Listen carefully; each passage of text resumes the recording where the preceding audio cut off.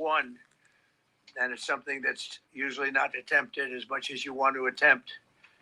And bad things happen to that one or two. And in this case, we did two, and it might not have been attempted before, but we did. And we had great talent. We got a little luck too, I would say. And we were helped by a lot of people, a lot of great people. And it was an honor to be involved with it. It's very historic. This is a rescue that's very historic. It'll go down in the books. Late Thursday night, an American F-15 fighter jet went down deep inside enemy territory in Iran while participating in Operation Epic Fury, where we're doing unbelievably well, well at a level that nobody's ever seen before. The entire country can be taken out in one night, and that night might be tomorrow night.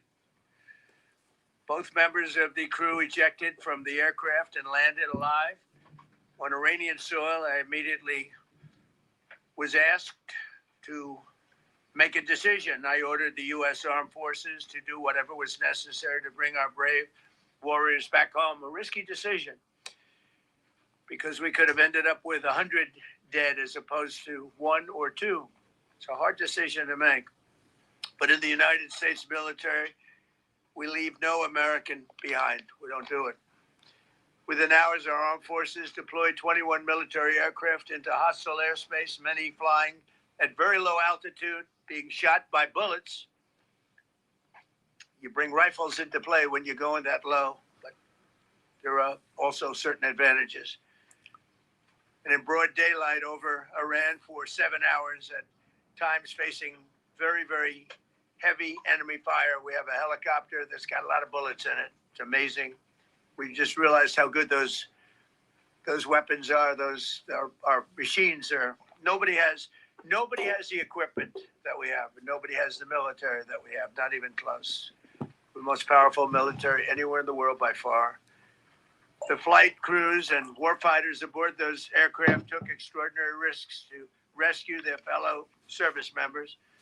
This first wave of search and rescue forces successfully located the pilot of the F-15, and he was extracted from enemy territory by an HH-60 Jolly Green II helicopter.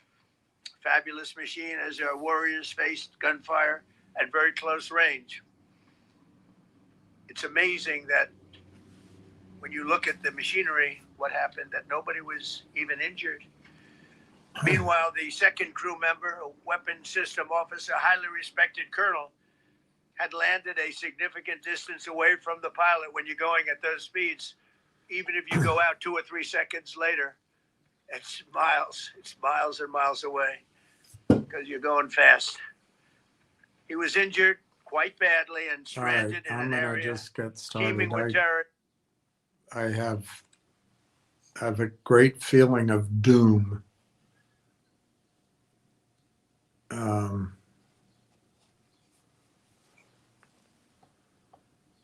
If Trump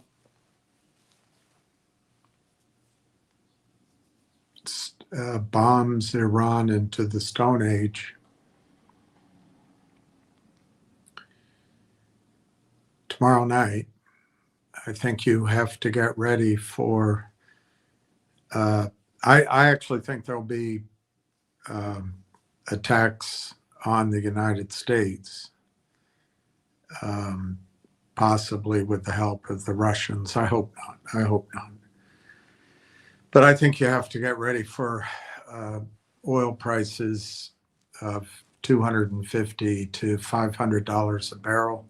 There are investments out there. I think it's gone now, an investment which for $5 million could have put our hands on 100 million barrels of oil for a total of 17. Control the whole thing, produce basically at $40 to $50 oil be worth, depending on the deal, but it'd probably be worth $1 billion to over time. But a lot of that gets credited right away once the reserve reports come out. But that gentleman, it's just the frustration that I think I've expressed, got tied up with a bureaucratic office run by well, anyway, let's not get into characterizing anybody, but the money never came. And with oil at 250, it's going to be multi-billionaire. Whoever's going to do it, make multi-billion. But, you know, it's always good to know better. I don't know. Just really don't know. I get so tired of seeing what's coming, but then the people that suggest that they'll finance things become pussycats. But when you have tens of millions of dollars, maybe 50, maybe 100 million, and you go into this new world, it's not going to be worth anywhere near. If you follow what's worked for the last 20 years, last 40 years, your relative net worth is going to collapse. Now, I do think cash and cash equivalents could be valuable during the crash that I think will come, and during the panic phase, the margin call phase of that crash. But I think the United States dollar will collapse. Let me just put it in round numbers. If you have $50 million today in buying power, I imagine after the end of this reorientation, that $50 million might be able to buy you $10 million worth of crap, house, investments, silver. With silver, it might be able to, 50 million today, in a couple of years, might be able to buy you $1 million, $2 million worth of silver, today's ounces. But that's what's coming. People frozen. As human beings, we look back, our wiring gives us intelligence on how to react to the future, but we're looking back 2 or 3 years. We're not really looking forward. And unless you can incorporate into your thinking that, and you're going to see it, everybody's going to be an expert on it. Everybody's going to be an expert on it. But unless you can incorporate that we lost this war, Candace Owens came out with a piece where she says that Donald Trump is Jewish. I don't think that's the issue. I don't think being Jewish or not is the issue. I think it's being a Zionist. The people who founded Israel, and I guess they also founded Zionism. I'm not really clear how far back that went. I know it went back to the end of the 1800s. I don't know if it went back longer than that. And it's blamed on World War II, but it was in process during the British Empire. And religion and finance and power have all been oddly intertwined. And in Europe, in the Catholic faith, but I think also in what is generally known as Protestant now. Um, Usury and other banking roles were forbidden. And so I guess it was given to,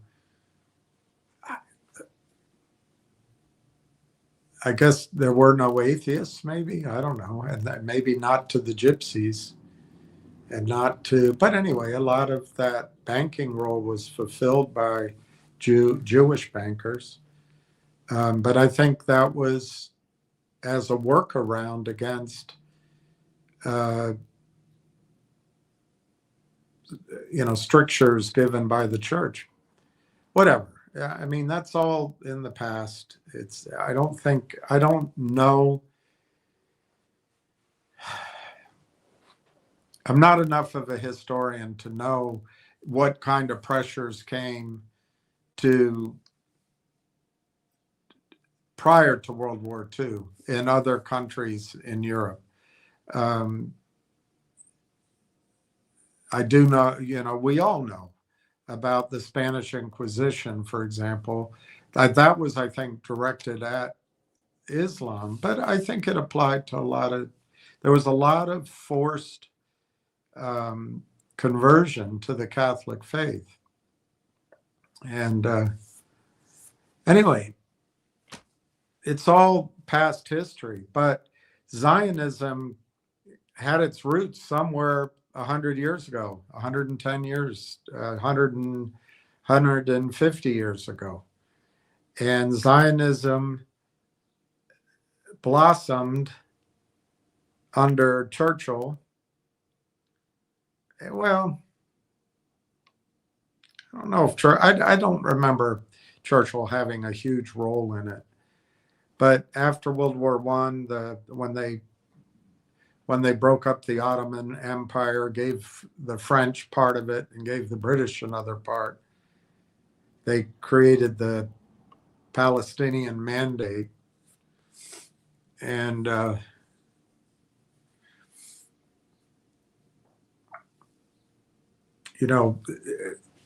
British Empire went broke fighting the Germans, and it just didn't have the power that she used to have.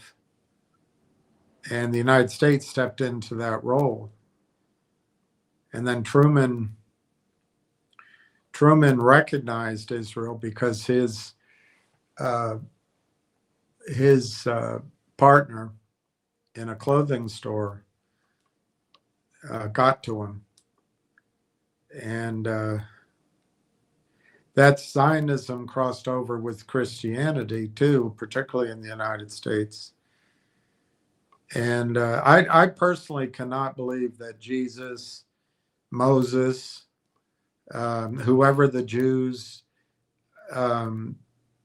receive or recognize as their Messiah, the last prophet, and whoever I forget the name, Mejdi or something, whoever the Messiah is coming for Islam, I can't believe any of these men of peace would be for the genocide, the slaughter, the murder, the theft of homes against women and children that Israel is perpetrating on Palestine, Lebanon, West Bank, Syria, and elsewhere. Now, I don't think it's the Jews. I don't think it's all of Israel. I think it's Netanyahu and the Likud party, and the couple of the men there are even worse than Netanyahu. But they're very persuasive. They never quit. Netanyahu has been on about the threat from Iran for almost 40 years. Same message, year in, year out, banging the same drum. And finally, he found a president who is surrounded by Zionists, bankers, in-laws, chief of staff, senators, ambassadors. And I don't think it would have been any different under Biden. Biden gave up our modern, massive airport in Afghanistan and just left behind $100 billion worth of equipment, left behind a lot of people, and left behind dogs. It's probably the worst crime he did. And I can only imagine that the U.S. Air Force is regretting the loss of that airport during these actions. But Biden was asleep. He belonged in a home. And the Democrats cheated Biden into office, and they cheated while he was in office. So I don't think Democrats run our foreign policy. It's clear the Republicans don't. I think our foreign policy is run by Mossad and the sniveling, murderous son of a bitch, Benjamin Netanyahu. That doesn't, to me, mean that Israel doesn't have a right to exist. It doesn't mean that all Israelis are, any more than it means that all Americans wanted to drop bombs on 165 schoolgirls. So I don't know, it's just things take on a bigger motion than any of us can have any control over. But everything has accelerated. A lot of that's technology. A lot of that is that the United States has stayed fixed in a role that it took over from the British Empire of ruling the waves. And we've done it somewhat in cooperation with the French, but they can't stand us. There has been no other might around the world except for the Soviets.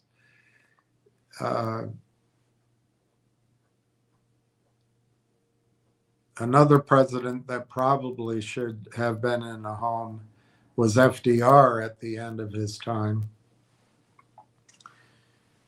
I tend to think, I always liked Harry Truman, but maybe, who knows? We can't go change it. But we had a great opportunity to reestablish Russia as an ally, but Hillary Clinton lost an election. So she started Russia, Russia, Russia. She made up the Steele dossier, and she made it impossible for Trump and Putin to even talk to each other the first term. But then I thought this time Trump would meet with Putin. I lived in the Soviet Union. It doesn't make me an expert, but I think Trump totally misread Putin. I think Putin was sincere. I think Putin went out of his way to offer, to probably despite the hardliners in his administration, to offer cooperation with the United States. But remember, Trump is surrounded with Zionists. And the Zionist goal is to create greater Israel. And it always was that goal. Anybody that believes all these incremental things, that's going to solve it, they haven't dealt with Zionists. They're just going to keep pushing everything incremental until it's so big, people lose. But they keep focused. They're better than any of us. So if they lie to us, befriend us, and then abandon us, it's okay, because we're not really human. They're the special humans. And it's terrible. So they're the supremacists, but then they play the victim role on our conscience because of what happened during World War II, which was horrible. It disgusted, it just, I mean, I don't know if any of you could get through the Holocaust Museum, enter it and leave it as the same person. It's just crushing. But there is no Holocaust Museum to the Palestinians. There's no picture of the man who went to work 2 years ago, 3 years ago in Gaza and came home. This is before the October 7th, well before it. He came home and an Israeli bomb from a tank had killed all of his family, his children, and destroyed his home, his house. He's standing there, a broken man. But there's no museum to that because they're not human. They're not human to Israelis. And to hear Donald Trump talk about bombing Iran back to the Stone Age, you wonder if his German is showing through.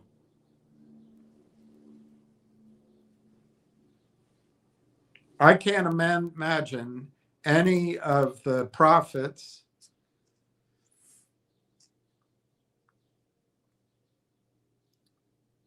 descendant from Abraham, any of the Abrahamic religions would support the murderous activities of Israel.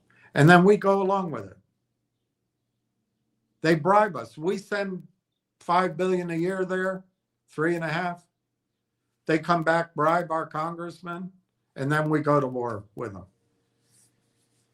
Look, the one thing that Trump said, if it's true, which I don't think it is, but if it is, it's pretty scary. If he had intelligence, but remember, Netanyahu's been saying the same darn thing every day for every year. I think since he came out of the womb, he came out of the womb as an American and in changing his name. He's got a better American accent than Israeli, but calls it Israel, just to fit in over there. I personally think Netanyahu, now that we're in a new century, he is the guy that led Germany, was last century's horror, and maybe Stalin was equivalent, but at least Stalin was on the right side of that, the correct side of that war. Otherwise, Stalin was abhorrent. This century, it'll be Netanyahu.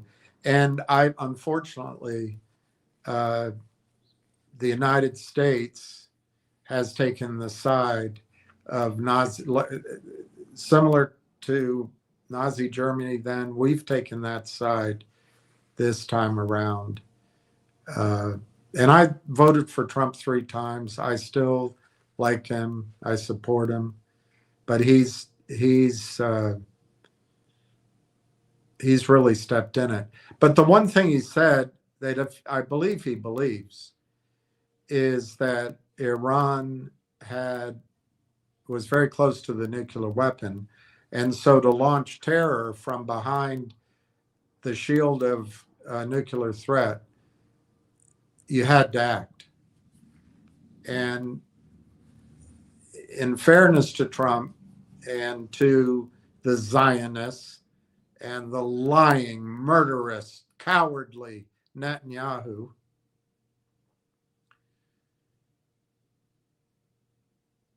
in fairness, if in fact that was the case, then perhaps we had no choice. But we're going in. We don't have allies. We don't have air bases, Afghanistan or Italy, or the island in the Indian Ocean. our Navy isn't up to hypersonic missiles. We spend trillions a year on 4-star and 5-star generals and wokeism, but we do not have a hypersonic missile. The Soviets do, the communist Chinese do, and Iran does, but we don't. We don't. We don't have the missile defense launchers like, I forget the Soviet one. It's the S-20 or something, S-80, whatever. You can look it up. But they've had this for a long time now, and they can shoot from one of these mobile systems. They can shoot something like 20 different missiles all at once. They can go against cruise missiles. They can go against tanks. They can go against ballistic missiles, aircraft, and we have nothing like it. We have nothing like it. That's in the press. Maybe there's something else like lasers or. But then Trump, apparently, I haven't seen the video of it, but it's been widely reported that Donald Trump told MBS that he could kiss his ass. Well, that's a disaster. The Saudis, my experience with the Saudis is they're terrific people, and they're very extremely honorable. They keep their word, and they're generous. They go out of their way to do what they say they're going to do, and gracious. But one characteristic I've noticed is if they dismiss you, it's like an Italian dismisses you, or like a,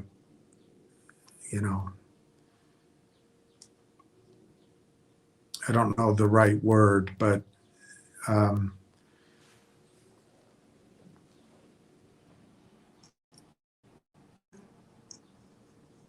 I don't know if it's still true, but in the past, people that came into the United States, peasants maybe, they of all nationalities, if you cross them, they could just cross you out, and that's it. It's just done. And that's what I think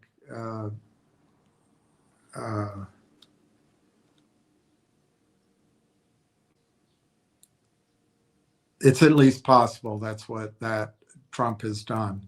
So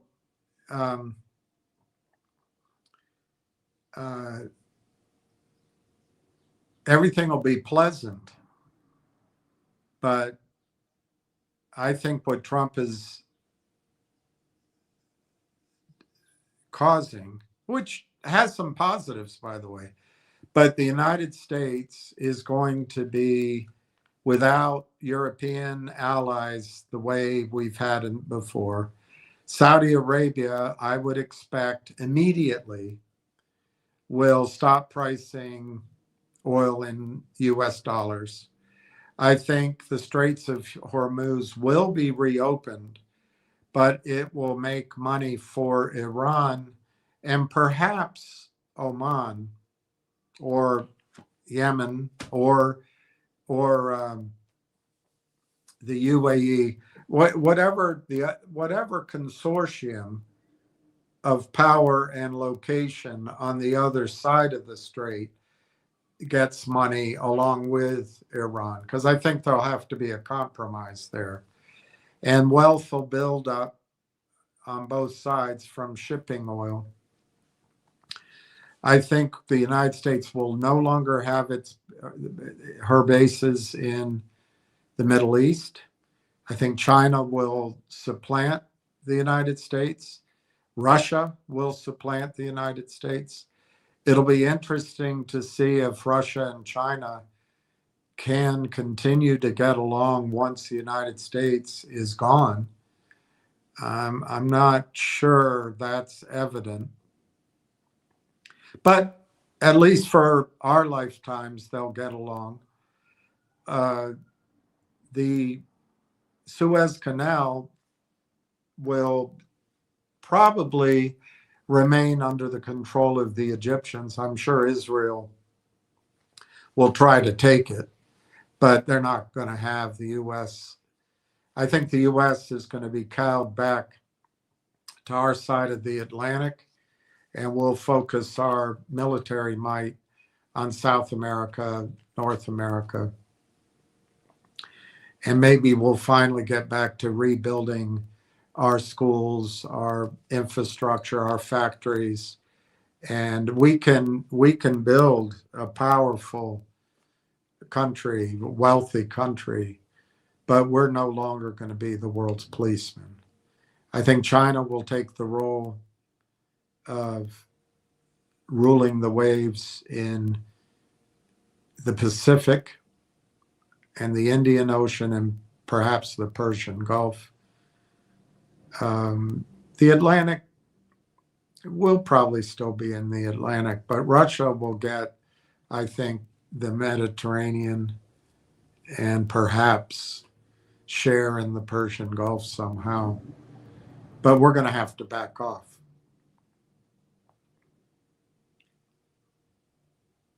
And I don't think Iran's going to stop bombing till we're gone, until Israel cannot rearm herself. I think Israel's going to cease to be, frankly. I think all the Israelis who came from Brooklyn and elsewhere in the United States will move back to the United States. I would imagine that's even true of Israelis who came from the Soviet Union. I think Putin has changed that country and they may move back there. But I don't think women are going to feel safe in Israel. And if the men want to be married or be with those women, they're going to have to move with them.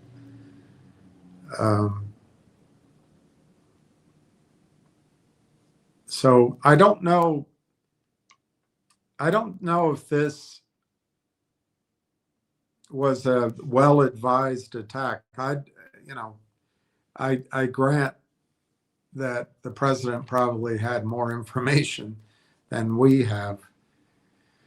But I think over the last 20 years and over the last 10 or 15, warfare has changed. And we're not ready for it. I think Russia is, Iran is, China, I guess, is.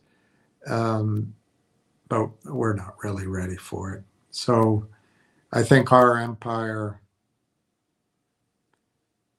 I think we have a choice. If we can treat people well and have honest elections, but the Democrats won't allow that. Women running the Democratic Party will not allow that. But if we could, I think we could recover. But unfortunately, we're going to go all in. And I told you over the last couple of years something that Gerald Celente always said.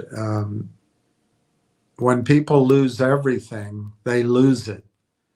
So I think there's going to be a period of time that's very difficult to live if you don't have money or gold or silver or other assets. There's going to be a transition period that's going to be difficult. But he also had a saying, I don't think it was his originally, but before the banks will lose everything, they'll take you to war. And that could be what's going on. Donald Trump is surrounded by Zionists and he's surrounded by bankers. And the Western financial system will be a casualty of this war. And maybe somewhat to his credit, I think, Donald Trump shakes things up and he gets on with it. He says, look, if it's going to change, let's change it. Let's make it happen. And these changes were coming. They weren't going to, the United States was not going to be the world's preeminent power, if she even is now, much longer. And our financial system, which rips off the world, but it also rips off us. The current financial system benefits a handful of men and their wives at the top of our banking system. It does not help the poor, does not help the working class, does not help the middle class, doesn't even really help the upper middle class unless you're a congresswoman or a congressman or a senator or a governor. Otherwise, it's a big ripoff, as we found out. But in this period of rapid change, Donald Trump is the accelerant. He's decided to, let's just get to the end of this. Whatever the transition is, let's blow right through the transition period and get to where we're headed and get to work. And I think where it's headed, North America, Russia, China. And then after maybe 15 or 20 years, you'll add India, you'll add maybe one or two countries from Africa, and maybe a Brazil, maybe an Indonesia, maybe Japan regrows her balls. I don't know. But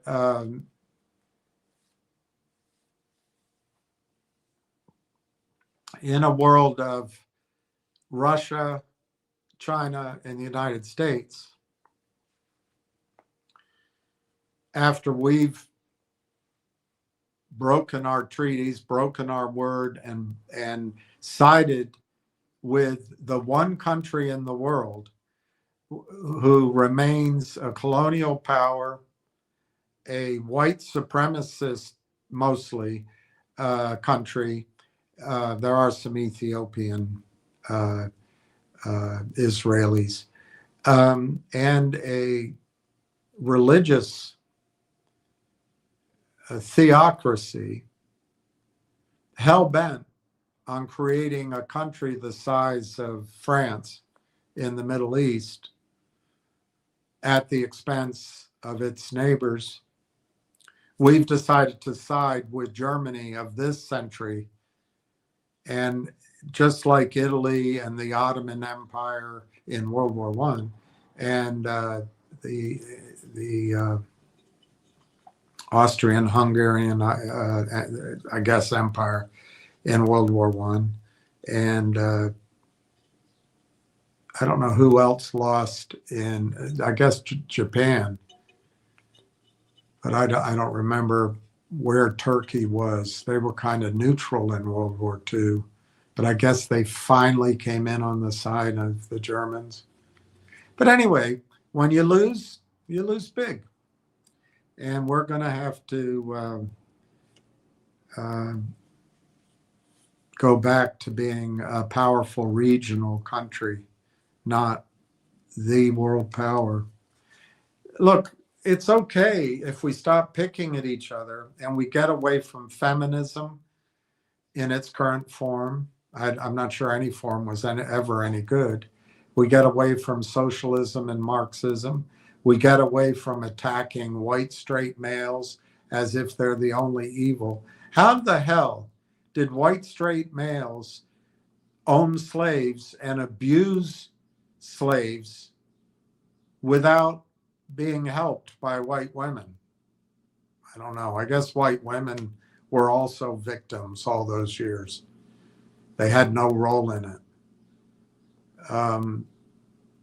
We got to get away from all these ideas that are used to turn us against each other. America has accepted everybody in this country, still does. I personally, in terms of bringing in 20 to 30 million people while Biden was asleep illegally,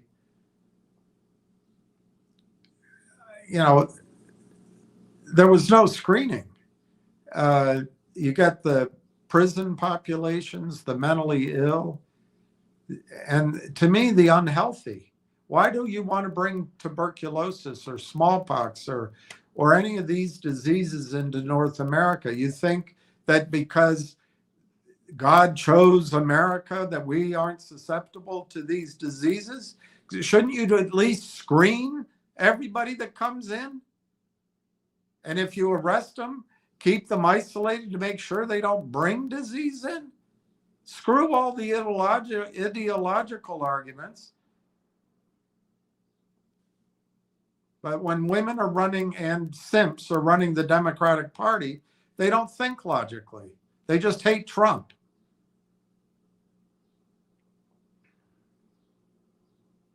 Anyway, all I want to say is it looks like Trump is going to bomb Iran back to the Stone Ages, which is an inherently racist, supremacist thing to say, and it's disgusting. But he said it. We're Americans.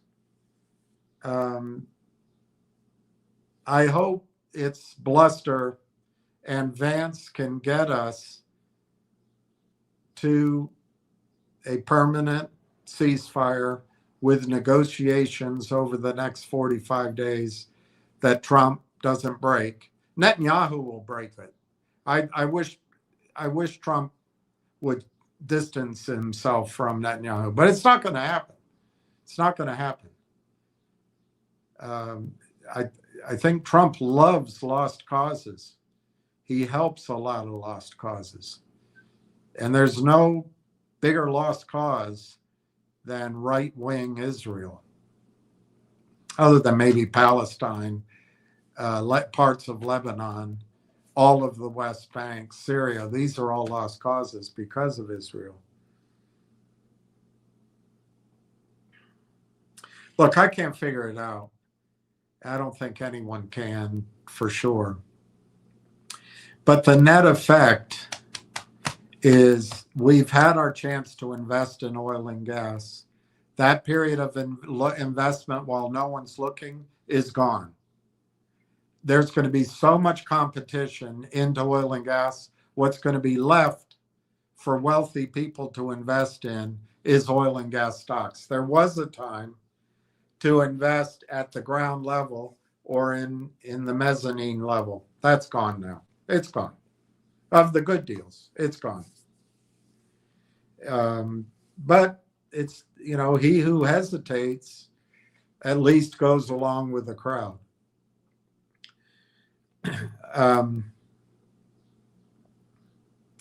We've had our chance to invest in silver at $20.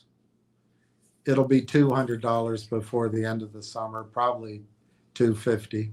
We've had our chance to invest in gold to create wealth. Gold is going to accelerate. I think anything above $10 or $15 or $20,000 is all wealth preservation, not creation. So we've missed most of that.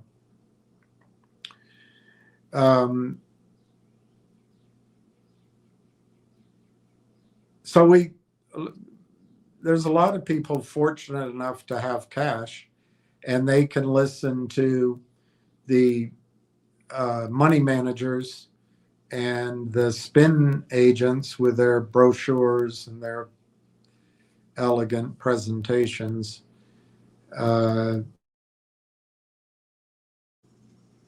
Hey, we've got, we've done 18% a year for the last 10 years or whatever the hell, since Helicopter Ben started pumping money in. But that is the past 10 years, past 5 years, you had Obama who did nothing well.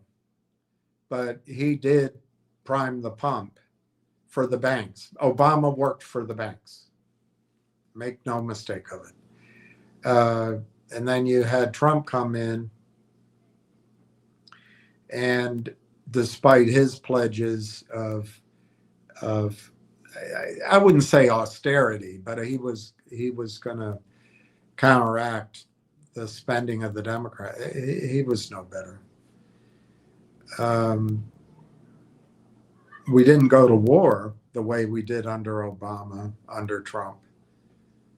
But Trump has taken the crown back from Obama for war, and Trump will go into history. This is a before and after moment, and history will be written by people who dislike Trump, and this transition will be blamed entirely on Trump. And for a man who cares about his reputation to side, that's not very much discernment. To side with a loser like Netanyahu is going to cost Trump his place in history. But that's just my opinion. So what does it mean for you, and what does it mean for what we're trying to do? How do we make money in that hellish thing I've described, with some emotionalism and some opinion, which maybe will, I hope, I'd love it if I'm proven wrong. Nothing I'd like better. But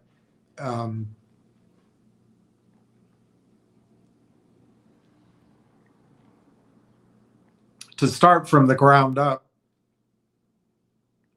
I think you have to get in shape. Do a little bit every day. I have to, so I think you have to. No. You have to be ready if you had to walk out of your city, that you could walk out of your city. If you had to, it might be too much to ask. I know I couldn't do it. But if you had to run to catch the last train, that you could run to catch the last train. That if you're in a crowd at an airport and the last flights are loading, that you're powerful enough to get to the front of the crowd. You need to have that kind of strength. That's the panic period. But you also need enduring strength, enduring for the rebuilding or the surviving period. And not all of us are going to have that, but you may have to rebuild. You may have to do a lot of your own work. So I think you need to get in shape. I think your diet has to be adjusted, but I wouldn't necessarily focus on that because I think it's going to happen anyway. There's going to be starvation in the world, including in the United States. People will be starving in the Middle East and in Europe and in China. When oil was discovered, and discovered is probably an exaggeration because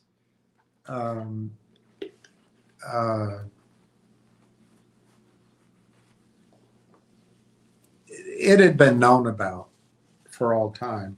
It's probably better to say when they discovered a method to crack it, to use it as fuel, the population on the planet was well under 1 billion people.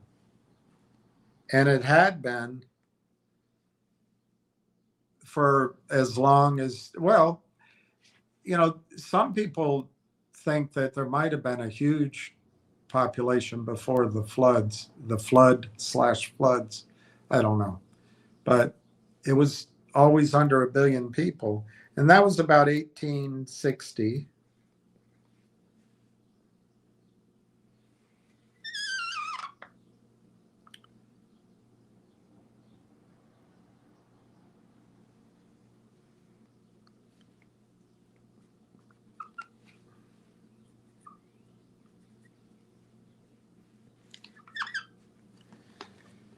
They discovered oil, and the world's population went from under 1 billion for all those years to 8 billion. Why? Did we suddenly know how to farm better in terms of protecting soil, in terms of expanding arable soil? Maybe, maybe not. But the main thing was oil and natural gas and coal for some of it. But it was the machinery.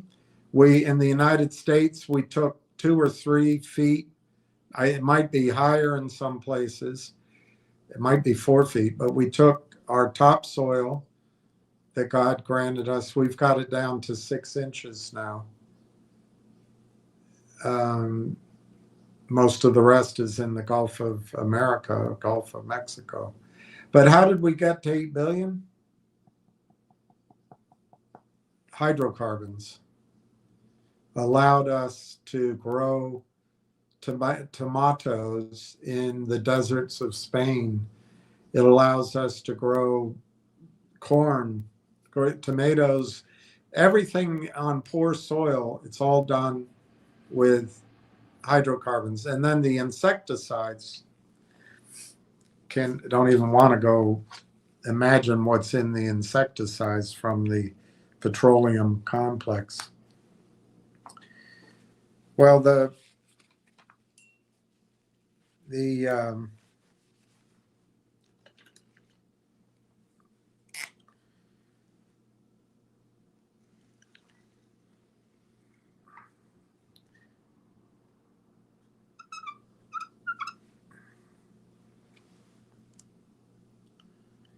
who knows?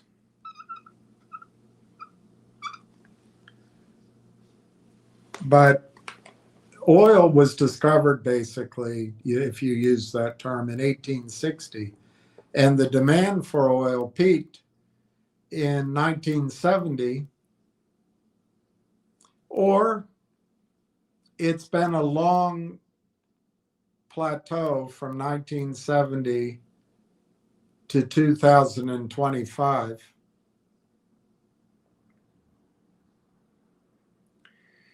And in that period, you had the population go up, you had GDP go up,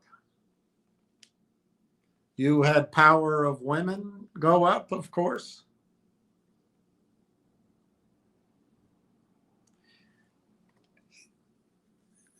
You can debate it, but you had medicine, health go up, all because of oil. Power of the United States, oil. Now, this has plateaued.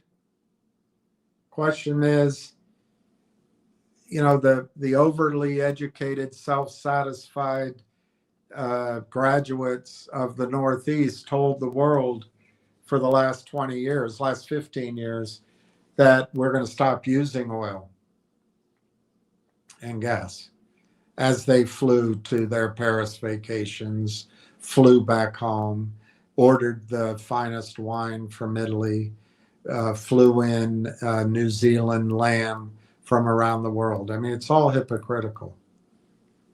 But human beings are nothing but hypocritical. But by 2060, it could be by 2100, we're going to have consumed the easy oil. So all of this miracle, we go back to where it was.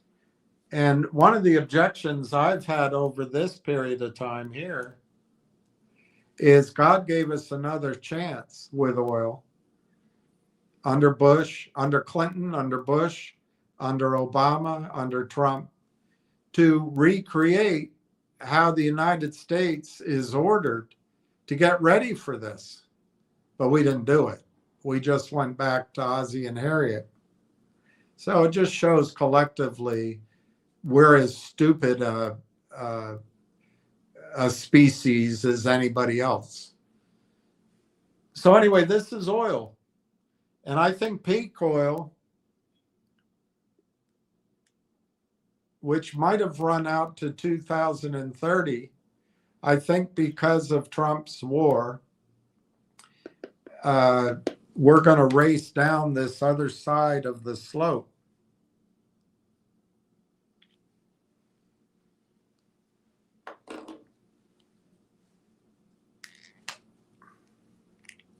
Very rapidly, like this year.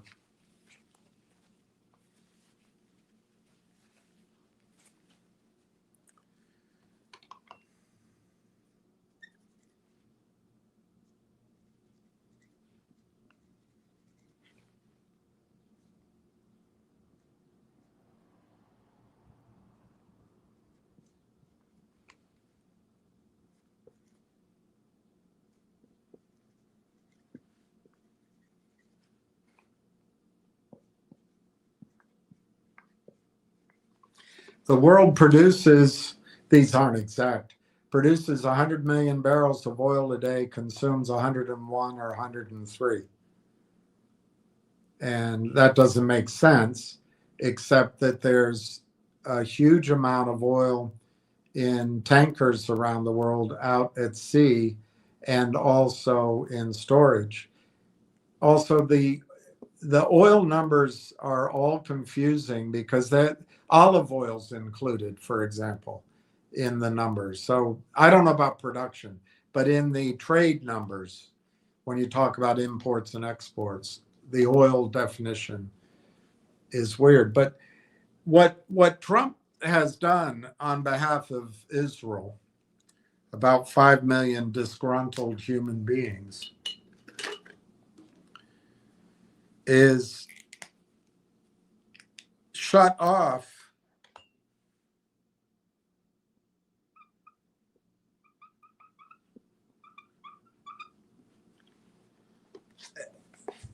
shut off 18 million barrels of oil a day.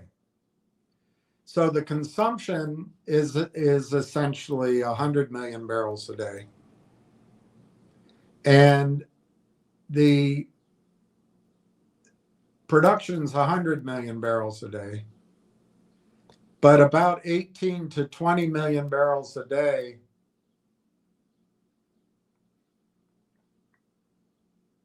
come through the the Strait of Hormuz.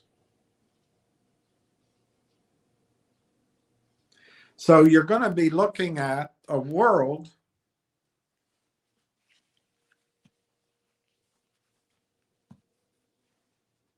where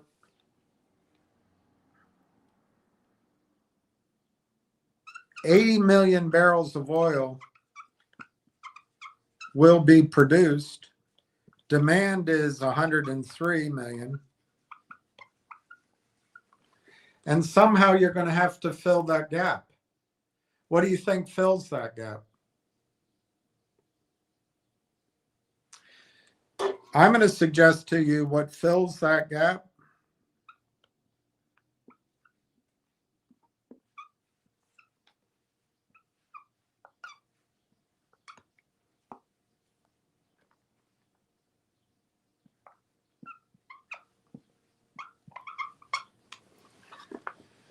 is gold.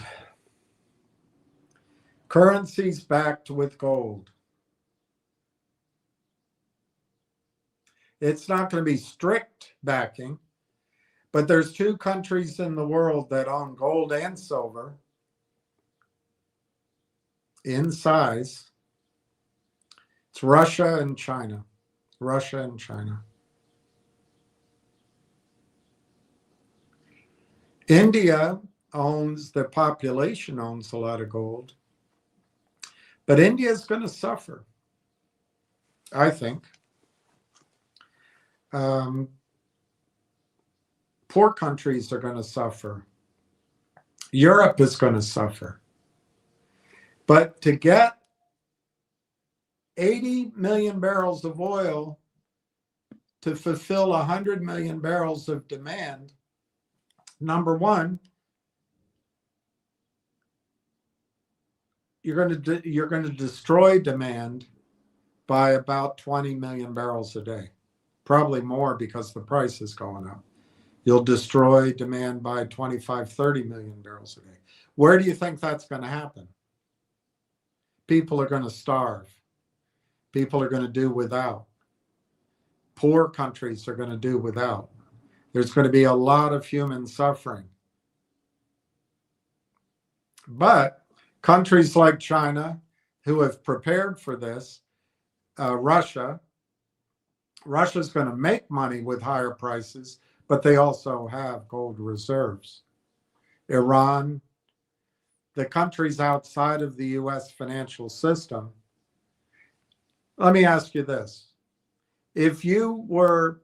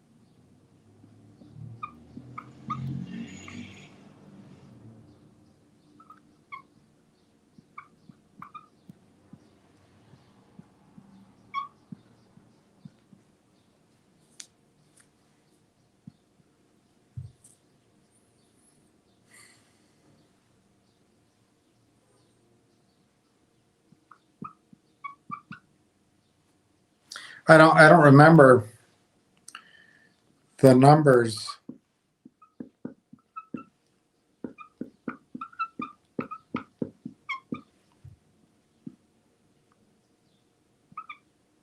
I don't remember the numbers.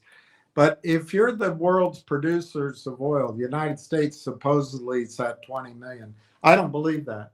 I think the United States produces about 13 million barrels of oil. But the numbers say 20. Russia, 13 million. I'm not sure I believe that either. I would say this is lower. But it's probably more honest than Saudi numbers. I doubt Saudi Arabia produces 12 million a day.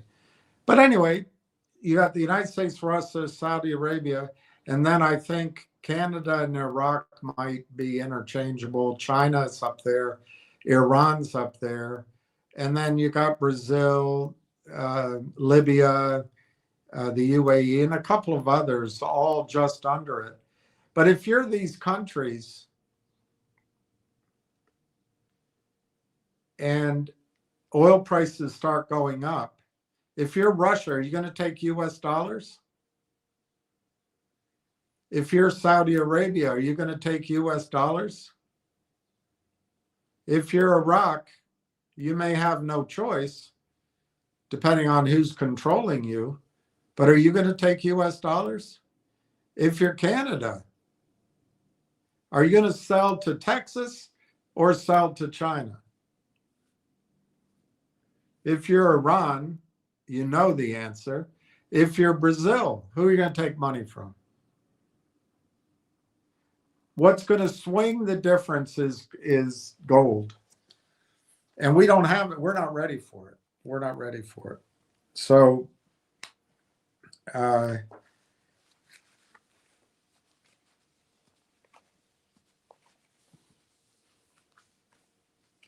think you're going to see over this next 80 years, 100 years, the collapse of modern wealth and population and the farming miracle. And we have to go back to living on a day's worth of sunlight instead of burning sunlight, which was captured in oil, coal, and natural gas years ago. So the one way I've come up with to create wealth for you is to buy Railtown. That's the one way I have.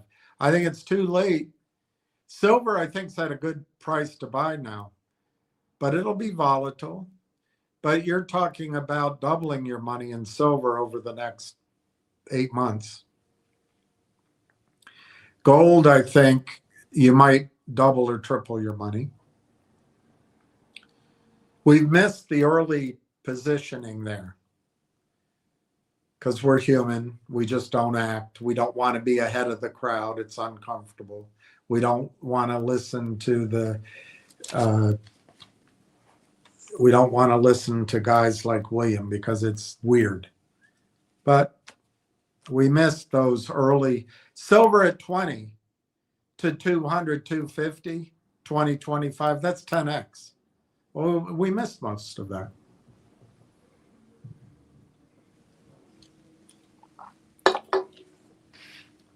But luckily, there's a way to make that money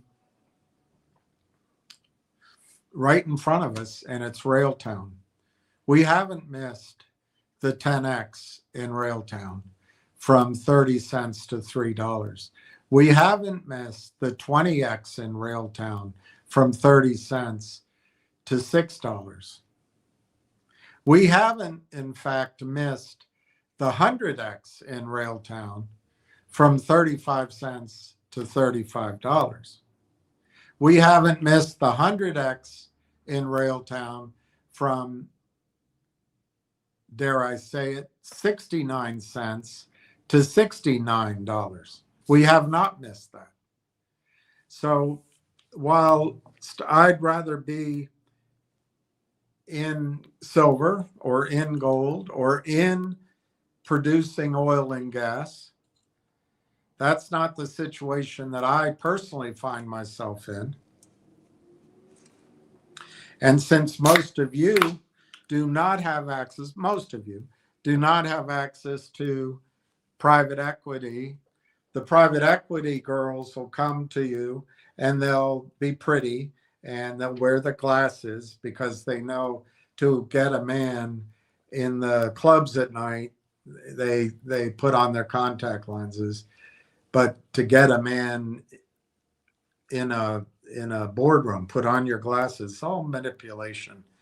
But they'll impress you and they'll show you a track record that from just after the crash of 2008, when Obama pumped money into and spent money, not a single banker went to jail for the crimes they did against homeowners. Not a single banker under Obama. Not a single one. But no banker's gone to jail under Trump. I'm telling you, we can argue who's good or bad. The United States government works for the banks. And the banks are in allegiance with the military and the military-industrial complex. And then it circles around to intelligence via the big data companies, and healthcare and agriculture get in there, but the driving force is the banks.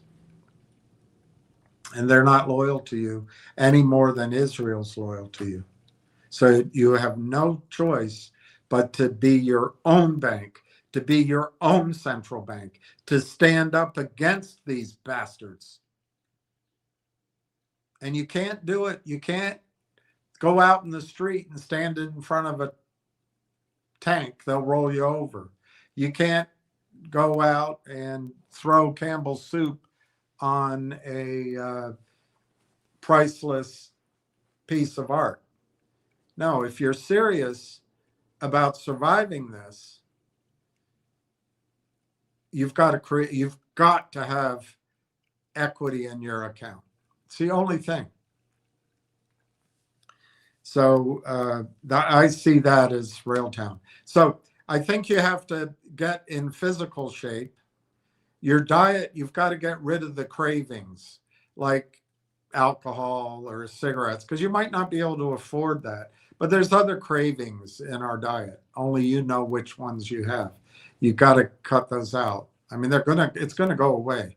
The excesses are gonna go away, or they could. There's no way to win this Iranian war. Don't fool yourself. There's no way to win. The only winning situation is to cut our losses, but our losses will be severe. One of the benefits of this war, it will never be said from now until the end of time that the United States is anti-Semitic. But when were we ever anti-Semitic? Maybe when we turned away that ship of refugees from Europe. Roosevelt turned them away, maybe, but I don't think his reasons were anti-Semitic. I think it was more about neutrality, but who knows? Not an expert on that subject.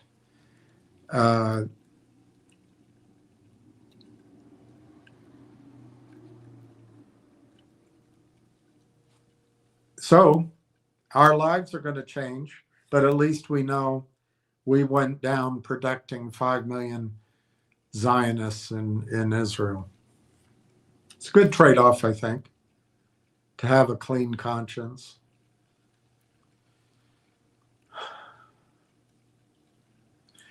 Get in shape. Get rid of your addictions. Try, if you can, to, I think it was Lucinda Williams that wrote it. It might have been Gillian Welsh. I think it was Lucinda Williams. To get right with God, however you understand it, because you're going to have to accept that that's what's coming. And if you can be peaceful about that, it'll make some of the other things we go through less emotional and less soul destroying. Because in reality, all you need in life is enough to eat, water, sunlight, bird song, and a puppy dog glad to see you when you come home. It's about all you need in this life.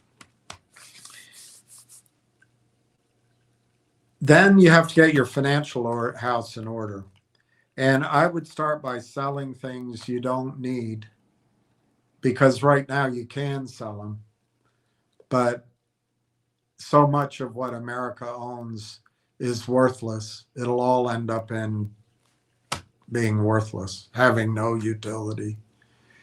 If you want to be a prepper, buy those cartons of food that you can live for 3 months on. Those will sell out. Be friends with your neighbors. I don't know about guns. Some of you know about guns. I guess if you want to own guns, at least know how to use them and make sure that you don't mind killing someone. But I don't know about guns.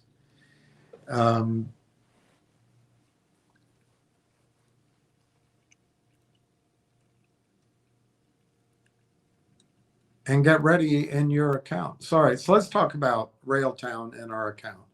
I blew off the first hour here. Let's talk about Railtown. How can Railtown make your account secure?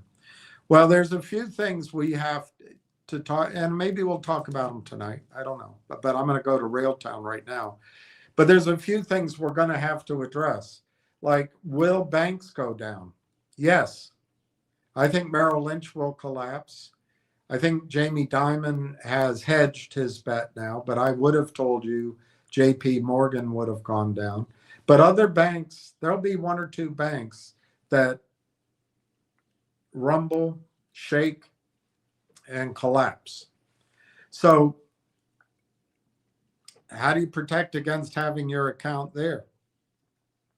Then your bank accounts, if you have too much money in a bank account, number one, you're going to lose purchasing power.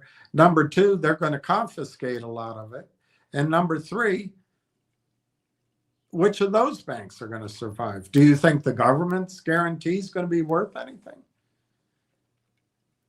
And then the security accounts that we have, we all trade with online accounts. Some are stronger than others. And then if you buy ETFs or if you leverage, you can still lose it all. So we're going to have to address all those things. Do you hedge with puts and calls? Yes, but there's a counterparty risk on all of that. And we have to address that. There's no perfect way of getting through what's coming. But I think there's a way of, if you can pull back your demands on your life, and if we're lucky, you never have to, but you prepare yourself for it. You don't need as much. But you know what's terrible is if it's taken away from you. But if you can prepare the things that you like to have, you know, probably in my case, it'd be a place to live where I'm not bothered by landlords or other people upstairs, or, you know, it's safe, it's mine. And I'd probably like a dog and things to read and friends to come over. And, you know, I think as I get older, it'd be nice to have a church nearby, clean water. I personally would love to have always access to fresh foods and et cetera. And music would be important. But, you know, anyway,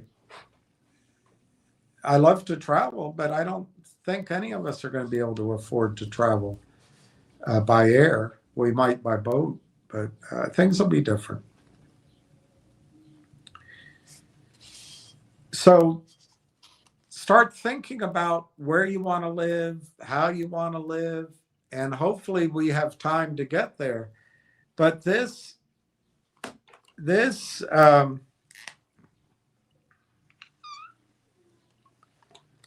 chart, that's oil, that's population, that's GDP,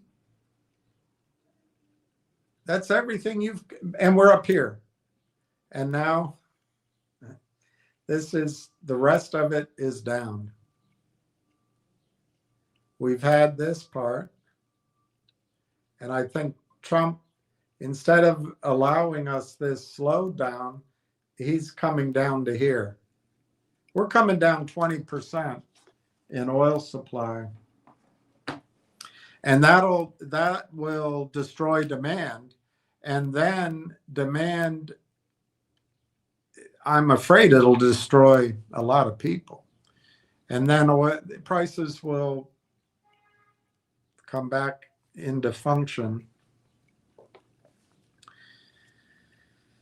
Anyway, so let's talk about Railtown. We'll talk about some of those other ways to protect the account, your account, later. But let's talk about Railtown right now. Railtown is in the red, of course. They want you to think every day is down. GTII is down today. Finger is down today. MTEN is flat, and Next Strip is up 15 cents. Next Strip, very quietly, has gone up 25-30% in the last few weeks. So that's interesting. NTRP is 376, up 20 cents. MTEN is 122. GTII, I don't know why it's here, is a penny. It's down 4 cents. And they'll do that to you. They'll get it going and you'll start buying, thinking, oh, something's going to happen. And they'll gladly take that money from you. Railtown is 27.5 cents, down 0.0056. Finger is down 0.0461 at 97.39. And remember, NASDAQ, where I went to celebrate Adina Freeman's wide, ever-growing rear end, she didn't show up, but she runs it, and she's the fourth or fifth most powerful woman on Wall Street. Well, I don't stop saying very much because she doesn't use her power to do anything good. Well, her goal is to make sure that boards have more women on them. I'll give you a hint, Adina. People in the stock market don't invest so that boards are more fairly distributed. People invest in the stock market for a fair market, for a price discovery, and for enforcement of securities laws.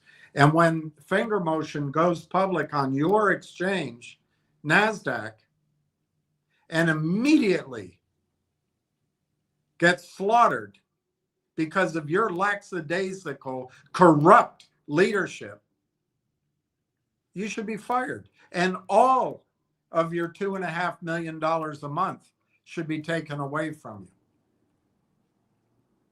I know it won't happen because, well, you're a woman.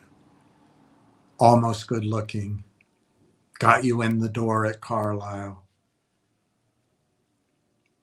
And it got you into the presidency at NASDAQ. But I think you should be ashamed of yourself.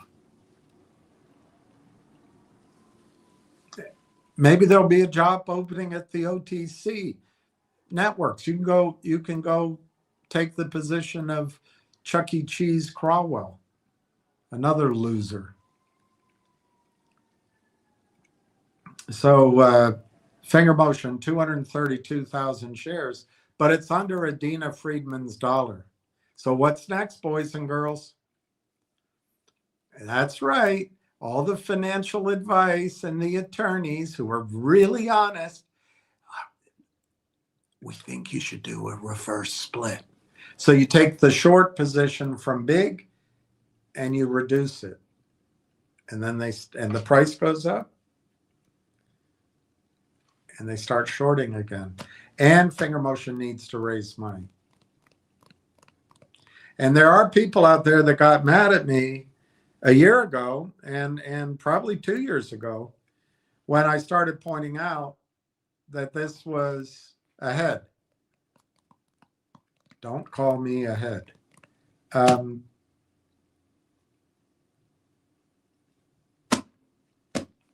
here we are. So I would be careful of Finger Motion.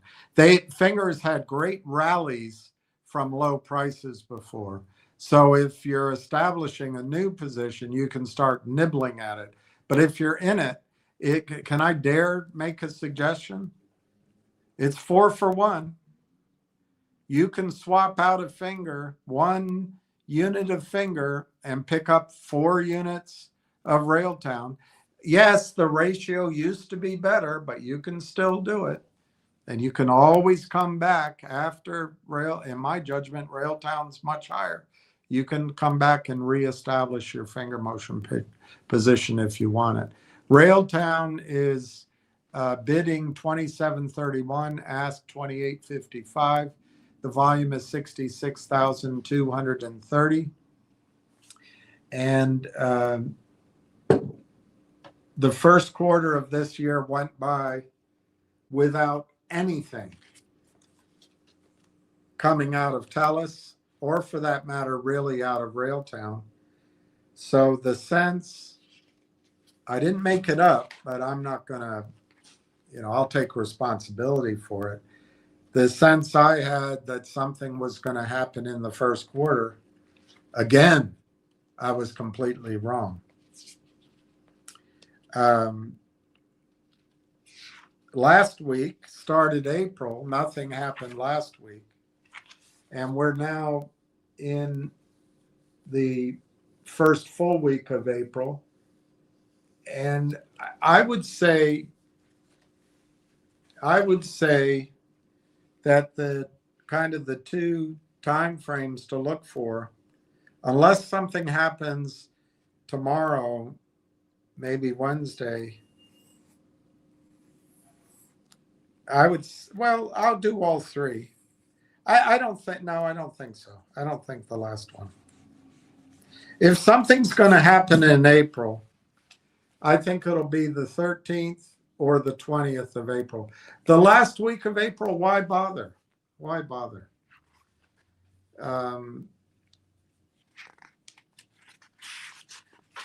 So it might be May 4th. That's what I'm going to pick. I'm going to pick the three dates to look out for: the 13th of April, the 20th of April,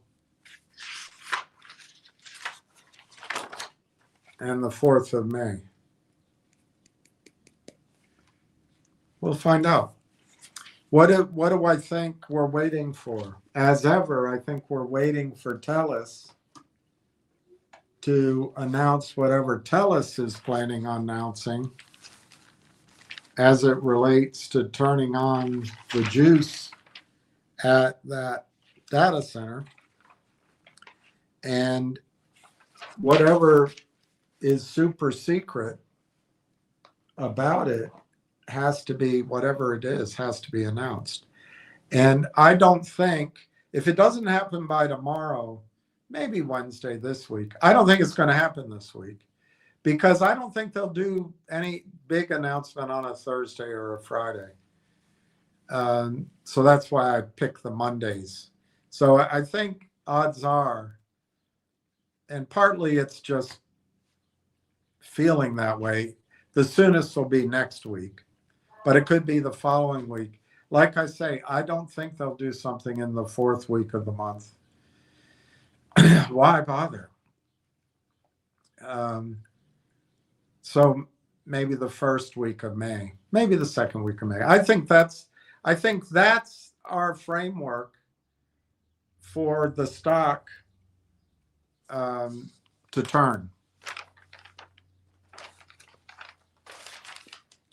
And I know for people like me who've been waiting, as you have, that's frustrating. You'd like to see it tomorrow. But I think we're within 4 to 6 weeks of having a turn in the price of the stock. However, it could be 8 weeks. It could be, it could be 10 weeks. It could be 12 weeks. I don't think we're going to get out of the second quarter without a dramatic shifting underneath the price of Railtown stock to the better, to much better. And my odds are it'll be sooner rather than later. But if it takes a little longer, I think it's because they're going to do it carefully. Once it shifts, there'll be volatility as the stock goes up, but in general, it's not going to come back down to where it was. When you look back in a chart, I mean, there might be some days where there's wild swings, but when we look back 3 years from now, at some point in the second quarter, it will be the beginning of what looks like a straight march upward. Right now, my count, which I'm not guaranteeing the accuracy either direction, 18,865,287 shares. We have almost 19 million shares, which is incredible. If that goes to $11, we have $200 million. If it goes to $20, we have $400 million.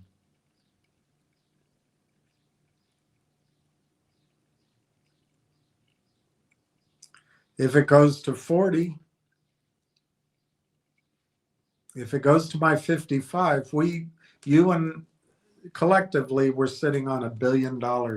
And if we can all stay together and not get sucked away by Tony, the AMC drain, and Frank Benedetto, the blowhard, and Dan Borders, the proud, and the rest of them, we can stick together.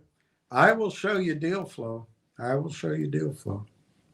Others will too, but why don't we screen it first before we go pell-mell into it? But it's basically, there's 250 of you. If we have $1 billion,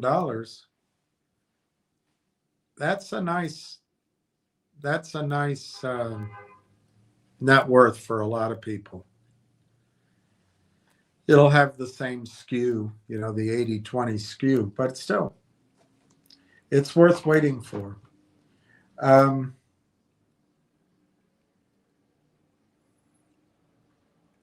right, I'll go through your comments, and then I'm going to go to what I wanted to show you.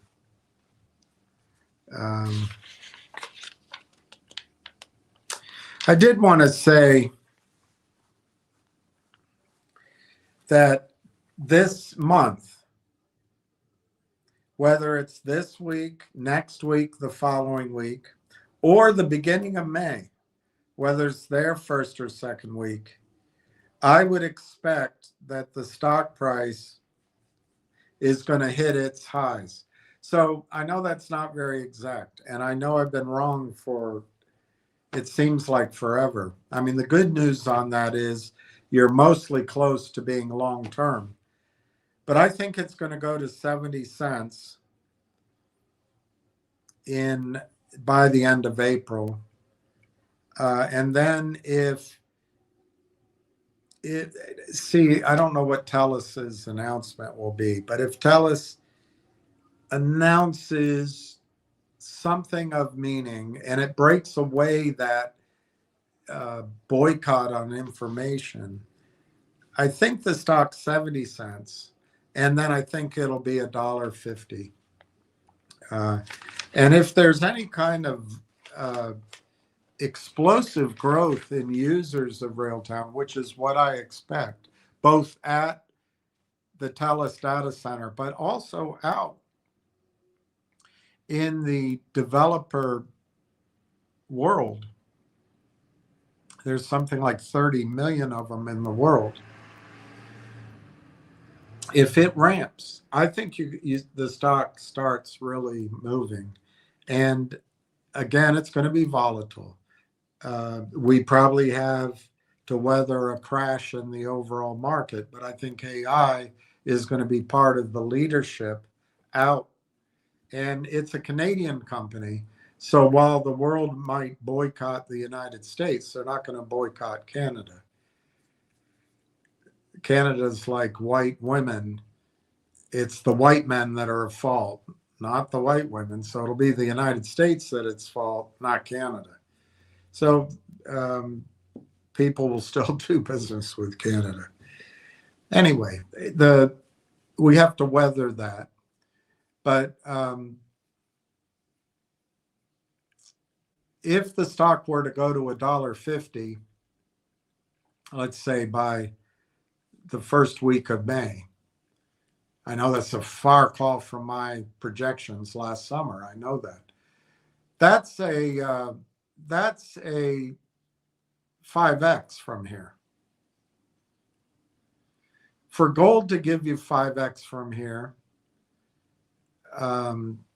it's got to be 20,000. It's possible. For silver to give you 5x from here, it's got to be $400. It's possible. But if Railtown goes to 5x in the next 4, 5, 6 weeks, that's the beginning. That's not the stopping. That's just the awakening. That's just coming out of slumber. The real rise is still ahead. So I think for right now, it's in the green slightly at 28 cents. 27.41, 28.9 is the ask. So the ask is going to disappear somebody bought 4,000 shares at 28.08. Bravo. Bravo. 28.08. All right, let me go through your comments, and then I want to go through some things I saw. Hey, Red Pepper Ronnie, Skyrocket. How are you? Hey, Pat.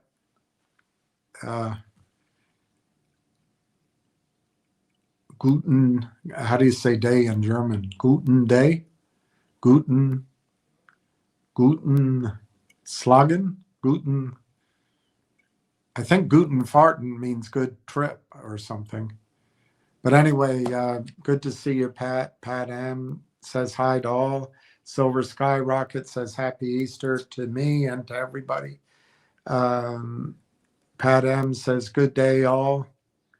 Pat M says, hope everyone had a great Easter. Jason Harbison, hello, William. Hi, Jason. Ricky Brogan, did you receive my emails? Yeah, well, you know I did because I responded yes or whatever I said. But I don't know if you sent some more. Maybe I'll look. There's something wrong with my main access to my email, but I can get to it on the whatever you call it, on the server instead of on the app. So I'll look. Ricky Brogan, it's time to get out the basket and buy more eggs. Bought more today. Bravo. 92 more shares. That's great, Ricky. That's great. Where's my pen? Oh, here it is.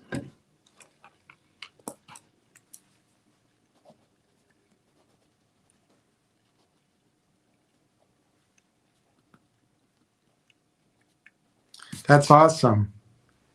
And that's a great total. 68,950 is a great total. Fast Eddie, good day, Dollar Bill. How are you? E. Belanger, March 6th, January, February, March. So last month, 49 cents Canadian. April 6th, 39 cents Canadian. And I think because E. Belanger is professional, is optimistic, a professional investor, I think. Most of you are. Most of you have become professional investors. But I also think he's going to say, can't see what he's going to say yet, but I hope he's saying that this is a great chance to buy it rather than being negative. Let's see what he says. May 6th. All right. May 6th, maybe back to 50 cents plus. Okay, so March 6th was 49 cents Canadian. And of course, end of the quarter, they drove it down because that's for their short-term goals. So April 6th, it's starting out below. March 6th, it's back to where the Steely Dan guys got in. Don Fagan and the rest.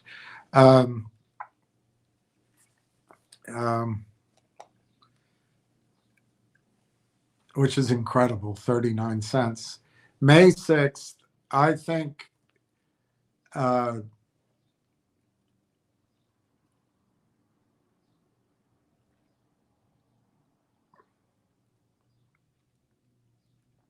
Eric, I think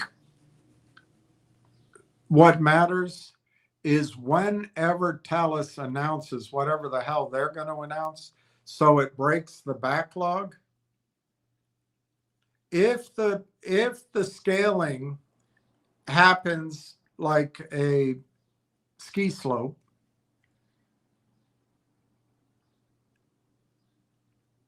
and the proof of concept is there, so that news of how wonderful Railtown's conductor, rail tracks, and rail engine are, I think contracts could literally sweep the globe. to buy or use or whatever you call it to install Railtown on data center after data center after data center. And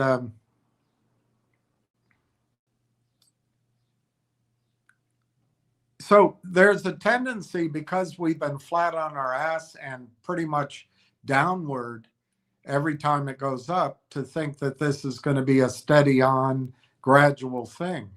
I think it's going to, using the ski slope analogy, when you've waited in line, you finally get up to the lift, and you're standing there holding your poles, and you're hoping your skis stay on, and you're standing though, because the chairs have to come around, and it's a big hill, so there's 3 or 4 or 5 ahead of you, and you're just moving with it, trying to maintain your balance, getting to know the chick sitting next to you, trying to be cool. And then you don't want to lose your gloves. And then it comes around, and all of a sudden, the guy or the girl at the front is making sure that you're sitting on the chair. And just as she gets everybody, the 3 of you seated, whoom, the machine pulls you. And before you know it, you're off the ground. And if you lost your glove, you lost your glove. If you didn't have your skis pointed properly, maybe you left one behind, but you're all of a sudden 15 feet above the ground, and you're moving, you're booking up that hill.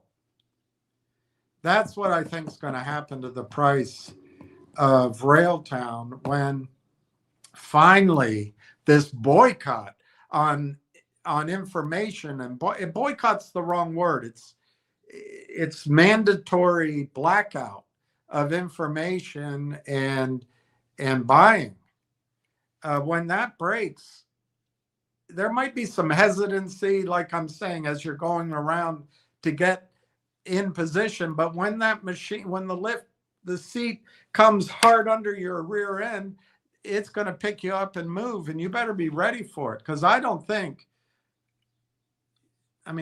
once you get to the top, you can ski back down to the bottom of the hill. But I'm not sure.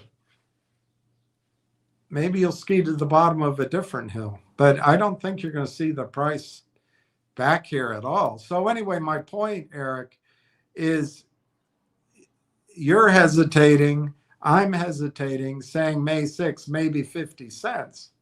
I think what's going to matter is when Telus actually breaks the logjam. And I think the moment that happens, the stock goes to its previous highs, recent highs, 69 cents in the United States. I don't know what it is in Canada. And then could there be a pullback? Sure. There's going to be pressure.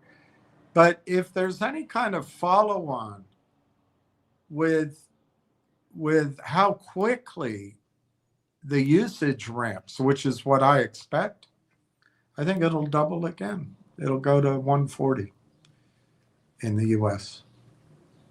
Yes, it'll pull back, but then it'll go again. And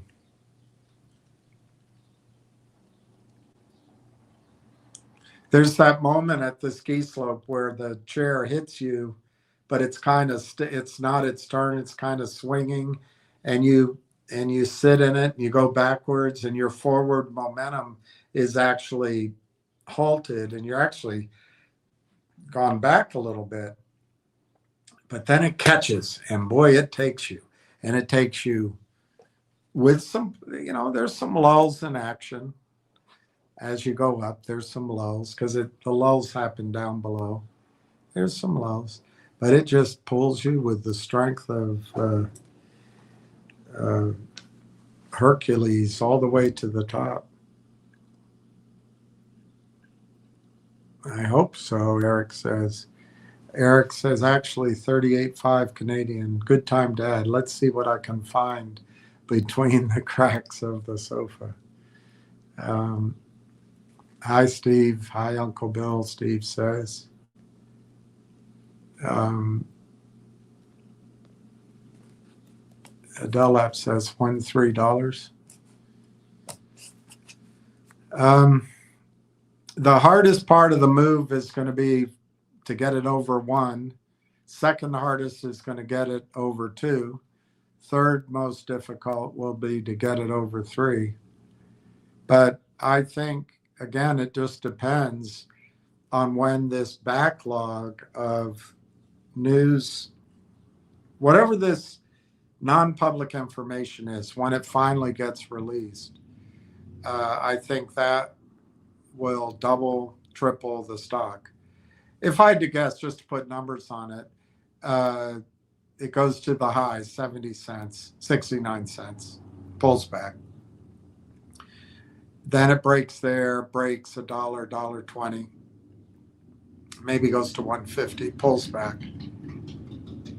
That I think could happen within 2 weeks of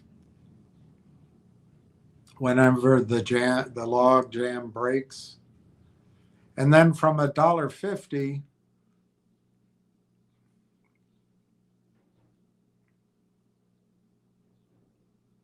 to $3, I would guess it could happen within a week,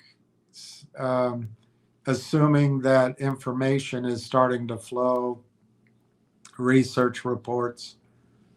So Eric is saying 50 cents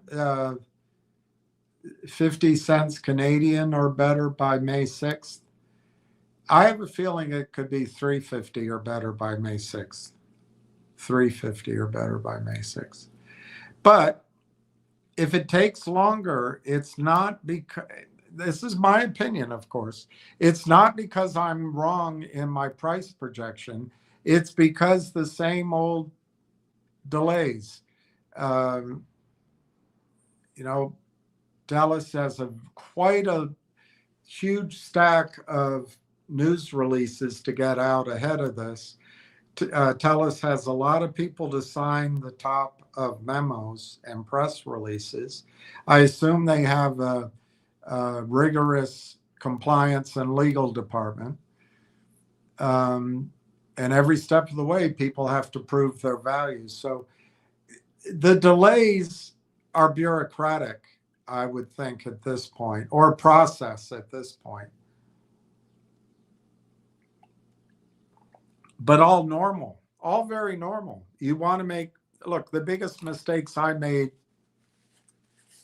in my last 10 or 15 years is trusting people I was doing business with to the point that I didn't make sure that my attorney, I'm not sure she had the capability, and I should have recognized that, but I needed harder documents. And, maybe there's some utility to a careful compliance or oversight process at TELUS, and for that matter at Railtown, So you want a specific time because you don't want to you got to get back to your day trading. I'll say I'll say May 15th or sooner, it'll be $3. I hope it takes longer. I'd love us to get over 20 million shares, because once it starts, it's not coming back. Once it starts, it's not coming back. So we all want it to get going, but I'm telling you, once it gets going, you're going to wish you bought more. So maybe what the attitude should be is, I've got another week to buy. I've got 2 more weeks to buy. I've got 3 more weeks to buy, whatever. And embrace that. Donna says, hello, William and everyone. Hi, Donna. I bet it was fun watching that takeoff. Lion of many traits. Hello, William. I just wanted to say you are a shining beacon of light in this dark world. Swell. Well, it's kind of you. It must be the reflection of somebody else. But I appreciate it very much. Pete the Greek, new share count. Yay, Pete. That's great. I'm writing that down. That's awesome, Pete. 52 to 22. Bravo. Adela, my bags are getting heavy at 52 average. Well, I don't know what that means. It's kind of a nonsensical post. If you're a day trader, good luck, because I think it's going to become more and more difficult for you to make money ahead. This is the marrying of the end of a financial, basically a 43-year bull market with computerized trading and regulators looking the other way. So you have a pretty, and most retail don't know what they're doing. Not that they ever really did, but at least in the past, retail could learn, their brokers could help them. But now it's all about gathering money at the Wall Street level, gathering assets, and letting so-called professional managers handle it. They're no better than I am. They have some more data. They have some more data, no question. And they got the hot chicks and the tall golfers going out to gather assets. But otherwise it's not any different.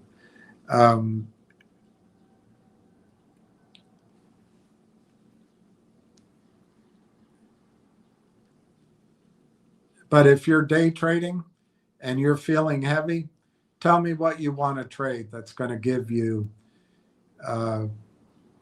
10x. You're at 52. I bet the stock's at $5.20 within 90 days. What else is going to do that for you? And once it's there, you're going to have to prove to the world that you're good at what you do. So you're going to sell it and go get into Tony's AME that he's been hawking for 5 years since the crash of AME. But that'll be a mistake. When it gets to 520, I would guess when the bid gets to 520 on volume, that's slightly different than saying the first time it gets to 520. When the volume's there and the bid is materially above $5, I'd say within 2 weeks, it'll be $10, $11, $12. So it may be, your bags may be heavy, whatever that means, but because of your instincts, because you refuse to see this as an investment and you see it as a trading vehicle, as soon as your bags get lighter, you're going to throw them overboard in exchange for a little bit of money, and you're going to miss the train ride. So I feel sorry for you in that sense. I wish you would spread fear, uncertainty, and doubt. It's not going to work here, I hope, but I wish you would at least. You can go do it with other stocks. Don't do it here. I'm sure you can get on another Twitter board and do your inane day trading crap. I've been around a long time. I've never seen a trading system work. Although this cheating, this slaughter of Adina Friedman's stocks, it's brilliant. You have the attorneys, you have the regulators, you have the lobbying firms, you have Goldman Sachs, you have Congress. In a way, you even have the presidency. It's brilliant. It's not going to work this time, though.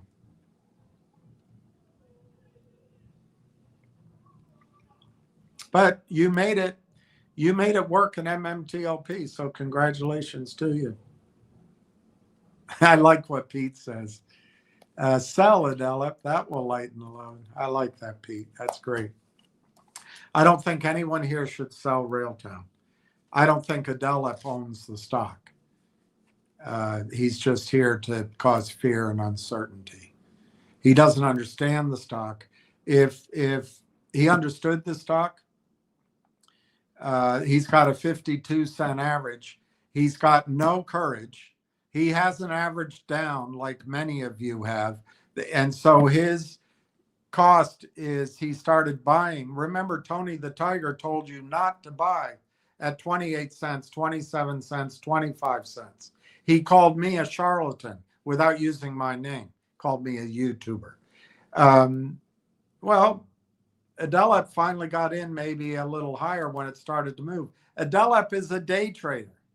He's not an investor. Guys, 50 cents, 52 cents. The stock isn't trading there right now. 52 cents using, I don't know what multiple to use.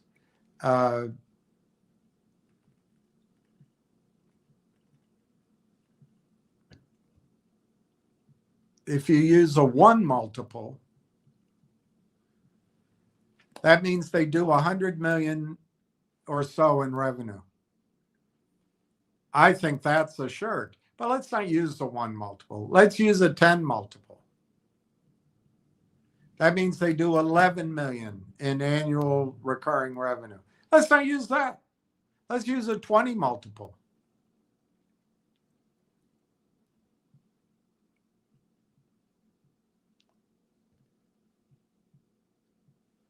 It means they do 5 million in revenue. And Adelip doesn't understand revenue, where they're going to get it. He doesn't understand AI. He doesn't understand what an orchestration framework is, what a stack is. He probably doesn't even know what NVIDIA is, other than day trading it. So don't listen to him. He's just here to do his daily evil deed. Adelip says, okay, Pete, that's because that's what he wants everybody to do. The guy's short the stock. Joe Marty, afternoon, Bill and RT crew, grabbed 500 more. Good for you.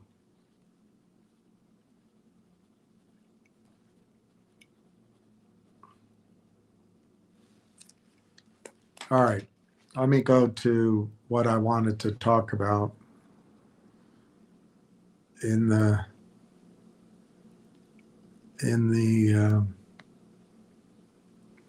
just got to make sure I start.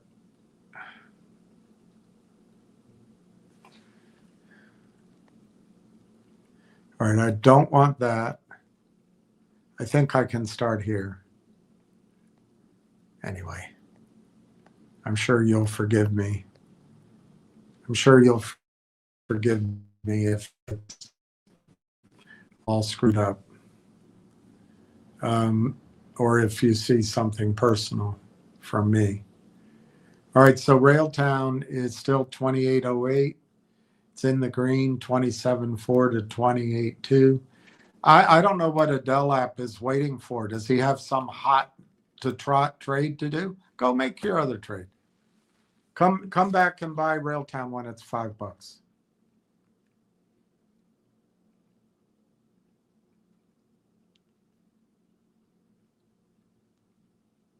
Okay, so this one, I don't know what it says.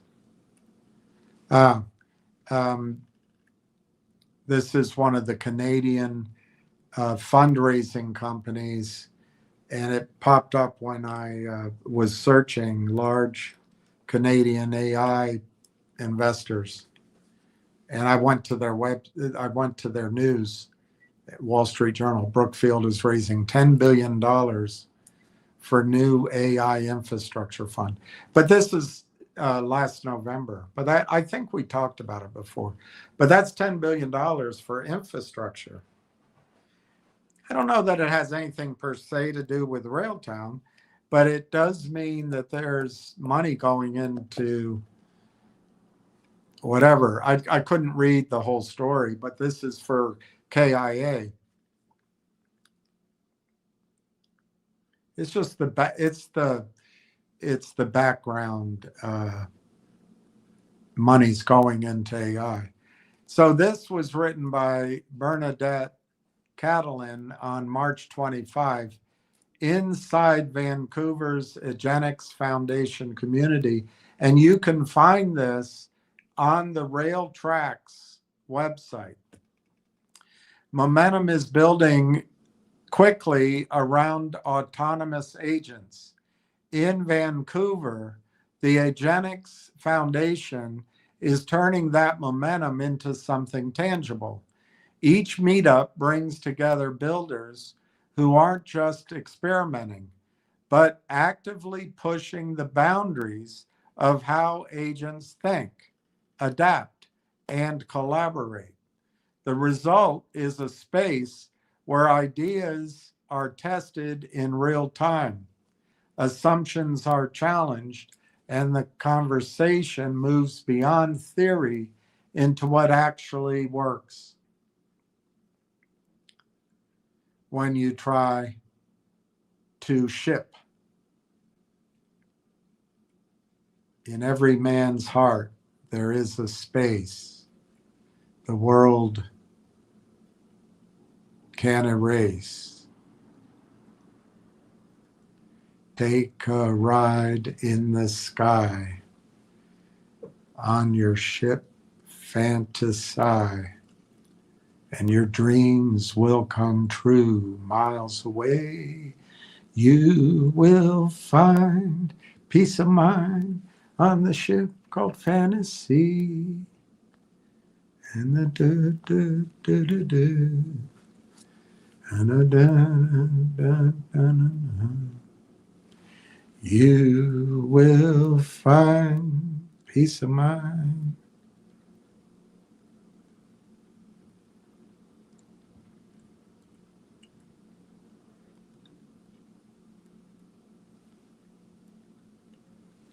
Every man has a place. In his heart, there's a space, and the world can't erase his fantasies. Take a ride in the sky. On your ship, fantasize. All your dreams will come true right away, and we will live together until the 12th of never. Our voices will ring forever as one.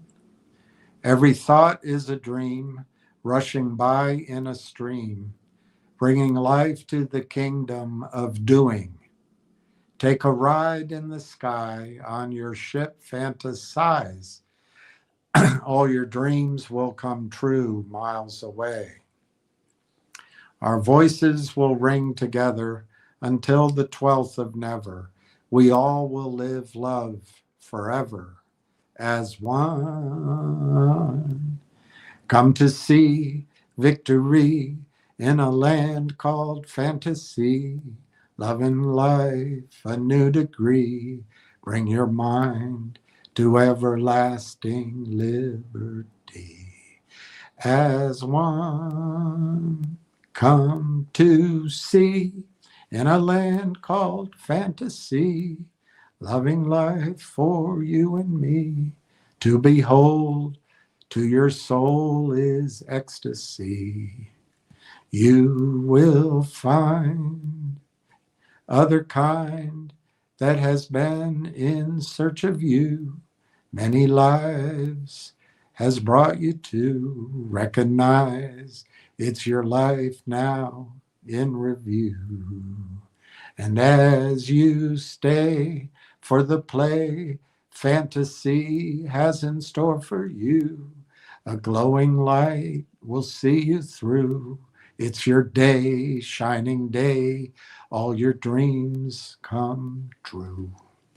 And as you glide in your stride with the wind as you fly away, give a smile from your lips and say, I'm free, yes, I'm free, now I'm on my way.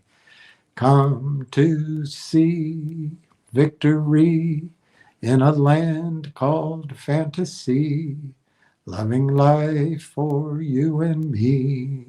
To behold to your soul is ecstasy. You will find other kind that has been in search of you. Many lives has brought you to recognize it's your life now in review. Songwriters Mariah Carey.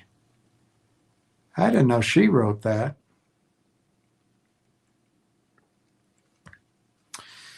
All right, let's get back to this. So, the result is a space where ideas are tested in real time, assumptions are challenged, and the conversation moves beyond theory into what actually works when you try to ship. The Agentics Foundation is a network of local chapters running monthly meetups for people who are actively building multi agent systems and need to compare notes with others doing the same. Engineers showing what they built, what broke, and what they learned. Vancouver's chapter benefits from proximity to both academic research and companies deploying agents in production.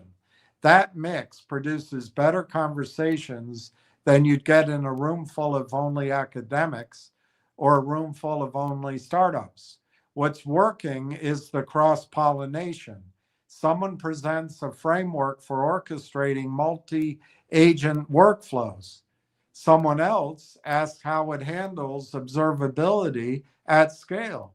A third person mentions they solved a related problem differently and offers to share code. By the end of the evening, somebody has a copyright strike. Three people who didn't know each other an hour ago are comparing notes on on retry logic strategies. This community encourages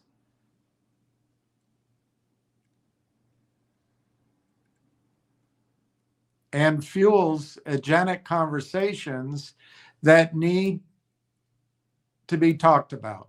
It unlocks perspectives that haven't been considered or thought of by the agentic community in the hopes that these conversations gain momentum for autonomous agents which will think, adopt, and collaborate and learn how to use the English language.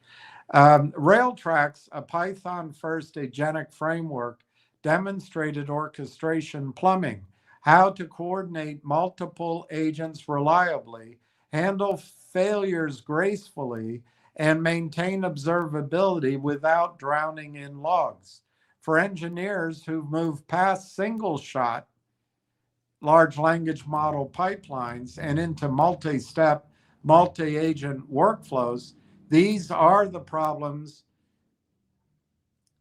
they're going to confront and the problems that actually determine whether a product ships.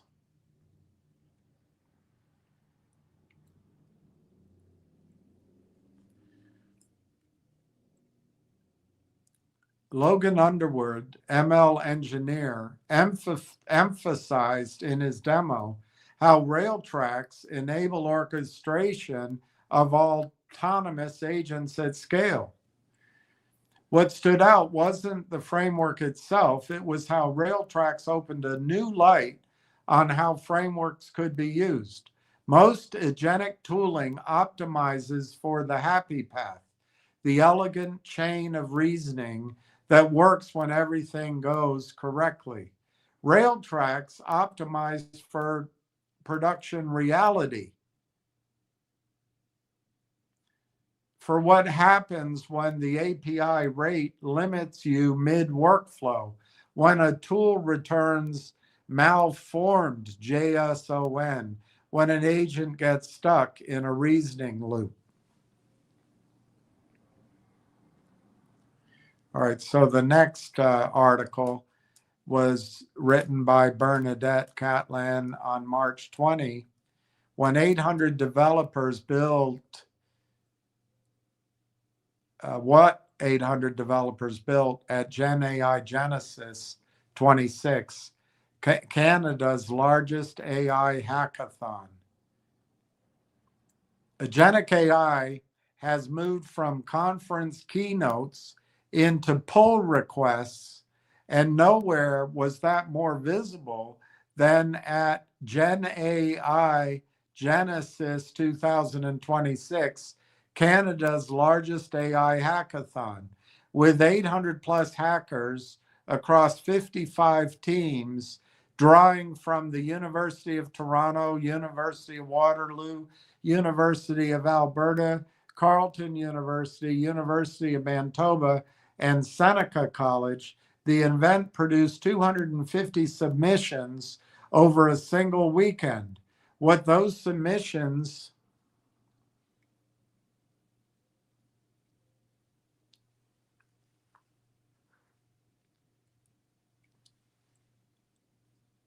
revealed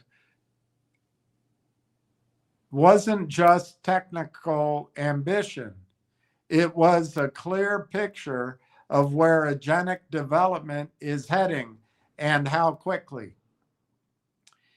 The 250 projects, the 250 project submissions that came out of the weekend clustered around two architectural approaches: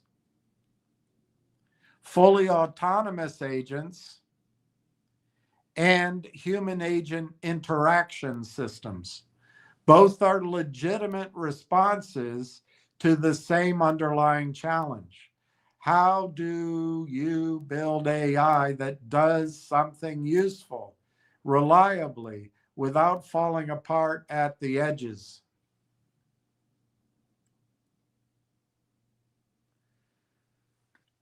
Autonomous agents push the boundary of what's possible without human intervention. They require careful orchestration, robust error handling, and a high tolerance for debugging things that fail in non-obvious ways. Human agent interaction systems trade some of that autonomy for stability, keeping a human in the loop as a check against compounding errors. The fact that both patterns were well represented and well executed says something important. Developers aren't just experimenting with agentic AI conceptually, they are making real architectural decisions about it, weighing trade offs, and building systems that reflect those choices. That's a different level of maturity than we saw even a year ago.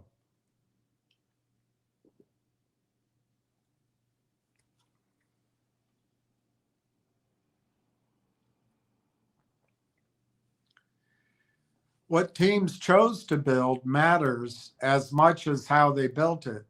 Teams applied agentic architecture to substantive problems: research, automation, healthcare workflows, financial analysis, and developer tooling, for example. This is the inflection point that practitioners have been anticipating.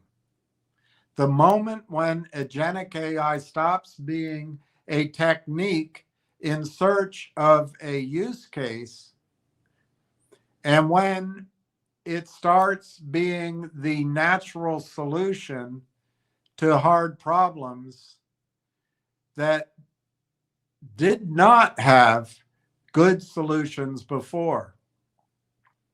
When a team of students under the time pressure reaches for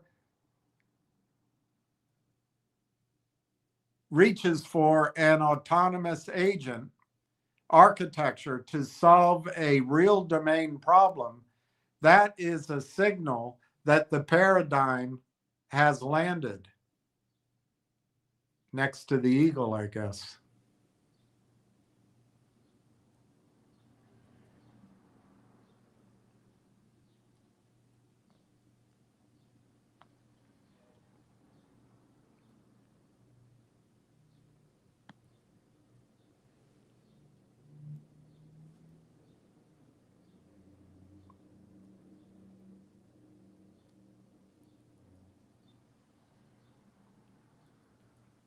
You will find peace of mind on the ship called Fantasy.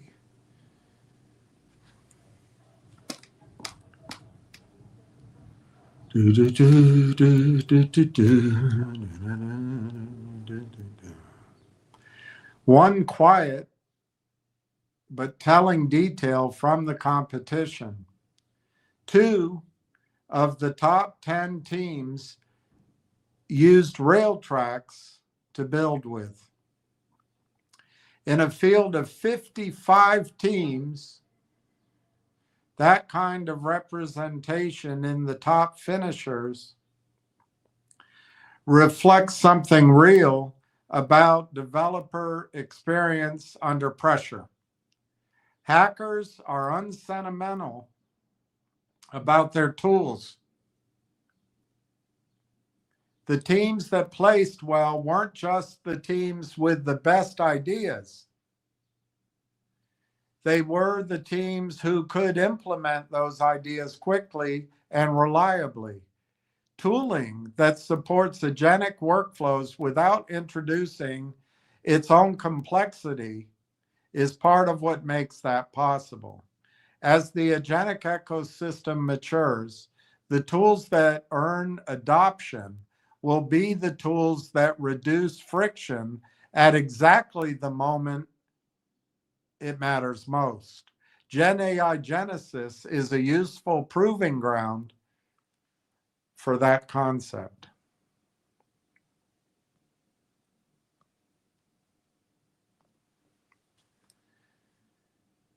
The Canadian developer community building on AI is larger, more distributed, and more technically sophisticated than most people outside of Canada realize. Gen AI Genesis 2026 made that reality visible. 6 universities, hundreds of developers, and 250 projects all converged on the same set of questions about how agentic systems should be designed and what those systems should do. Those questions are not going away. If anything, the answers produced at this hackathon are going to inform real production systems over the next 12 months. The developers who competed this year are the ones building that infrastructure, that tooling, and the applications which will define what agent AI looks like in practice.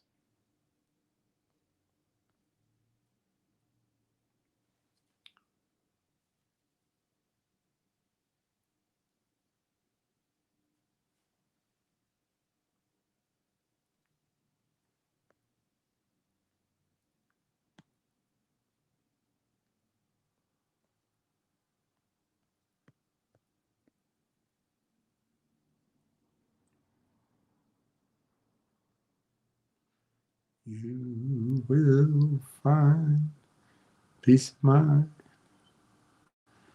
on a ship called Fantasy.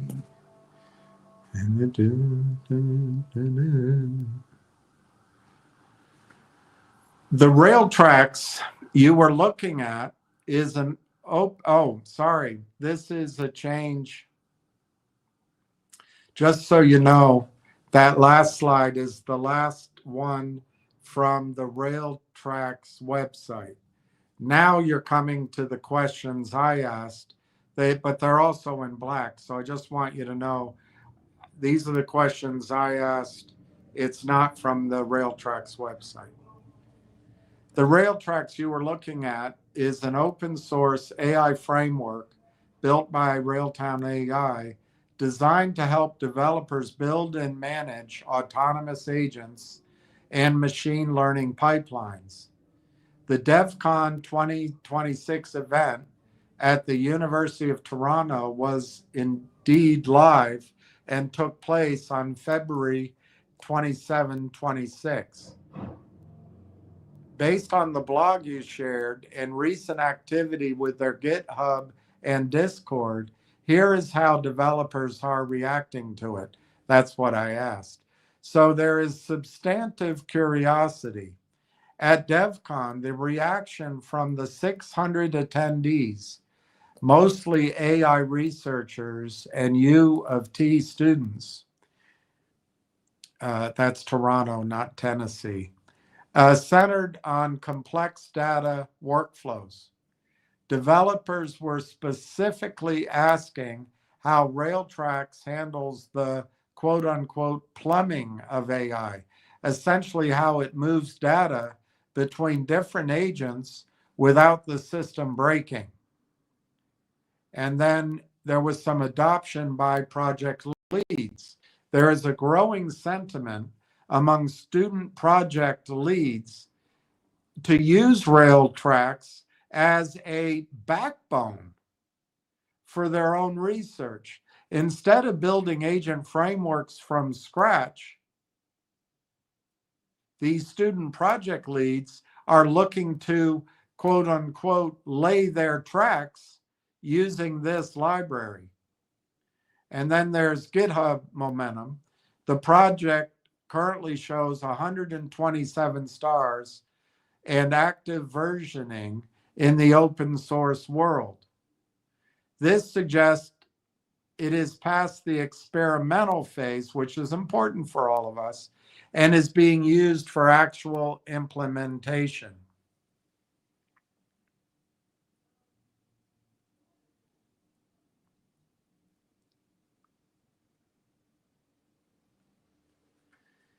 And then the agenics trend. Railtracks is being grouped into a new developer movement called agenics. There is a follow-up reaction from a Vancouver community event in March 26, where developers are using Railtracks to build agent demos, autonomous bots that can perform multi-step tasks. Is it live? Yes, in two ways. The event. The DevCon conference has already happened, but the community energy from the conference is currently driving a lot of new code commits. And then there's the software. It is a live production-ready framework. This is Railtracks. You can see the documentation and start building it with it on their GitHub. So the summary of the sentiment from that conference, developers seem to view Railtracks as a practical AI tool. While many AI tools are seen as hype, the reaction here is focused on utility, specifically how Railtracks helps bridge the gap between academic AI research and real-world applications.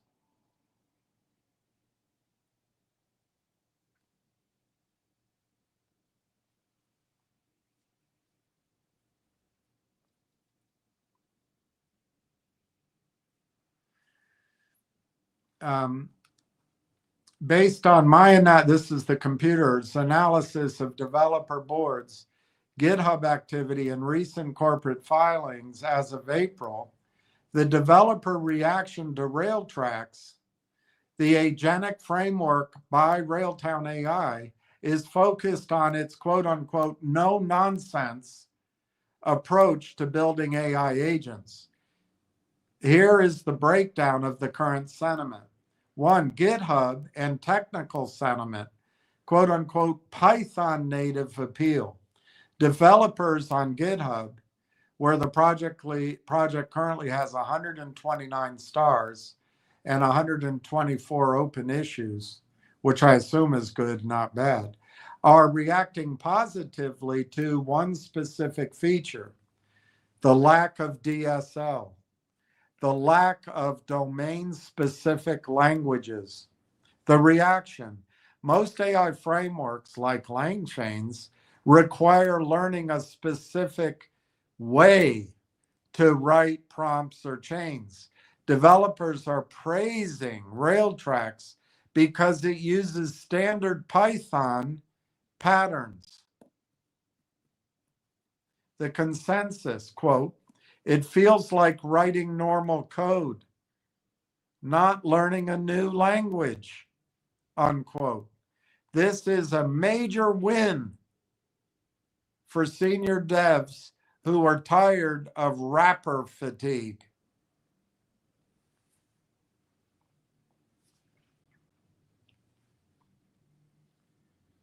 And then number two, the MCP hype. There is a lot of chatter on Discord and specialized AI forums regarding Railtrack's support for the Model Context Protocol. Model Context Protocol, MCP. The reaction: by supporting MCP, Model Context Protocol, Railtracks allows agents to plug into existing data sources like Google Drive, Slack, or GitHub instantly. Instantly.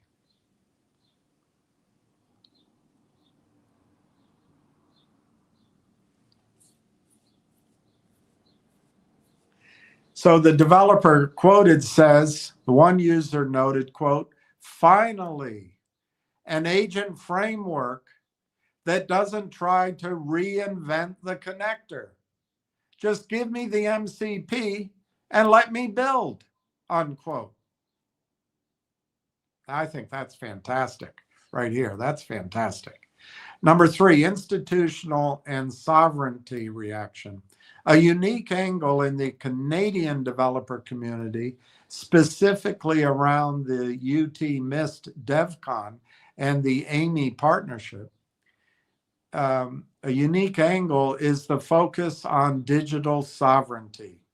The reaction: because Railtracks can run locally or on a private cloud rather than forcing data through a third-party API, it is being received well, or well received, by developers in regulated industries like finance and healthcare. How did they know to quote regulated in finance and healthcare? The live factor. Railtown AI recently added major Canadian business leaders like Mike Lazaridis of BlackBerry fame to their board, which has signaled to the dev community that this isn't just a hobbyist project. It is an enterprise grade play. By having the BlackBerry guy join, the developer community sees this Railtracks as an enterprise grade play rather than just a plaything. And the critical constructive feedback: it wasn't all praise. Looking at the issues tab on GitHub, the main gripe about Railtracks: documentation is still catching up to the fast release cycle. Version 1.3.5 was just pushed. So there's growing pains, specifically error handling.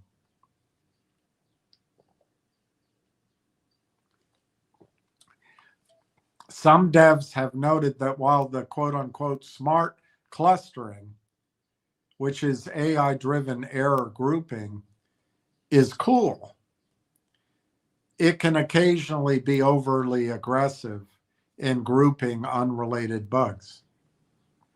Well, luckily it learns as it goes. So, summary of the vibe. um, in the GitHub community, sentiment is high. The key takeaway is strong star growth. Developers love the MIT license and Python only syntax. That's pretty powerful. That's pretty powerful. On Discord, sentiment is very active. Mostly people troubleshooting agentics and sharing agent demos. Activity's good. Reddit, where they all are, okay, they're cautious. General AI burnout is high on Reddit, but Railtracks is seen as a tool, not a toy. A tool, not a toy.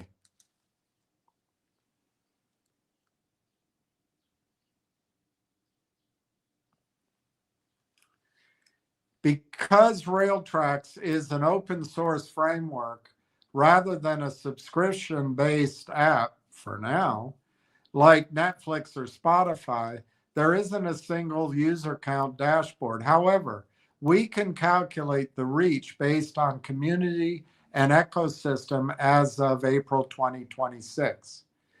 The developer community direct users, GitHub stars 129. In the niche world of agentic frameworks, this represents an early adopter core of roughly 200 to 500 active developers who are either building with it or tracking its updates. The UT missed factor. The recent DevCon 2026 at the University of Toronto saw over 600 attendees engaging with the Railtrack station. This represents a significant pipeline of new users entering the ecosystem from the academic and the AI research side. Affiliate ecosystem. The most significant user number comes from Railtown AI's business strategy. 100+ AI solution providers, through their acquisition of AI Partnerships Corp, Railtracks is being integrated into a global affiliate ecosystem. That's not going to happen, it is happening. So these 180 companies aren't just single users. They are agencies and consultants who use Railtracks to build AI agents for their clients. This means the framework is likely powering systems used by thousands of end users, even if those users don't know the Railtracks name. But they'll soon be paying subscription fees. So the market context, or the agentic wave. Industry data for 2026 shows that 7 in 10 organizations have adopted generative AI. 50% of those organizations have moved into agentic AI, agents that act, not just talk. They do their talking, walking. Railtracks is positioned as a resilient alternative for these companies, targeting those who want to avoid the high costs and, more importantly to me, and the complexity of larger frameworks like LangChain. I didn't come up with this name. The computer did. So Railtracks for now is cheaper, but I think it'll start costing money. But it's not as complex as LangChain. So the metric, core developers through GitHub, probably 130 to 150 at the beginning of April. The significance, these are the builders who write code. The conference reach so far is over 600, and these significantly are new talent, new students adopting the tool. And then the B2B, business to business affiliates, it's over 180 companies. And this has significance, obviously, because it's high scale deployment across multiple industries. And then, of course, they talk about the market cap, Canadian 62 million, which isn't very much, as you know. In short, Railtrax is currently a high growth, early stage framework. I like that, high growth. I like early stage. It isn't a mass market tool yet. I like that, room to grow. But it has captured the attention. So Railtrax has captured the attention of the Toronto AI Hub and is scaling quickly through its partner network.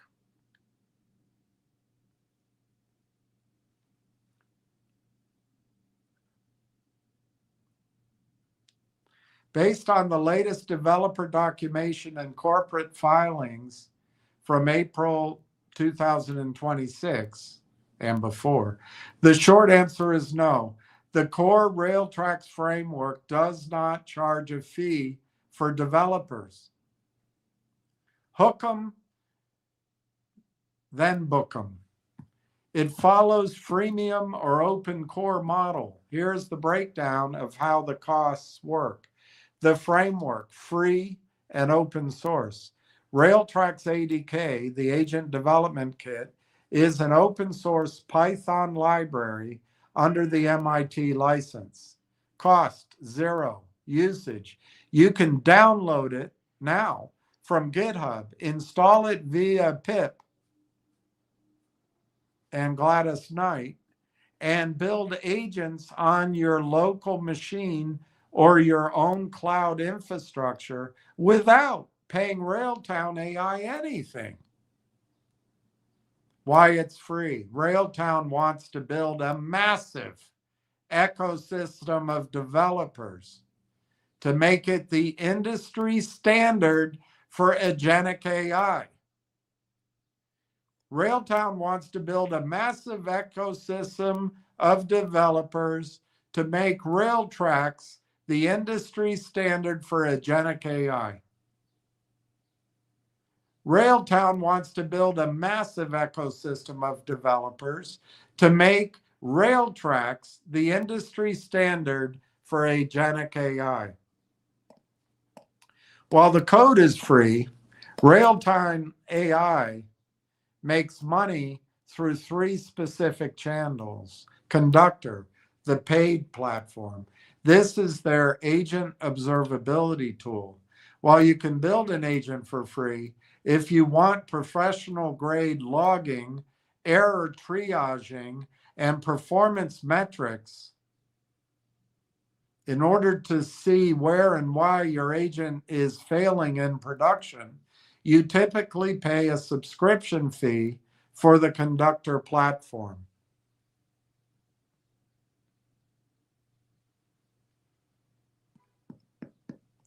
White labeling and partnerships, as seen in their recent filings with the BCSC,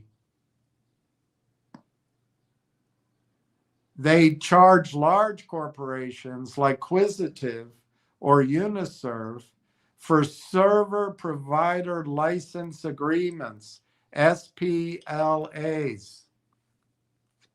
SPLAs. Service provider license agreements. These companies pay to white label Railtrax technology and sell it to their own customers. Quisitive, Uniserve are but two examples of this trend. Customer infrastructure. If a company wants Railtown to host and manage the company's agents, rather than running them by themselves, there are cloud usage fees.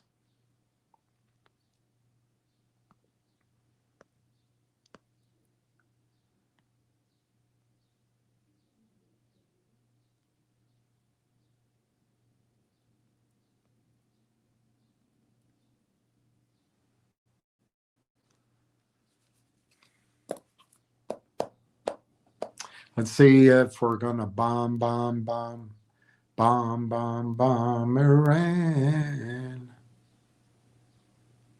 I hope not.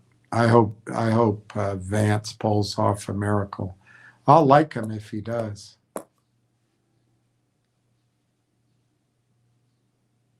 Artemis 2 reports strange patterns on the moon as the NASA crew conducts historic flyby.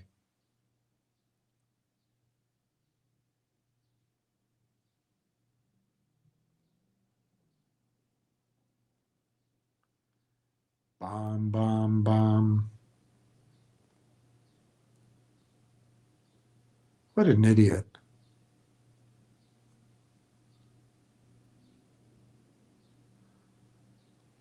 Uh-oh. Trump's doomsday plane spotted circling the United States Nuclear War Command Center as Iran rejects ceasefire.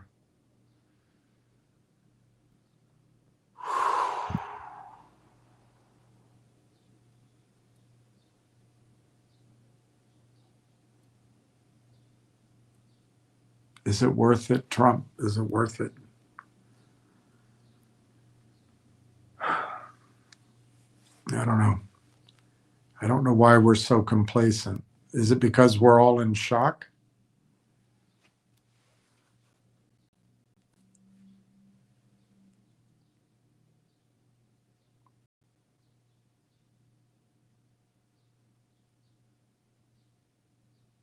Trump says Iran's ceasefire proposal is not enough as deadline to begin decimating electricity grid looms. 95 million people won't have water. And God's on our side? 95 million people without water. Oracle hires new CFO, a chick. You got to replace all the men with chicks. Everything will be better. Women are eminently better than men. Hillary Maxon is the new CFO at Oracle. She makes $1 million a year. I would short that stock now, but whatever. I'll forget I ever said that, so who'll ever know? Where is Oracle trading today?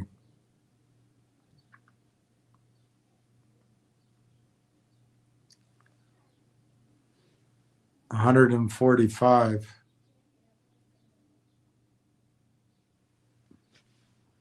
Oh, it's down off of its highs of 300. Well, maybe she can do a good job. All right, let's keep going.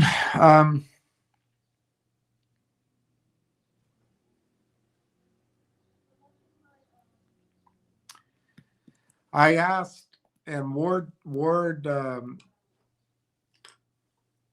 suggested this to me this morning. How big is the software debt problem? In other words, what would be the cost of replacing or upgrading all the clunky software that's out there? The software debt problem is very large. One widely cited industry estimate puts U.S. accumulated software technical debt at about 1.52 trillion. United States, 1.5 trillion, while the annual cost of poor software quality in the United States is estimated at 2.5 trillion. The addressable market to modernize legacy software is much smaller today, but growing quickly, with third-party market estimates clustering. What's the obsession with this word cluster? Clustering around roughly 15 to 17 billion in 25, projecting to roughly 27 to 50 billion by 2032. As we go through this, just notice any market you think about, just call it 30 billion and you'll be close enough. How to think about the gap. The debt number reflects the scale of the underlying problem. The stock of obsolete code, fragile integrations, security risk, and deferred rewrites. So the problem is all of the obsolete code, the fragility of integrations, the risks, the security risks, and the deferred rewrites. It's like our infrastructure. While we spend money to bomb Iran, our bridges are about to fall down. The market size reflects only the annual spending flowing into modernization services and software. So it is a flow measure rather than a full stock of needed remediation. In other words, the market size is an annual spend of $1 to $2 trillion. So the benchmarks, US software technical debt, 1.5 trillion. Annual cost of poor software quality, almost 2.5 trillion. Federal legacy systems cost about 337 million annually to operate and maintain. Legacy software modernization market. Again, if you just pick 30 billion because your brain can't remember all these numbers, you're close enough. 30 billion by the end of the decade. Broader legacy IT system modernization market. Again, it'll be 50 billion in 2032. So 30 billion by the end of the decade, 50 billion by 2032.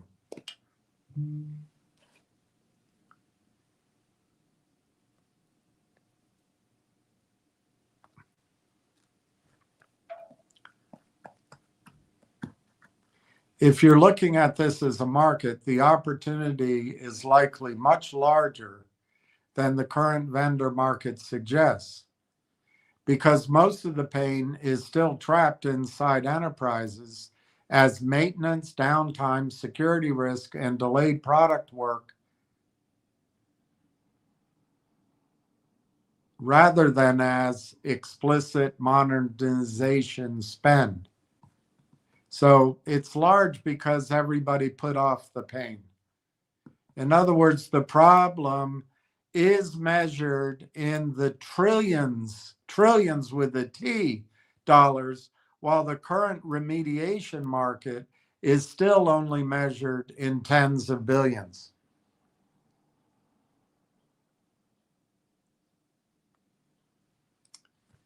If you think in terms of frameworks and inference tools, the opportunity is less, quote unquote, rewrite everything and more, quote unquote, make modernization repeatable, cheaper, and safer. The legacy software modernization market is already estimated at roughly 15 billion, expected to reach over 27. So again, just by 29. If you just think about 30 billion by the end of the decade, it's almost always in that ballpark. While broader legacy modernization is estimated at 29 billion today, 66 billion by 2031. So where does orchestration fit? Orchestration frameworks matter because modernization is usually not one big migration. It is a workflow problem across discovery, across dependency mapping, across code for transformation, across testing, across deployment, across rollback, and across observability. AI-assisted modernization tools are increasingly being embedded into these workflows, including automated code analysis and refactoring suggestions in products like Red Hat's Migration Toolkit for applications. Inference tools matter because they can sit inside that workflow to classify code, infer dependency, generate transformation plans, suggest API wrappers, and validate behavior across many applications more quickly than human teams can do manually. Industry coverage specifically points to Gen AI assisted code discovery, dependency mapping, and conversion as a major driver of legacy modernization spend. So money is being spent on Gen AI assisted code discovery, dependency mapping, and conversion.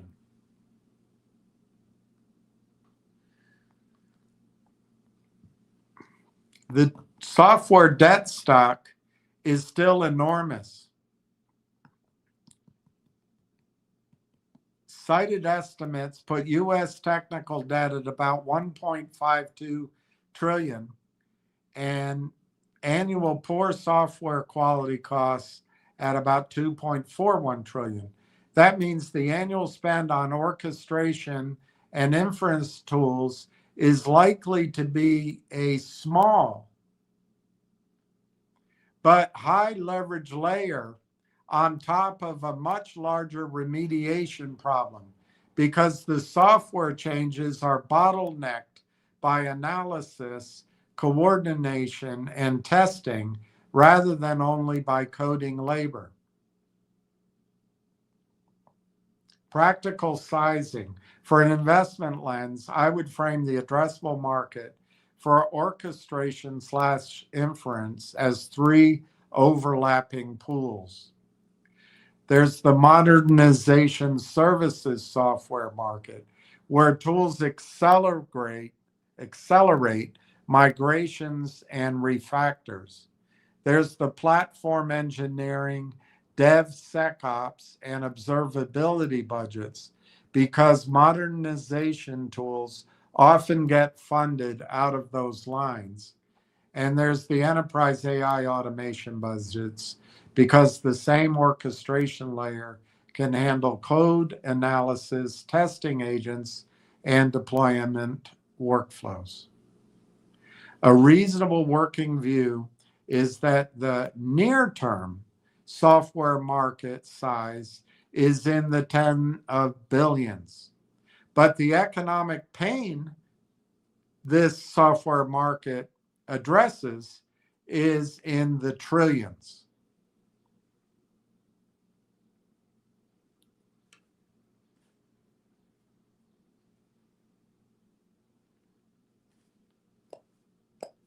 All right, so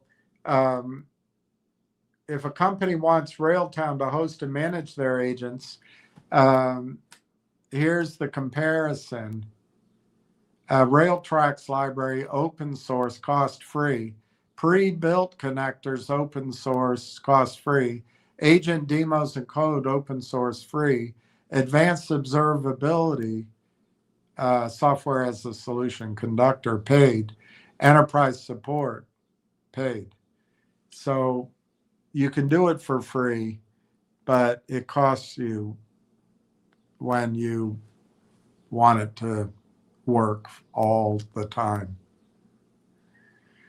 Who the winners are. The best positioned vendors are probably not generic code generators. The winners are platforms which can orchestrate an end-to-end modernization pipeline, connecting existing CI/CD and cloud stacks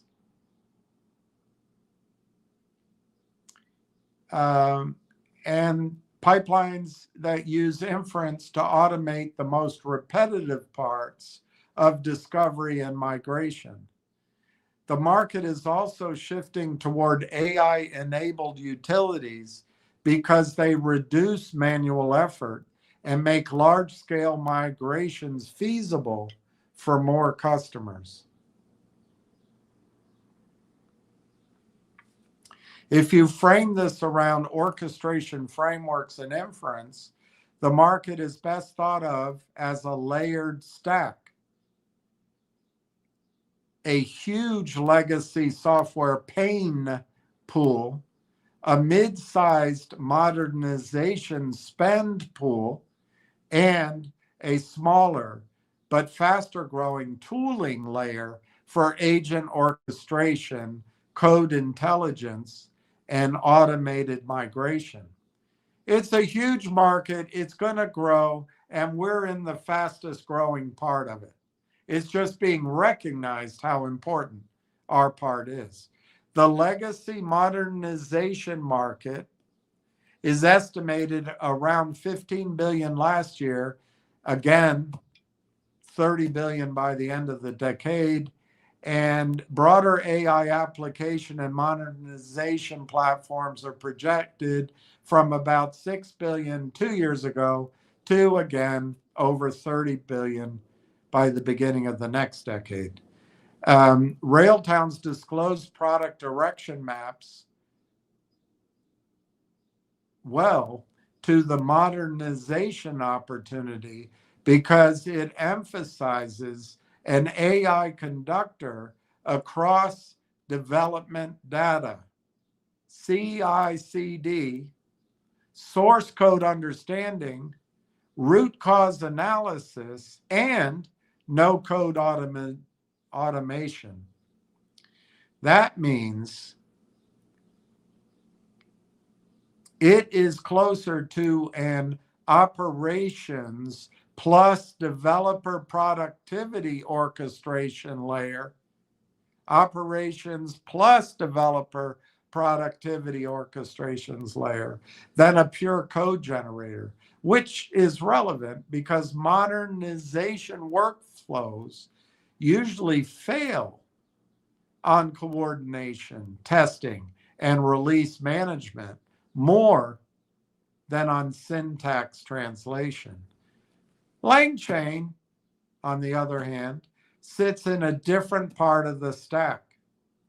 LangChain is an orchestration framework for building agentic applications with competitors spanning no-code orchestration, retrieval-first systems, and pipeline-based workflow platforms such as Zapier, Llama Index, Haystack, Flowise, Semantic Kernel, Crew AI, AutoGen, and others.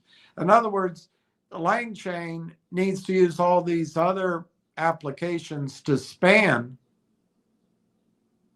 the no-code orchestration. In modernization use cases, LangChain style tooling is often the glue that connects LLM calls, large language model calls, code analyzers, test runners, ticketing systems, and deployment tools into a repeatable workflow.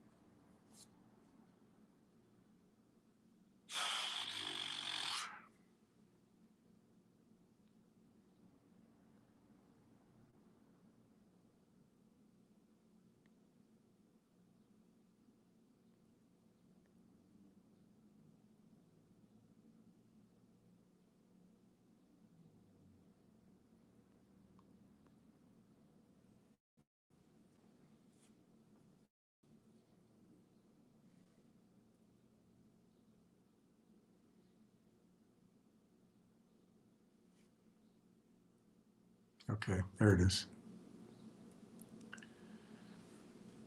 The total economic pain is still much larger than the tool market.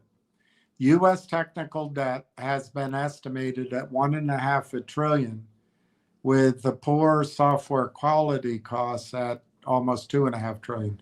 So even if orchestration inference tools only capture a small percentage of modernization budgets, the opportunity can still be meaningful because they are sold into an expensive bottleneck.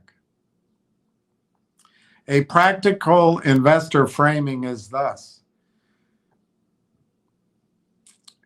core modernization software / services, tens of billions today. Orchestration / inference layer for modernization, likely a smaller subset, but with high attach rates, sticky, if it becomes the control plane for discovery, refactoring, testing, and rollout. And adjacent spend pools, DevSecOps, observability, platform engineering, and AI application platforms, all of which can fund the same workflow layer. So who likely wins? The winners probably are vendors who can do three things well: integrate deeply with existing software stacks, orchestrate multi-step modernization workflows, and use inference to reduce manual analysis and coordination. Those three things favor platforms like Railtown if Railtown can prove operational return on investment. And it favors framework ecosystems like LangChain if LangChain becomes the default abstraction layer for enterprise agents rather than what it is right now, just a developer toolkit.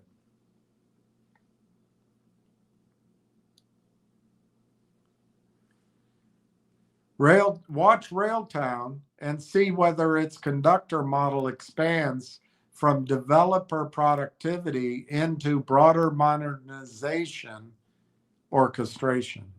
Watch LangChain and see whether LangChain's ecosystem remains a fixed framework standard or gets displaced by more managed orchestration platforms. There's a risk LangChain gets replaced. Competitor pressure.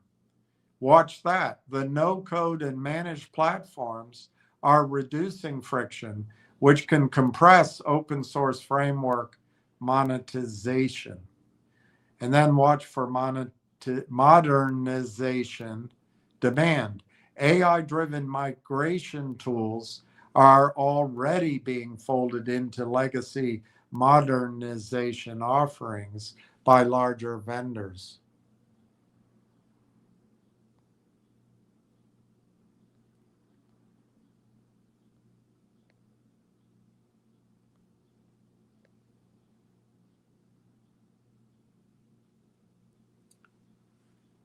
Okay, we looked at that.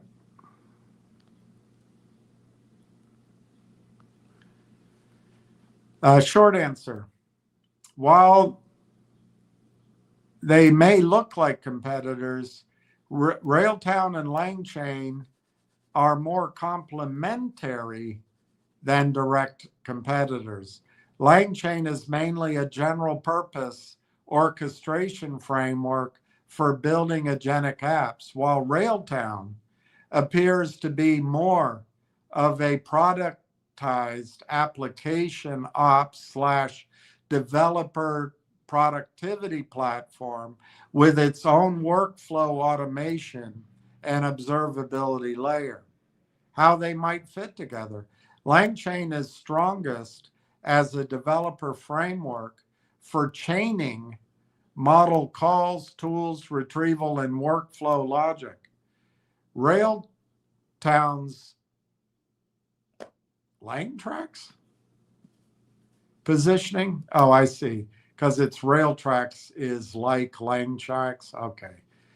Suggests it is trying to orchestrate, Railtown is trying to orchestrate tasks across software engineering and operations, including code understanding, root cause analysis, and automation, which makes it feel more like an application layer built on top of orchestration ideas than a pure framework competitor. That means a plausible relationship is LangChain equals the plumbing slash framework, while Railtown is the product slash workflow system. Yes, modernization demand can, something in Hebrew it looks like, imply M&A optionality, but I would treat that as a possibility, not a base case. The broader AI market is already seeing more strategic M&A activity, and large buyers are using acquisitions to gain AI capability, data access, and control of workflows.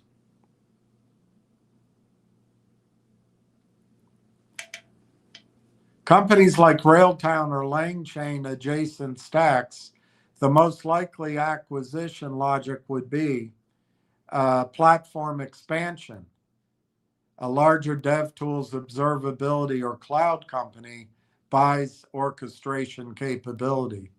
Workflow control.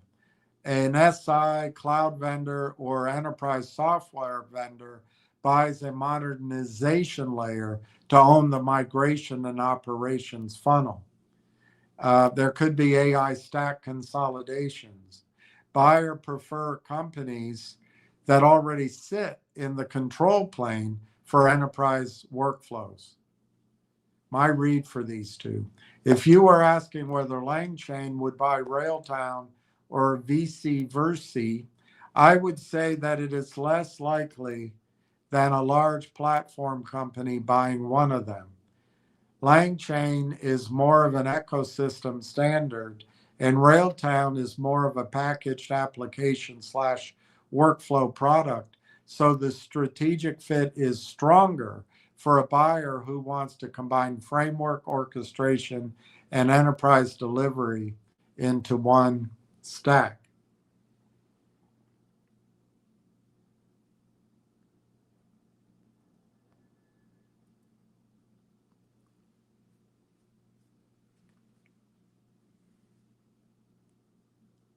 So a bottoms-up model for orchestration inference tools in legacy modernization would be as follows.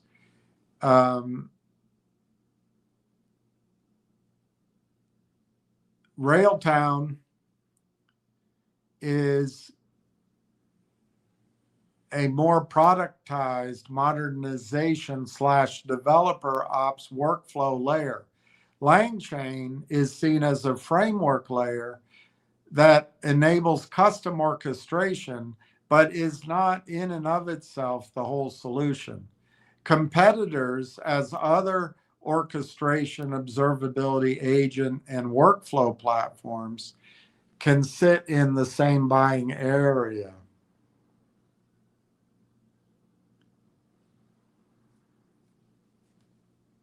So this is what's going to be in the chart. I hope it's coming.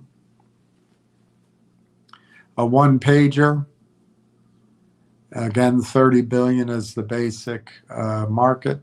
Core assumptions. The target universe is enterprises with 1,000 people. Annual modernization spend, 2 to 10 million average. Adoption, they give their percentages. Tooling, 5%. That's LangChain. 15% goes to products like Railtown. And this year's baseline, Railtown as a product layer, LangChain as a framework enabler. These two complement each other. They don't compete. in this analysis.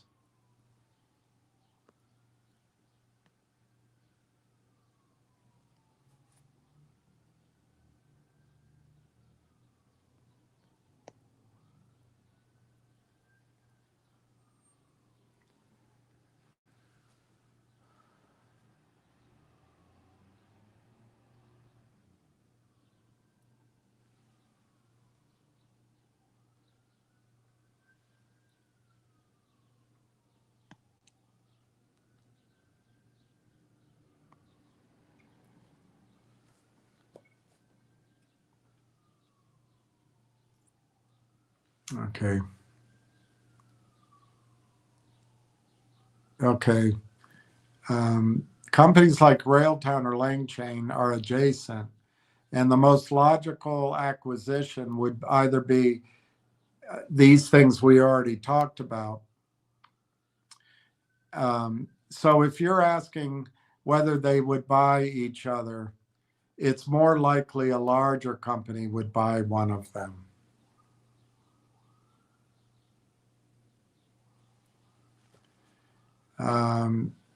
And we already went through the differences between the two. Langchain as a framework layer that enables custom orchestration, but is not itself the whole solution. So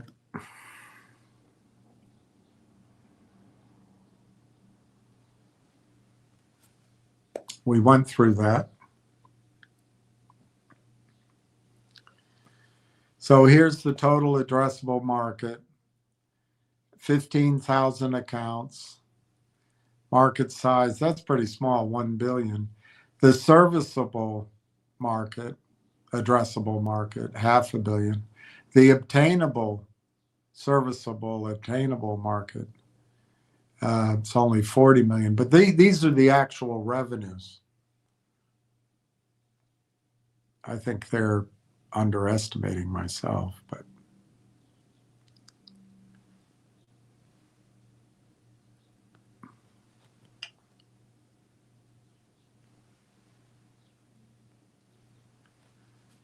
so total addressable market, $15 billion legacy market. It is expanding.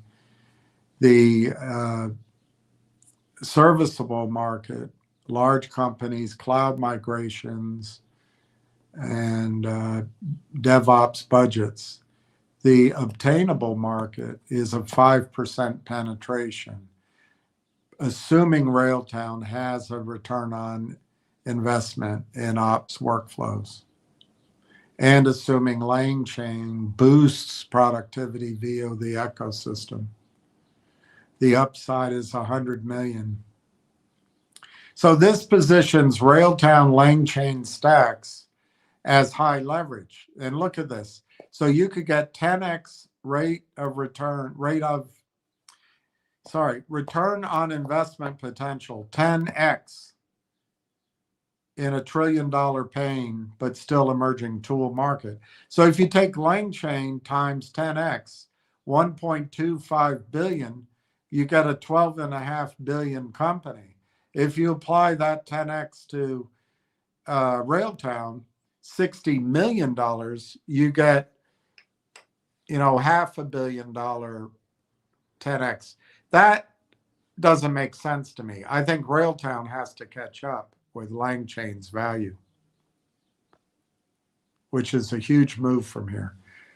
Cloud vendors, dev tools companies, SI firms, and observability platforms are the most logical acquirers for Railtown-like products or Langchain style frameworks. So Railtown products are productized ops modernization orchestration. Langchain frameworks are agentic workflow plumbing. So these vendors buy to own the modernization funnel, integrate AI agents into DevOps stacks, and capture adjacent budgets like DevSecOps and platform engineering.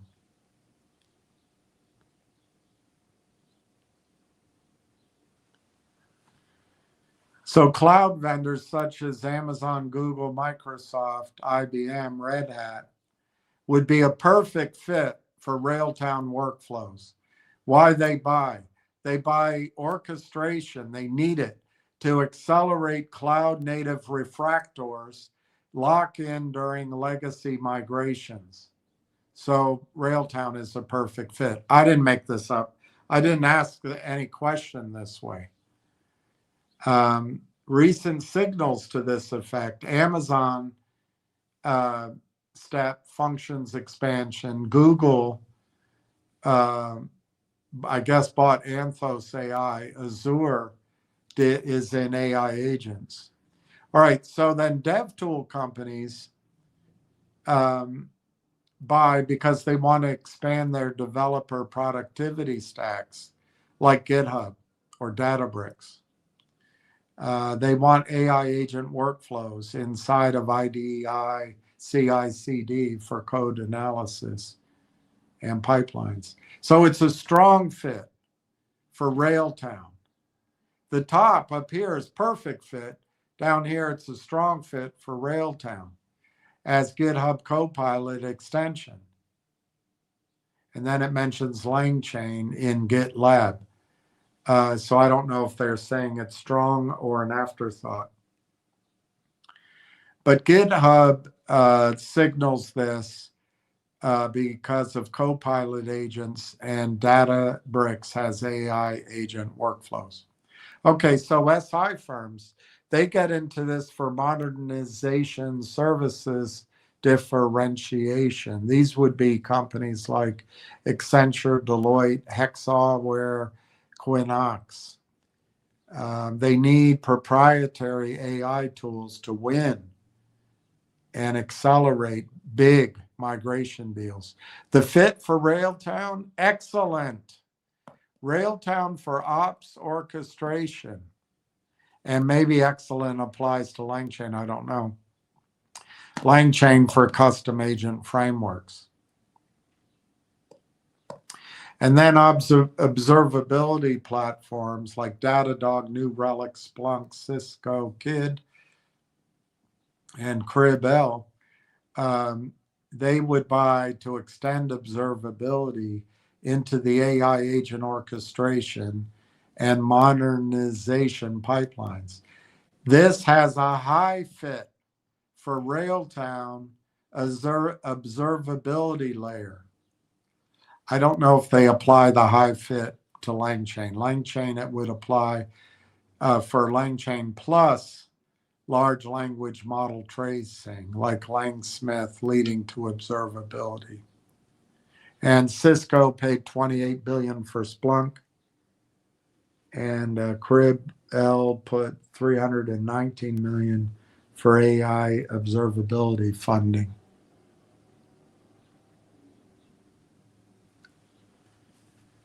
The logic of an acquisition, buyer type, cloud, a hyperscaler is the highest probability.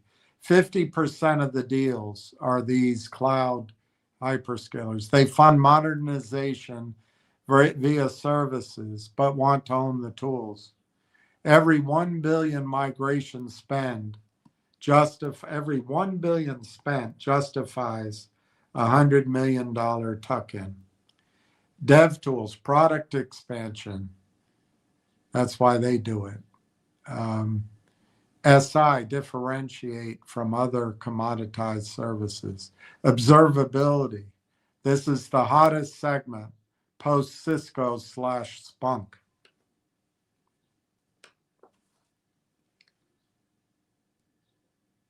Post Cisco Splunk.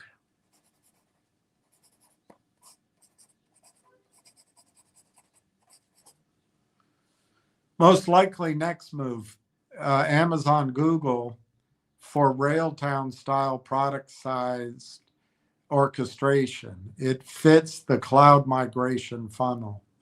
GitHub Datadog for LangChain style frameworks. That's developer productivity and observability. The timing this year and next as AI agent adoption hits enterprise pilots. Bottom line. Cloud giants pay the most. Dev tools pay for synergy. Somebody has to use that word. Observability pays premium multiples. Railtown's productization gives it broader buyer appeal than LangChain.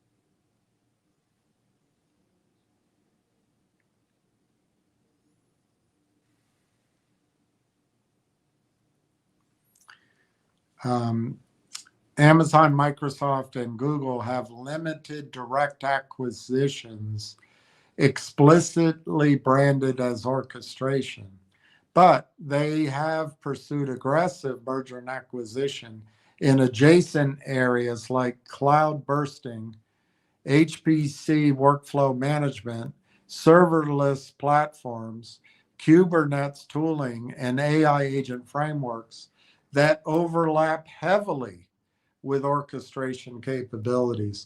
Most deals emphasize integration into their cloud platforms to drive in lock-in during migrations and developer workflows.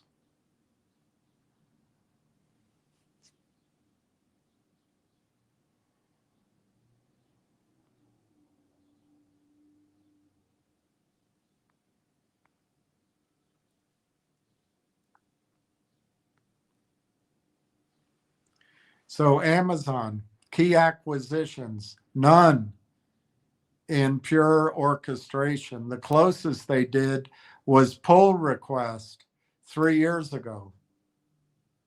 And then they did Amplify, but it wasn't acquired. So they're more developing everything organically.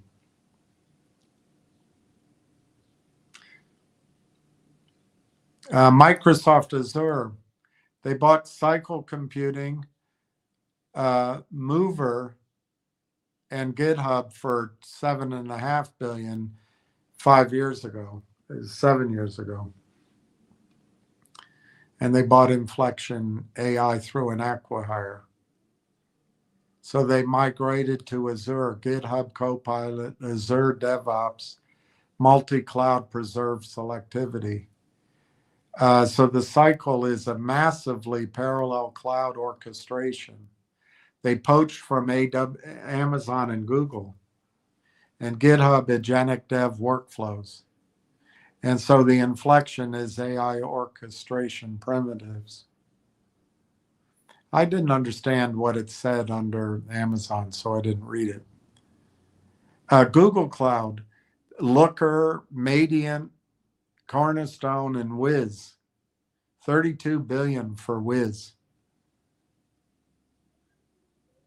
Cornerstone, legacy to GCP orchestration. Strong multi-cloud commitment. I don't know that that helped tell the story at all, but there it is. I'm going to take that one down. So the patterns, Amazon is conservative. They've done 12 cloud deals over the last 15 years.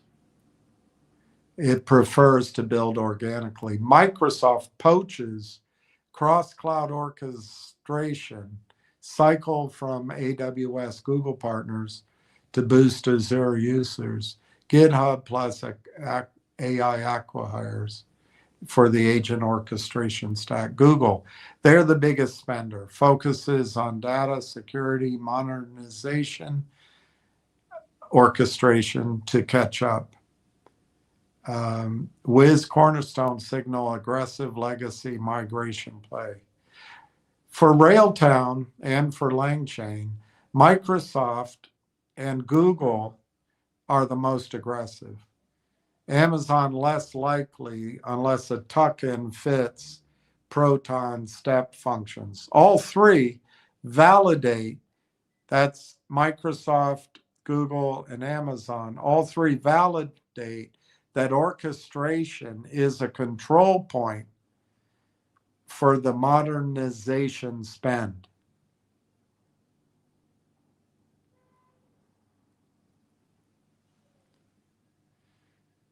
Cycle Computing offered Cycle Cloud, a multi-cloud orchestration platform focused on high-performance computing.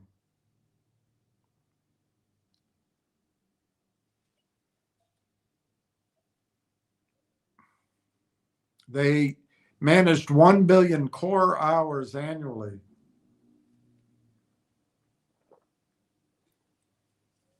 And it was multi-cloud neutral, ran largest clusters on Amazon, Google, Azure, all simultaneously. Microsoft integrated Cycle Cloud into Azure Batch and HPC offerings, shifting focus to Azure while deprecating broad multi-cloud support. The tech accelerated Azure's big compute roadmap all lost its cloud agnostic positioning. That's important. Key parallel to Railtown, Cycle was productized orchestration layer for complex compute workflows like modernization pipelines. And it was acquired to own the cloud migration funnel. That's exactly the logic that could apply today both to Railtown and LangChain.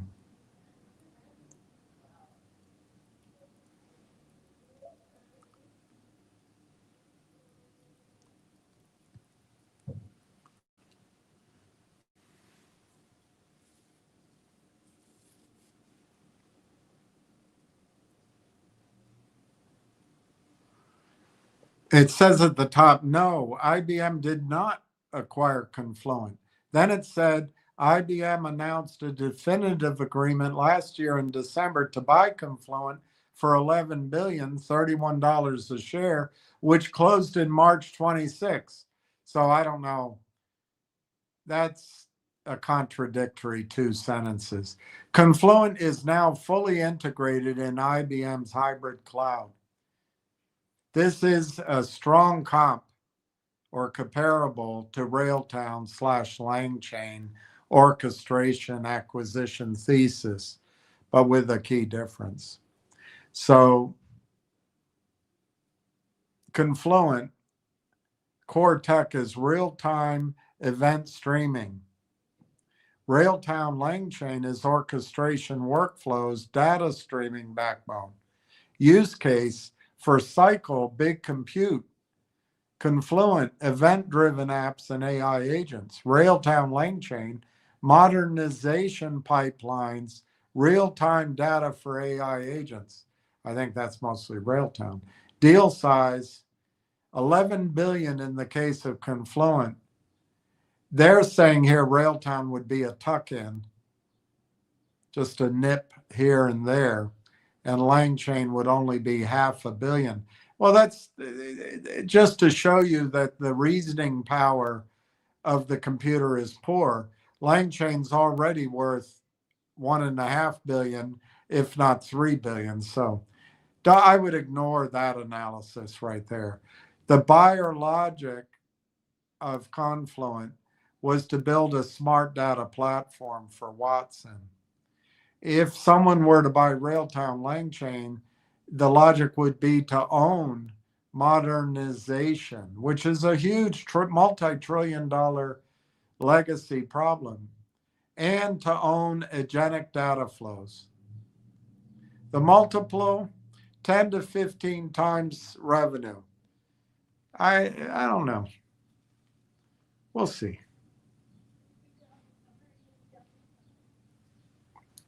IBM bought Confluent to make real-time data the engine of enterprise AI across hybrid environments.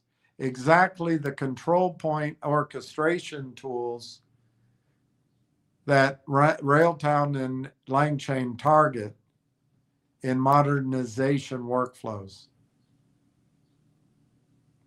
So before the acquisition, enterprises needed to buy Kafka streaming plus the IBM tools for hybrid integration. Post-acquisition, IBM owns the full stack from event streaming to AI agent orchestration and mission control execution. This is the same logic which will apply to the modernization orchestration. Cloud vendors want to own the pipeline from legacy discovery to code transformation, cloud deployment, agentic monitoring. Railtown LangChain become the control plane for that workflow. IBM validates the total addressable market.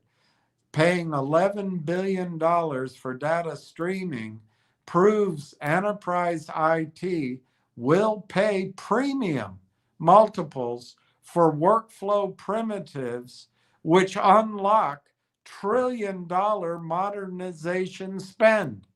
Orchestration is next.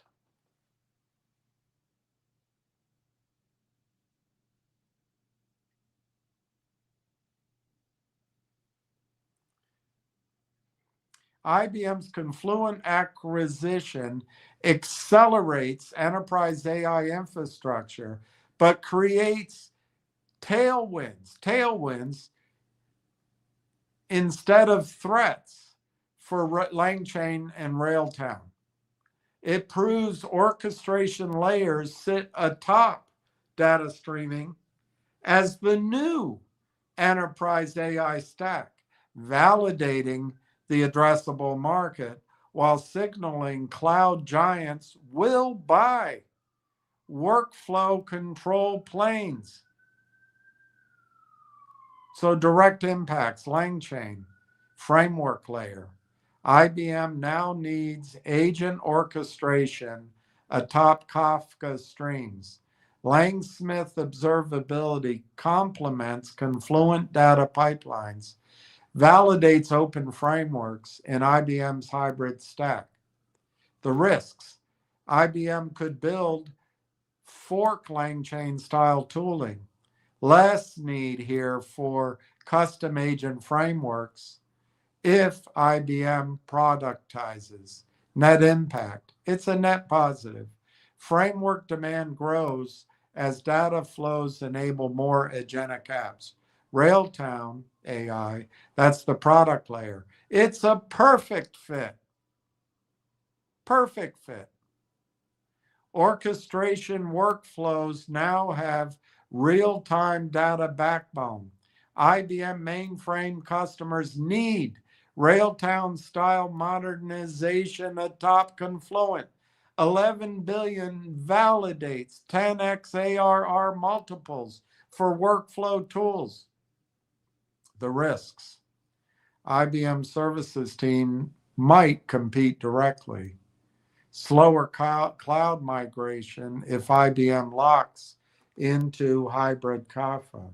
Net impact: a strong positive. Productized orchestration becomes more valuable with data plumbing solved.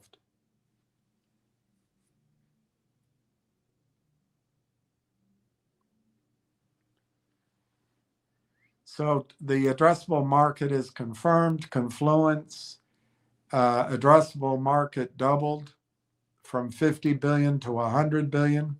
That's a lot of squid.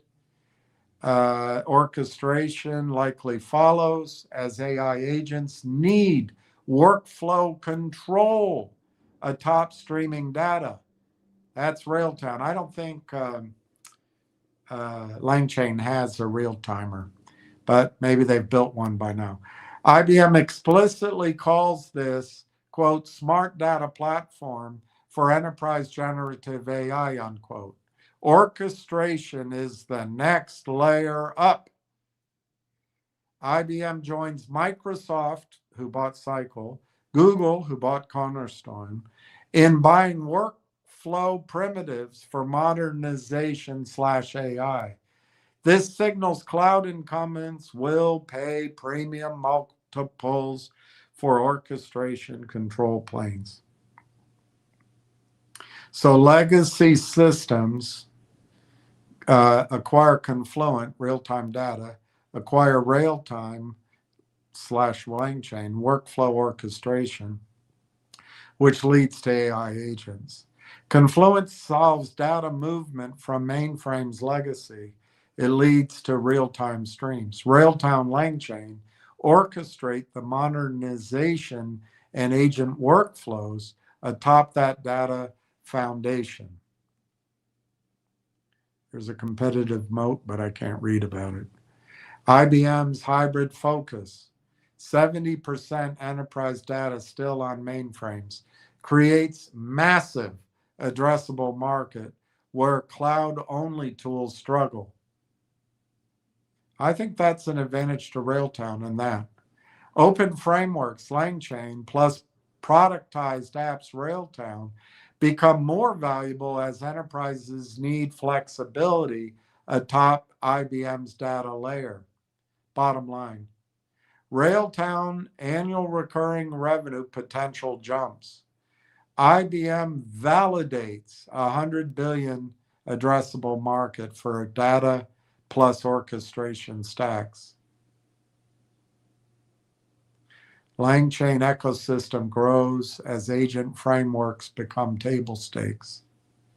M&A optionality increases as cloud giants prove they'll pay up for workflow control. All right, that was my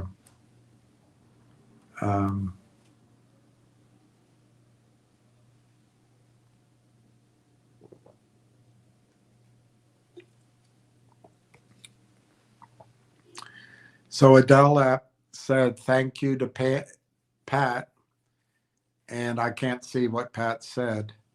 So if Pat thanked Adele App, I'm going to say that Adele App is one of the good guys. And I was wrong in my interpretation.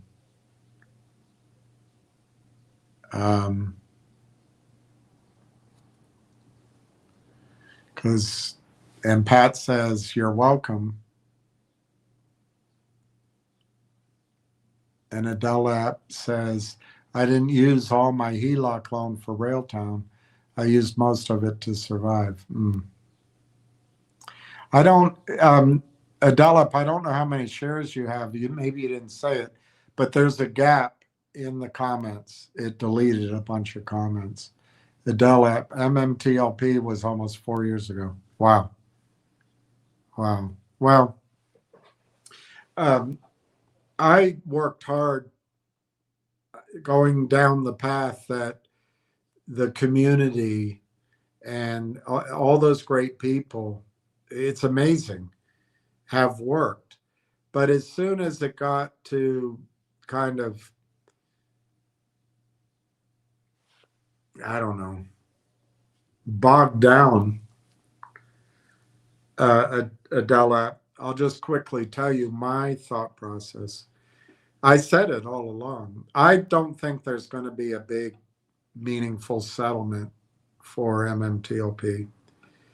I own, I was looking at it today, I own like 4,269 shares, which I paid like, I don't know, 33 grand for. I wish I had purchased my shares at $1 or $2 because I'd own enough shares. I'd still be at zero, but at least I'd own enough shares that it would potentially recover. But my attitude on MMTLP has you must, there's no choice. You must move it to next bridge. That gives you two ways of making your money back. One is when Greg Benson takes advantage of oil being $500 a barrel in the next cycle, you get to make your money back plus a profit. If for some reason there's some kind of settlement that you like, I spoke to Greg Benson. He made it 100% clear to me that any settlement is going to be made available to NextBridge holders and MMTLP holders, both. So you don't lose anything by moving to NextBridge. But I think that by the time the attorneys settle, shareholders might get,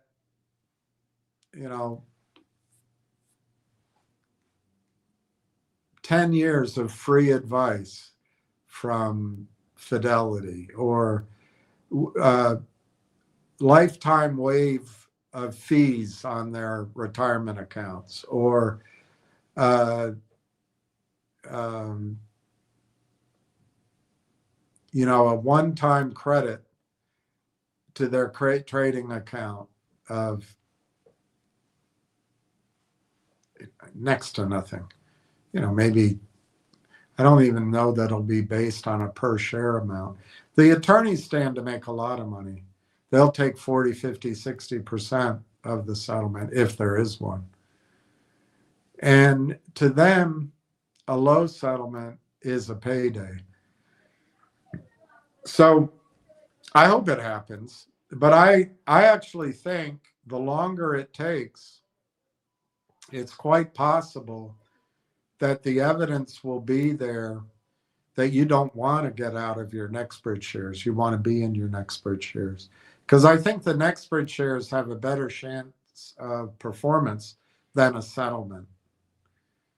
And I don't see a settlement, to be clear. I see zero chance. There's no risk to the system. There really is no risk. Now, the wild card is fraud. If I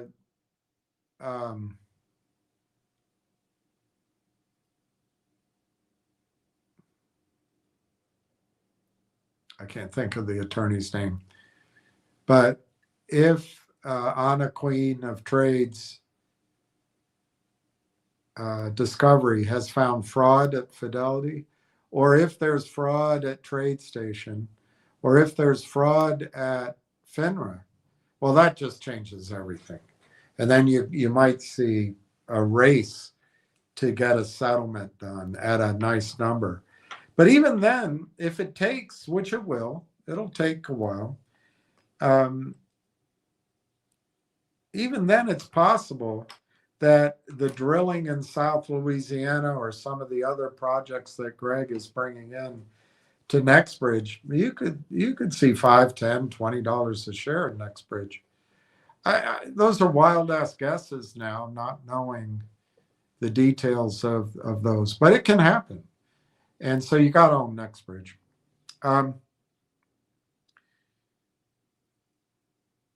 My strategy, and I haven't tried to poach into any other audiences, although I got kicked off of YouTube recently. I wrote in and they've accepted me back in, but I'm on tenterhooks. So I had an account set up at X. I had an account at Rumble. And I'm now trying to stream to both of those, mainly in case if I get dismissed from YouTube again. But anyway, my strategy is, I don't know how much you lost in MMTLP, and I know the feeling of surviving.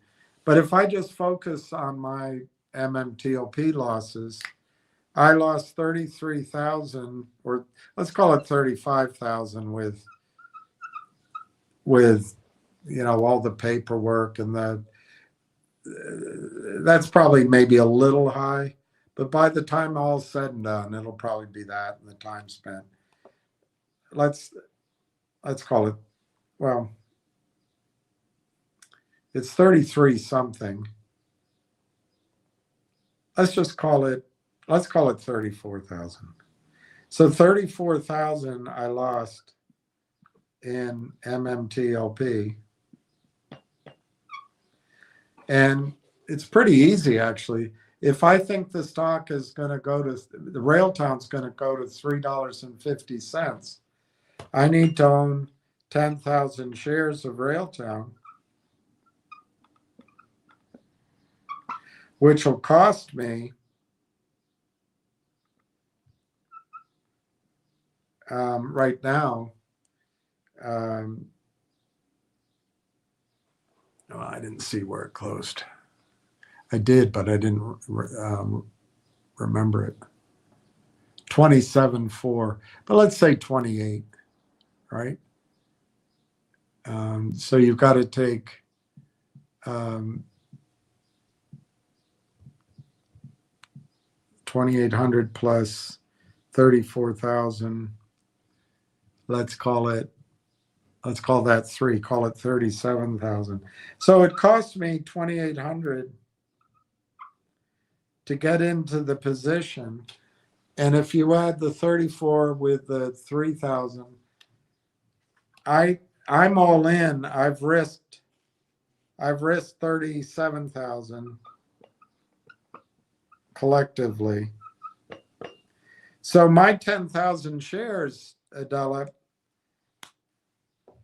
for me, for my MMTLP, my 10,000 shares of Railtown just have to go to $3.70, which sounds like a lot, I know.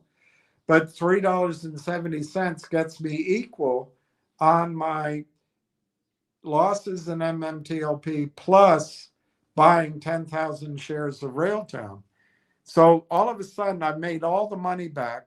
I've taken charge of my own settlement, and the $3.70 is just the beginning. If I'm right, and let me just go to a positive outcome, and I don't sell, and I hope you don't sell. But if I hold my 10,000 shares to $37 in a buyout, I know it sounds really wild right now. But if I have 10,000 shares of Railtown and the company's bought out by IBM for $37 a share,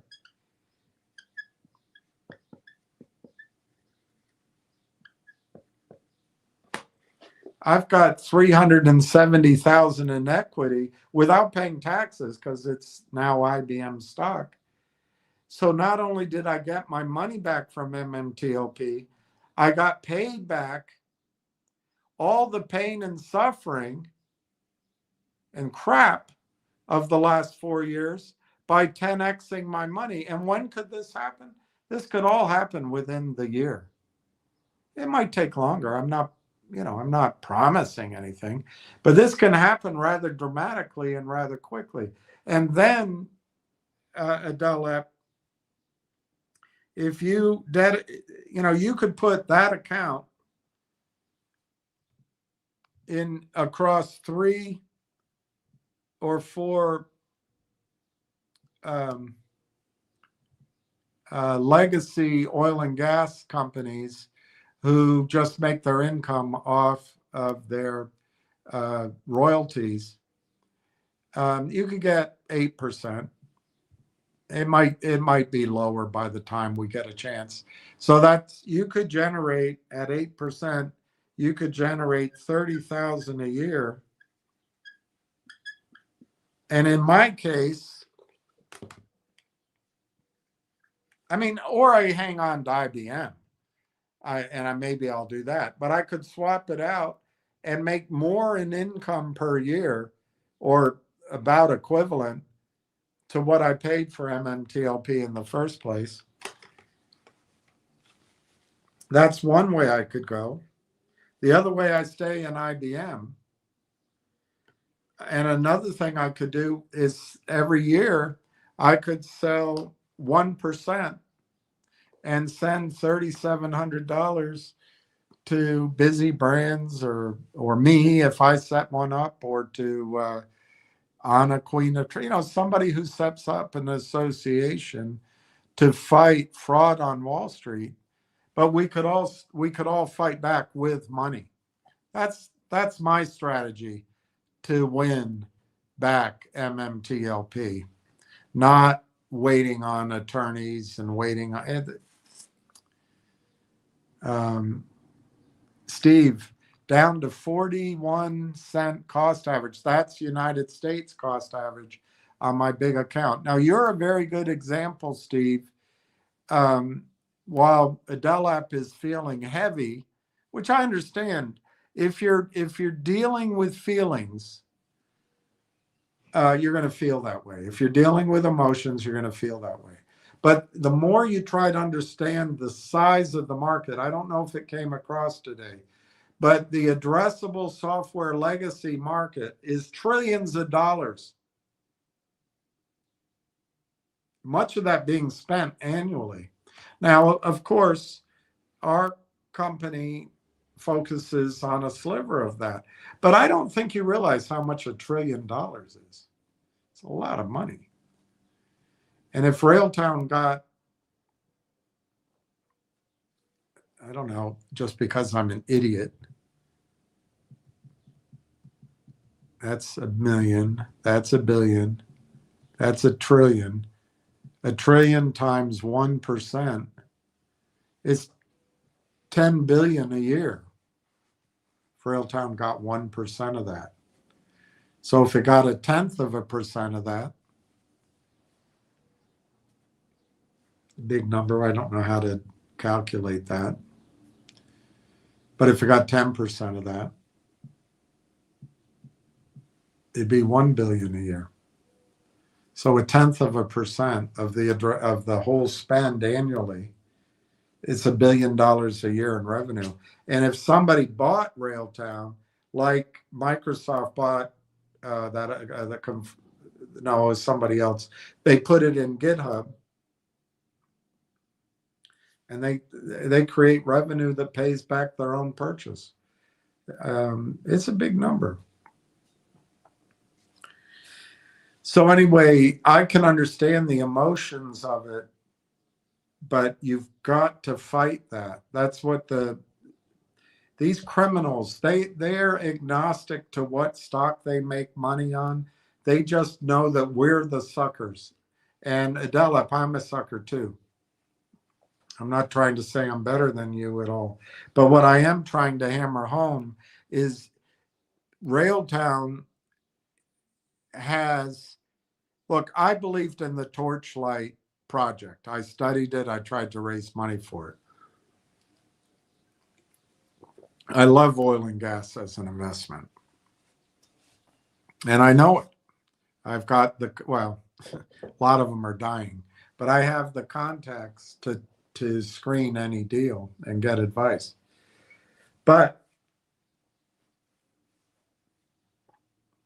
the criminals took that away.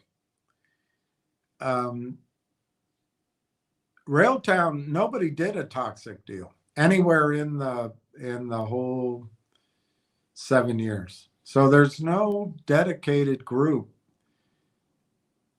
to destroying Railtown. Now you're going to say they're still trying, and maybe they are. But what they're going to run up against is Railtown has, I personally think Railtown is going to go from this very small group of users and very relatively small revenue. They're giving it away for free. I think Railtown within 90 days will be projecting over 100 million in annual recurring revenue with a multiple of at least 50x, if not maybe 100x. Now, I don't know if it'll be trading for that, but I think people will be talking about it that way. Because I think the revenue will be growing so rapidly, and it's the companies spent their money and their time. They're done with the sunk costs. Now it's time to reap. And I think it's going to be a big reap for Railtown. So Adelip, I understand that he's feeling the baggage. but he doesn't understand, respectfully, he doesn't understand Railtown. He doesn't understand what he's got. Railtown was put together by two guys that solved a problem, but they also decided to get ready for the leap in supercomputers and the data centers and when AI was for everybody. So they got started early. And because they needed money, they went public. Because they went public in Canada, they get destroyed by the criminals. Because they decided to raise money in the United States and list on the over the counter, still thinking like CEOs do that the US markets are honest, that lying, smiling, bullshitting CEO of the over the counter markets, Chuck E. Cheese Crawwell, and the whole smiling cavalcade of criminals at the over the counter markets, in my opinion, or incompetence. He thinks, well, if I get on the over the counter market, we can fund ourselves. Thank God he didn't get a deal done. Because if he had gotten a deal done, a Jeff Easton, an Ari Rubenstein, a Seth Kramer would be destroying that company today. But luckily, ChatGPT hit the consciousness of the investing world. And all of a sudden, everybody, all the investors that Corey and Marwan were talking to didn't understand AI. All of a sudden, everybody understood it. And so they went out marketing their product, Adelip. They went out marketing, and they ended up at the AI After Dark in British Columbia conference. And they ran into John Ruffalo, Dr. Tom Core, Pat Horgan, and Mike Nobrega. Horgan, his entire career at IBM, exiting in charge of AI, IBM Canada. Mike Nobrega, the head of OMERS and pension fund, I think for over a decade. John Ruffalo got his start essentially at OMERS. There was something before it, but basically that's where he made his name. And he founded OMERS Venture Fund. And Mike and John funded a company called Constellation Software, $25 million. They were the key investors when it essentially went public. And that stock went from $1 or under $10 to $5,000 on the concept of acquiring and consolidating software as a service companies, smaller ones, a roll-up strategy. And so these four guys had just got together and they decided to set up AI partnership, AI Network Partners, AIP. And this company's whole goal was to use the model of Constellation Software to provide connectivity, roll up, the buy and the acquire and consolidate money and knowledge to all these teams, leave the teams in place, and revenue share basically at the big center office. So this company they run into, Railtown ran into, it's now a year and a half ago. Yeah, it's a year and a half ago. It's not that long ago. It feels like forever.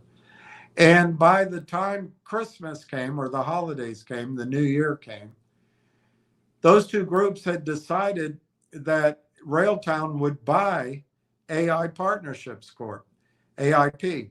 Well, there were 100 at the time, 165 companies carefully chosen to join the network. Out of those companies in the network, they were doing at the time over 400 million in revenue. But those four guys chose Railtown to be their daddy. Actually, it's a merger of equals. But they chose Railtown out of all those 160 companies. So that's validation in my book from some pretty savvy guys about what Railtown's got. Now, what it started was a 2-month period, 3-month period where nobody knew what was going on. What do you call that? I don't know, but what I call it is a quiet period. And then on February 8th last year, they announced that Railtown was going to acquire AIP. They put in the headline, MOU. They put in the headline, to be acquired.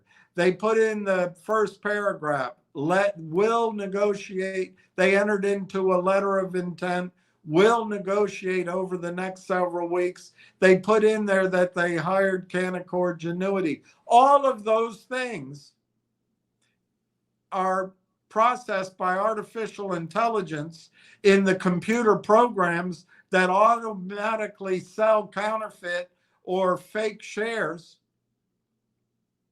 because the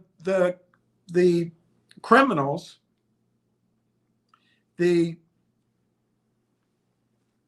conquistadoras, the crusaders, the constant selling of non-existent shares arranged by a few men, slowly, incrementally, over time, getting the ear of the president, getting the ear of regulators, bribing regulators with a revolving door job, corrupting the very banking system with legal precedent and in on it attorneys. They've created a system where that under $5, where there's no natural buying, but there is program selling. The computers can read those headlines. They start selling stock that doesn't exist. And they do it in size. In a DELEP, you saw it in MMTLP. You know it happens. And they never stop. They try to break up the deal. That's a win for the bad guys. Or they try, if the deal's going to go through and they know it's Canaccord, they exert pressure via their big hedge funds to do a deal below market and all these terms at the market, all toxic dilutive crap. That's a huge win. That's a huge win. So that's the selling that started happening automatically February 8th. Corey won't acknowledge it because he's a gentleman. I think he knows about it. But we dodged a bullet. They didn't do toxic financing in the United States. Had they raised money by Kurt Kramer, Ari Rubenstein, Jeff Easton, I wouldn't be talking about the stock. It would not matter how good the story was, because we'd be crammed down. But so they came together 7 years ago. They created the IP. They pre-screened it with Microsoft. They're embedded in all of Microsoft right now. They went to hard work. They met difficulty explaining it. So they went public, and it's been crushed. But they went to the over-the-counter markets in the US, but they didn't raise any money. Thankfully, the company is public. It's not private. So if it were private, it'd already be worth $1.5 billion. Look at Lang Chain. But we couldn't buy it. And it'd end up in our retirement funds, either via a merger with Oracle, which is now run by a woman. Look at how Yahoo went. Look at how GM went. Look at how Hewlett Packard went. Just be careful. It's something about it. It's something about it.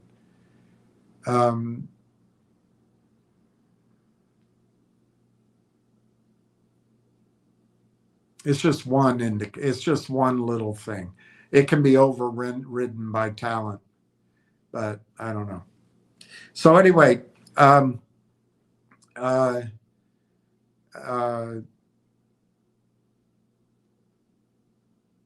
Railtown on February 8th went into an extended, what I call, quiet period. Now, the people here have told me that's not the word. You don't know what you're talking about. So I don't know what I'm talking about. But anybody I've ever dealt with in my network of old guys, they perfectly understand what's meant by the word quiet period. But from February 8th till today, Railtown's been in a quiet period. So the buyers are gone. That's the whales that know the story.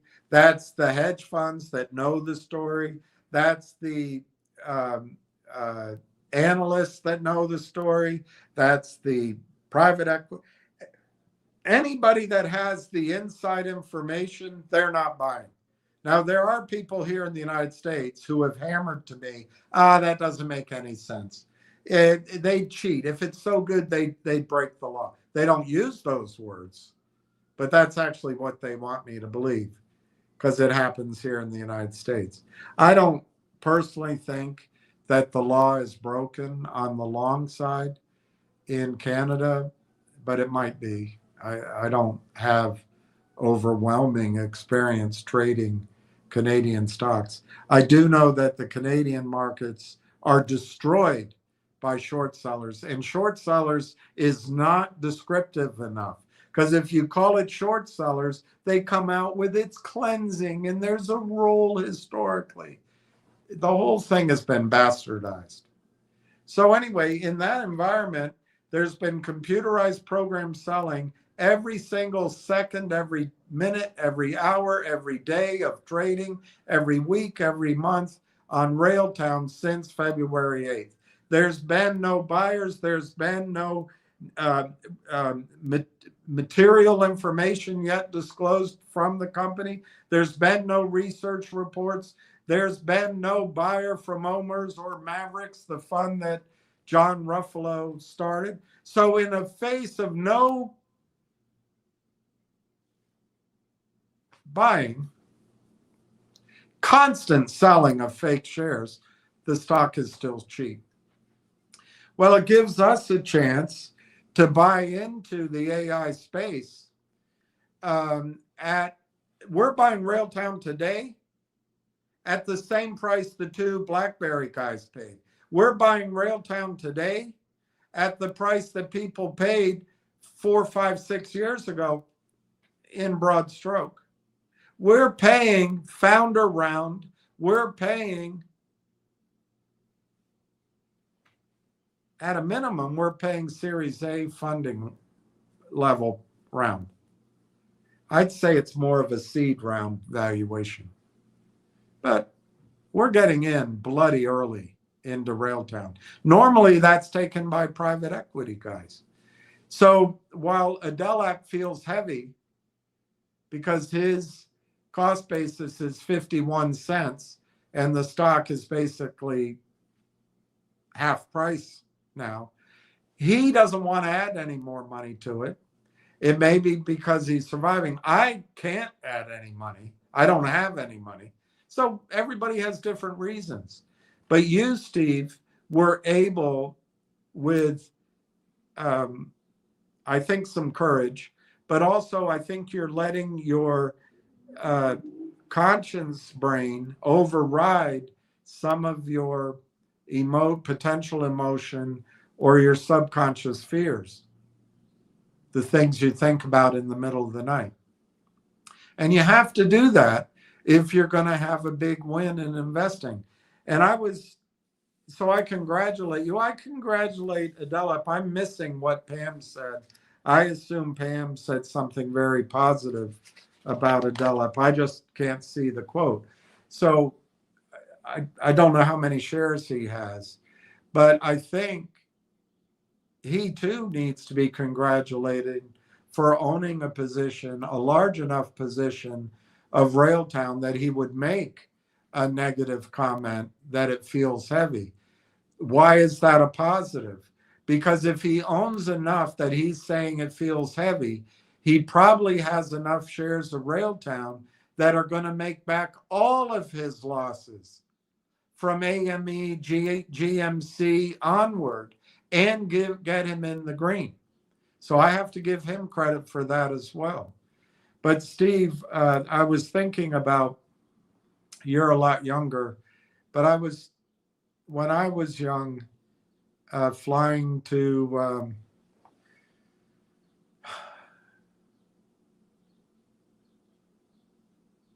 I think it was Prague. I was flying to Prague to spend the summer there with my dad and my stepmother. I think the book I was reading was Hawaii, which I loved. It was amazing. That was one of those books that I always remember for how powerful. Of course, he never wrote, to me, he never wrote a book that I read that was as good as that one. I read a lot of his books. But anyway, I remember while I was there, my stepmother gave me a big book. It wasn't as big as Hawaii, but I was willing to try it because of the um, experience I just had reading Hawaii. That's back before the internet. That's back before uh, there were stores or shops, or to order a book would take 3 months. So I read it. And it was by, I forget the name of it right now. Um, I can see the cover of it. It was about South Africa, and it was about, um, it's one of these books spanning 3 generations, sprawling across 5 continents, rags to riches story, uh, in love with one woman, but married to another. It was Wilbur Smith. And it was a good book. I ended up reading 2 or 3 of his books. I couldn't read them all. They're all written for women. But I enjoyed it. And what I remember out of that book, and I also remember it, and it might have been that summer or later, just later, was Taylor Caldwell's book, of Captain and Kings, something like that. And the guy went rags to riches. He waited tables and he would hear tips. And then he put all his money in one stock. But in the Wilbur Smith novel, the thing that I remember is the protagonist, a guy, I can't remember his name, but he talked about how in a lifetime there you get one chance at a wave. And if you don't get that wave, it's very hard to ever expect it again. But he also, I remember in that novel, spoke about how you can get us, there are second waves, but you really had better get that one. And that, obviously, that's what happened in the novel. He went from his hard times to great success and then came back and, much like the guy in Captains and Kings, became extraordinarily wealthy. But the key, Steve, is you ride the wave. You go all in on that wave. And right now, you are not the inventor of the tools that Railtown has. So it's not like you're going all in on yourself in an industry that you fully understand. If any of you are in that position, that's what you should be doing. You should be investing in what you understand. But since you're not, and I doubt your industry is one that you know how to create wealth in, I don't know. I would find it hard in most industries. Yeah, I could make a great living, but to create wealth, joining somebody else's team is it's rare. So,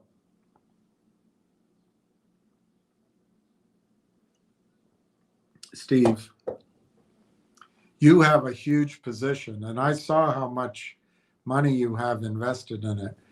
I don't have that much money in it, but I would. I'd probably have 3 times that if I had my account, but I don't have my account anymore. Or if I just had the equity in my house that the person I partnered with to develop it, she just threw it away. But, I guess it didn't matter to her. She has a lot of options in her life. She's a beautiful woman with money, and, I guess she can throw things away.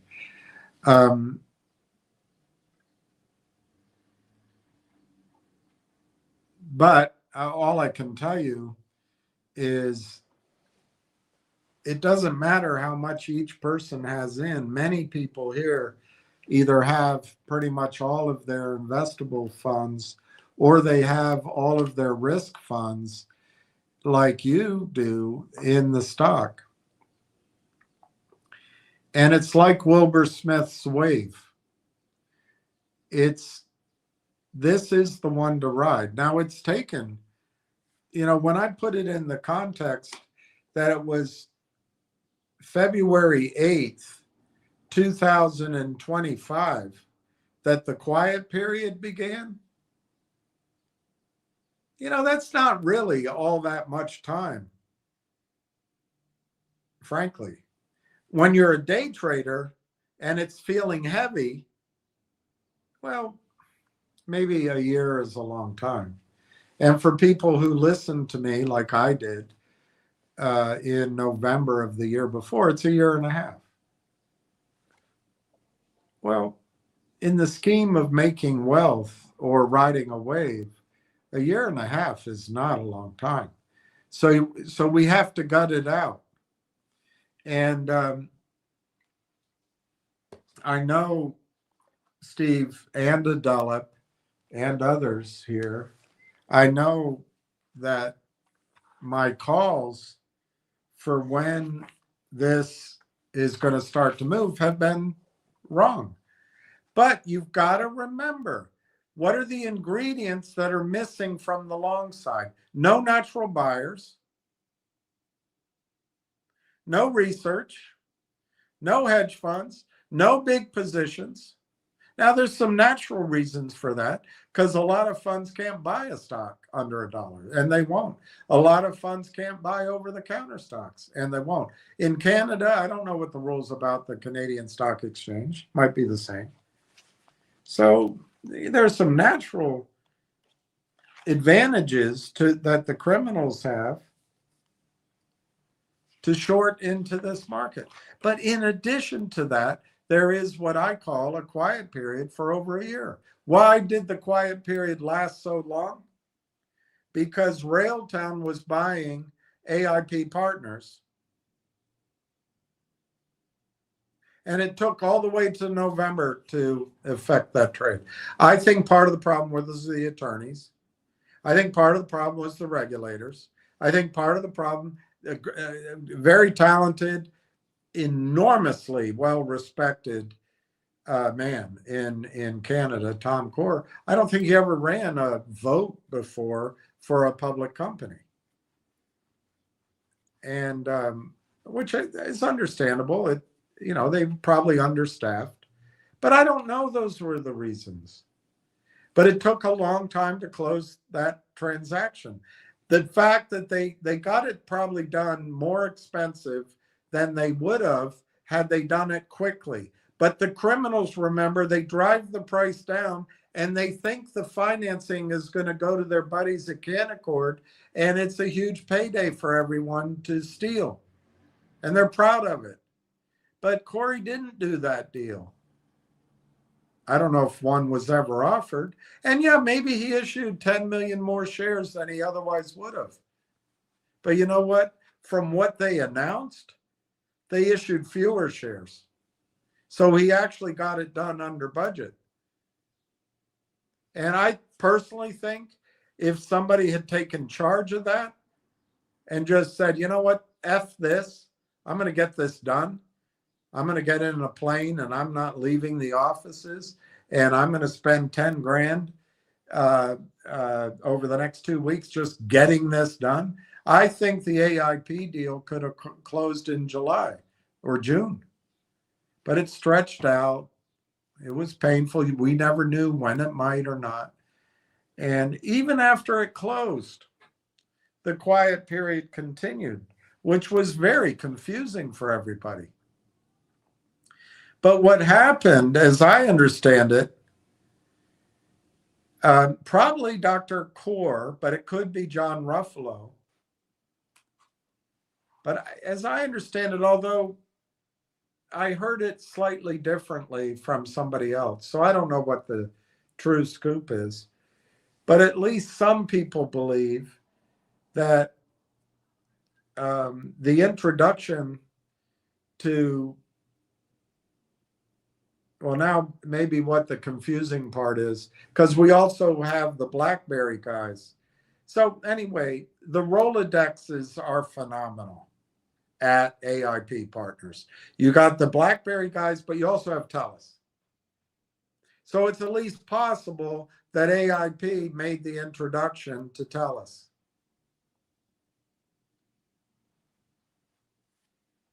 Don't know for sure. I don't know for sure.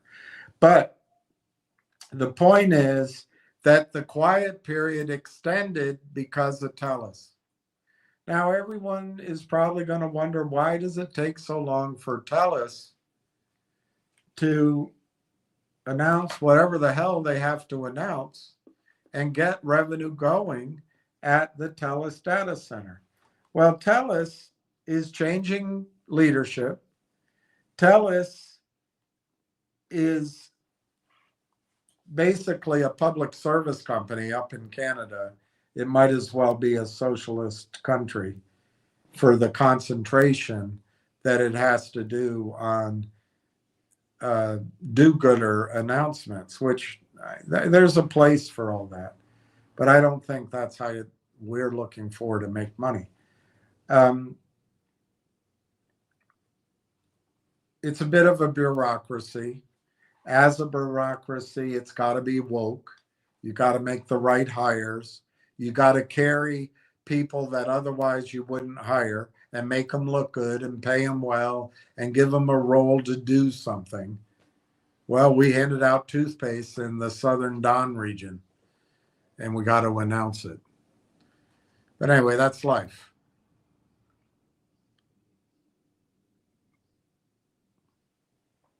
So that could be just the general slow approach of TELUS could be one of the reasons. But another reason that makes more sense could be that TELUS, as the only sovereign AI data center in Canada, as the only data center using for AI the tip of the top, the best of the best NVIDIA chips, as the only data center, to my knowledge, set up to run on hydropower at a third of the cost or 40% of the cost of anything else. Particularly going to be true as oil goes to $300, $400, $500 a barrel.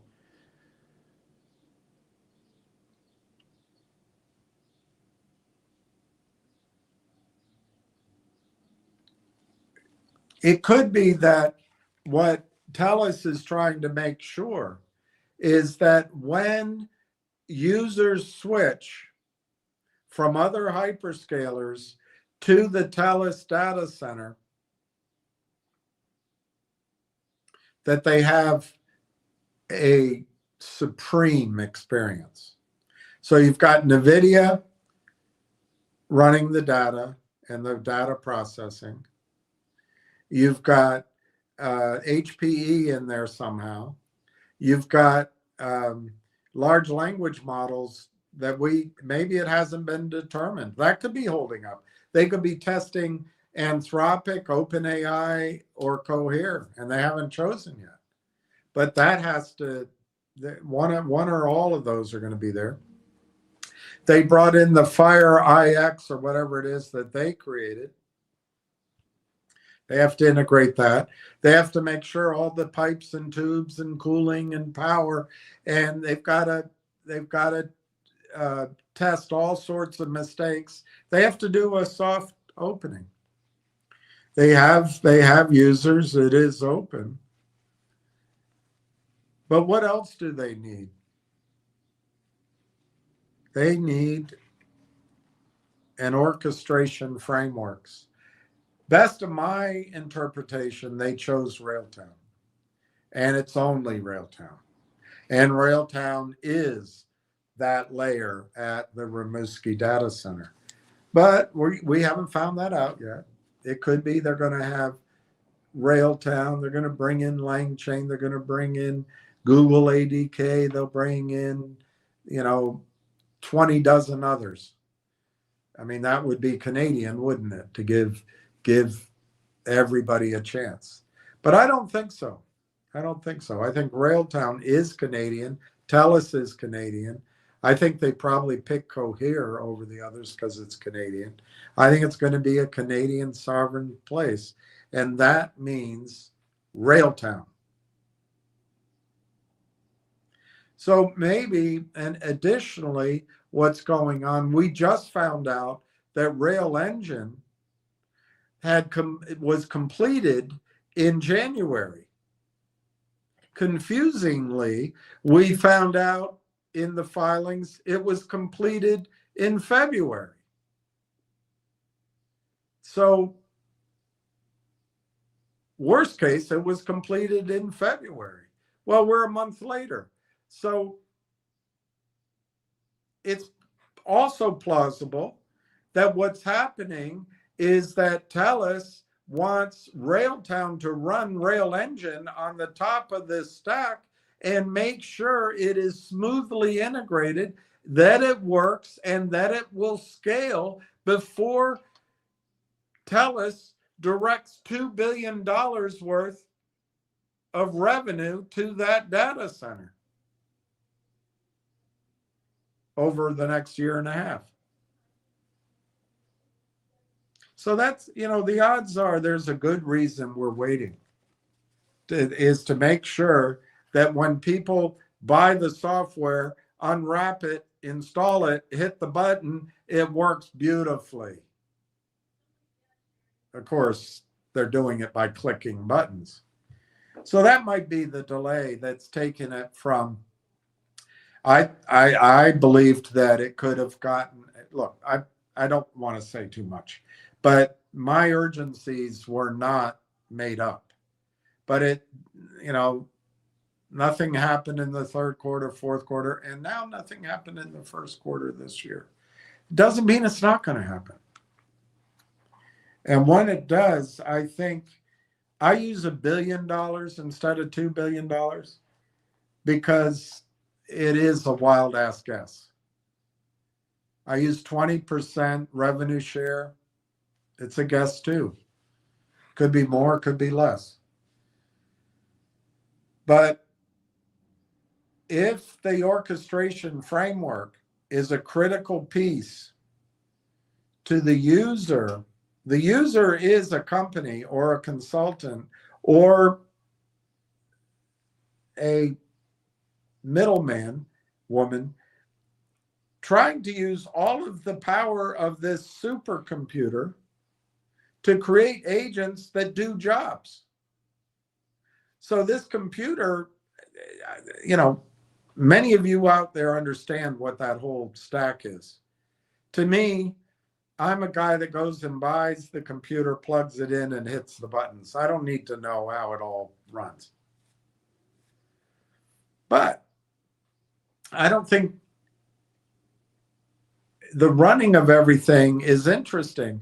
But the key thing is the user experience. They're the ones paying, and they're the ones putting the charge to their customers. Anyway, it's critical that this is my thesis, that the Railtown layer is there and works beautifully. And if it takes a month or two to test Rail Engine, if that's what's going on, okay, test it. That's fine with me. Because once it's, I suppose, I never have been married, but I suppose it's like marrying someone you're in love with. You want to do it right away.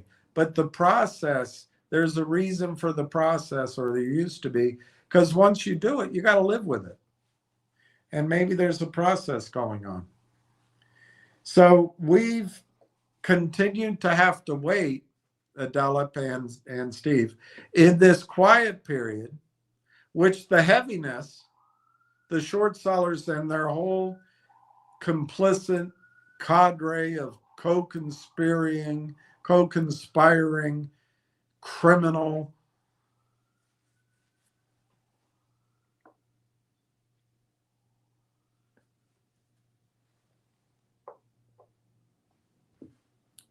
kleptomaniacs,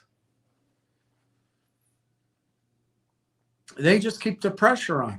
And so a guy like Adela comes in because he doesn't really understand it, and he's experienced MMTLP, he's experienced AME, GMC, he's experienced MULN, he's experienced GTII, he's experienced Finger, he's experienced Vocal. They're all crap stories, except MULN had a good story. But the rest of them, even MULN, it's all about an MMAT. It's all about catching them in a squeeze. It's never going to happen. Everybody's in on it. If we haven't figured it out by now, at that poker table, it says sucker on our forehead, not on the hedge funds, not on the so-called financial advisors like Lind Partners or Geneva Roth Holdings, or I can't remember Ari Rubenstein's right now, Westinghouse or something.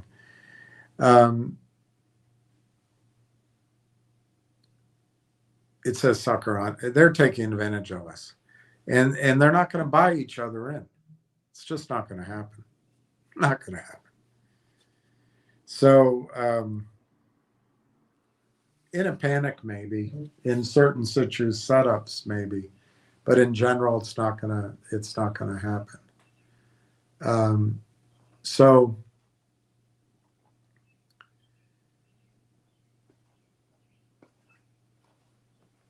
Adelip has nothing to go on because he doesn't really know the story, doesn't believe in it, just thinks it's another bullshit story, another squeeze play.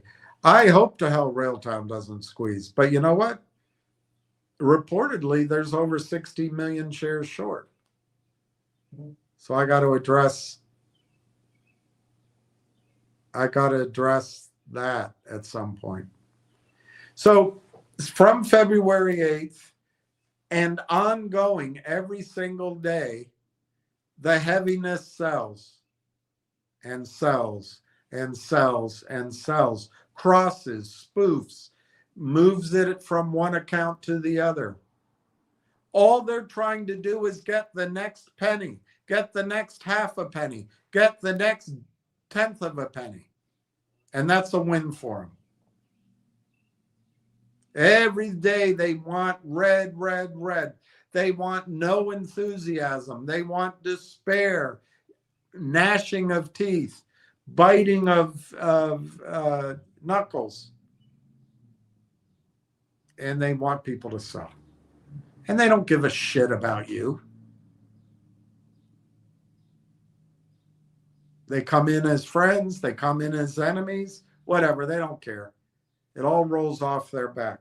Their goal is to get you to be depressed, don't buy, and to sell.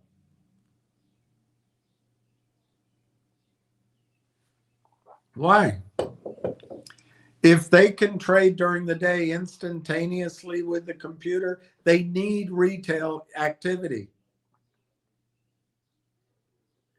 And if they can do 100,000 shares a day and get a penny, it's a grand a day times 20 trading days. That's 20 grand a month, 240,000 a year. How many of you make that much money a year? They don't add anything to value. They don't have to think. They don't have to invent it. Probably Stevie Cohen taught them how to do it, my opinion. They just have to implement it like a strip miner. And they destroy everything they touch. But they get to bring the jewelry home to their wife. So that selling keeps going. So Adelap, the baggage feels heavy to Adelap. But Adelap doesn't even know what he owns.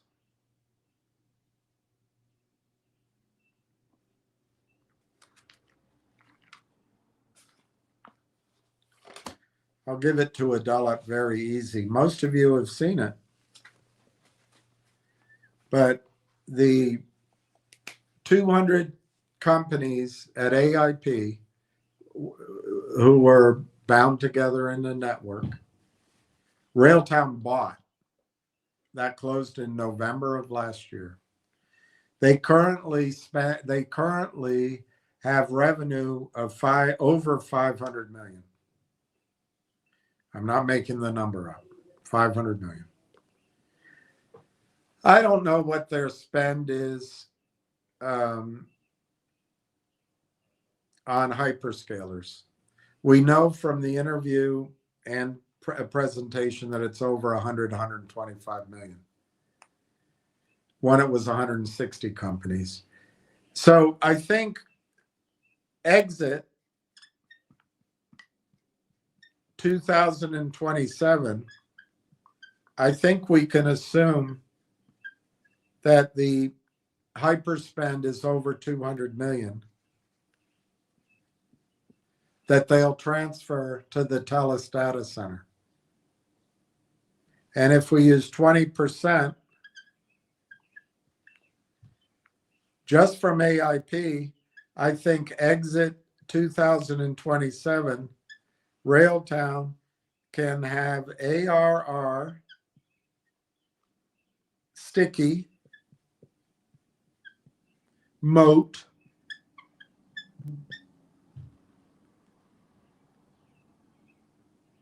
and 100%.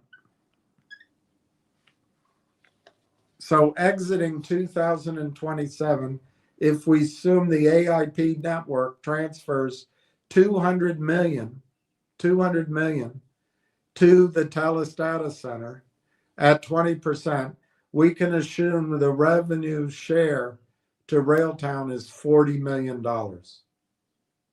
Exiting 2027, forward, sticky, high moat, and 100% profit. If exiting 27, TELUS transfers $1 billion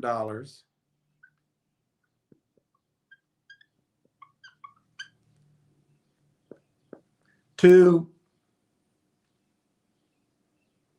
the Rimouski data center at 20%, and it has all the same characteristics, that's 200 million to Railtown, leaving 2027. 40 plus 200 gives you 240 million.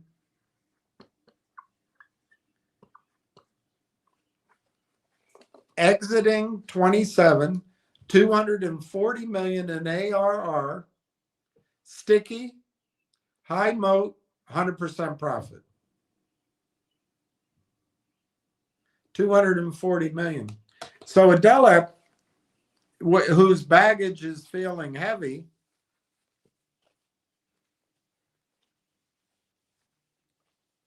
I don't think understands the power of this. Now, I'm going through the day-to-day pain just like you are.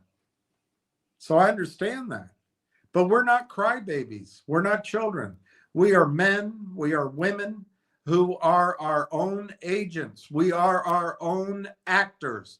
We are taking a decision and standing by it. And we're not doing it as a gamble. We're not investing in Railtown as a gamble. We have to deal with the Buffetts, the Waits, the tides, but we're going to get to the shore.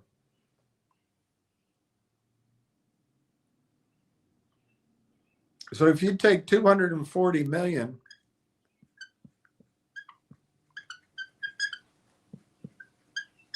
exit 2027, forward 12 months, 100% margin, high moat, and lasts for 20 years or more. If you take all of that, you know what you can do, Adela? You can then look up the outstanding shares, and you'll see it's 213 million. Add a bit for employee options and et cetera. So you divide $240 million by, let's say, 220 million shares.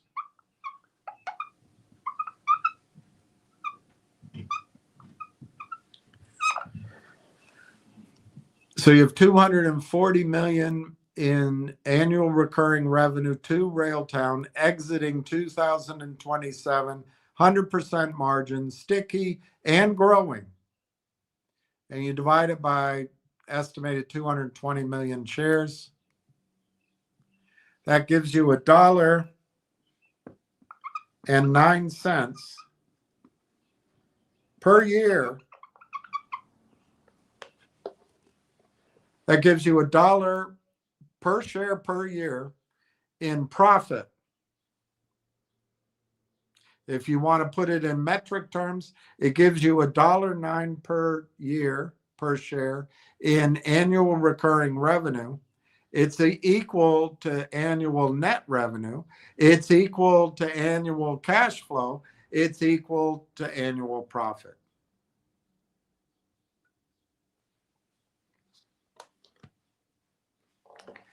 If we call it $1, Adela, I hope this makes your baggage feel lighter.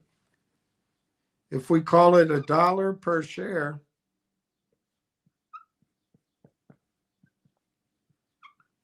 and we give it a finger multiple of 2x on revenue, or if we give it a line chain raise multiple of 85x,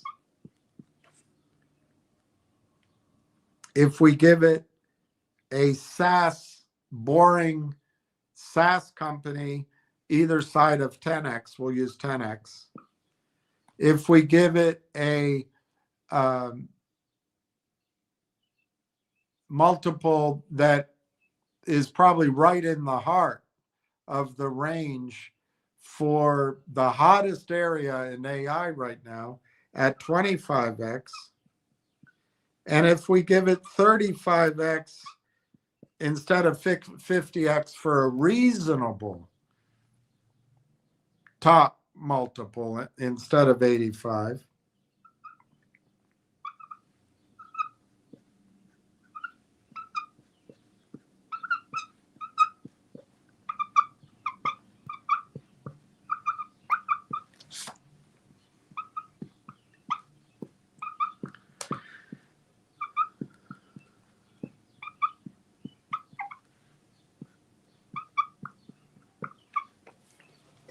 you get targets at finger motion multiples, in other words, 35 million in revenue, making no money year in and year out, you got a target of $2 a share. At a boring software 10x, you got a target of $10 a share.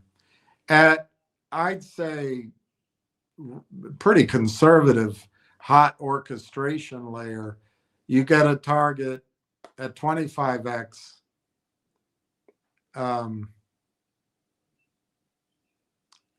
I wrote 15 here. Well, hell, call it 15.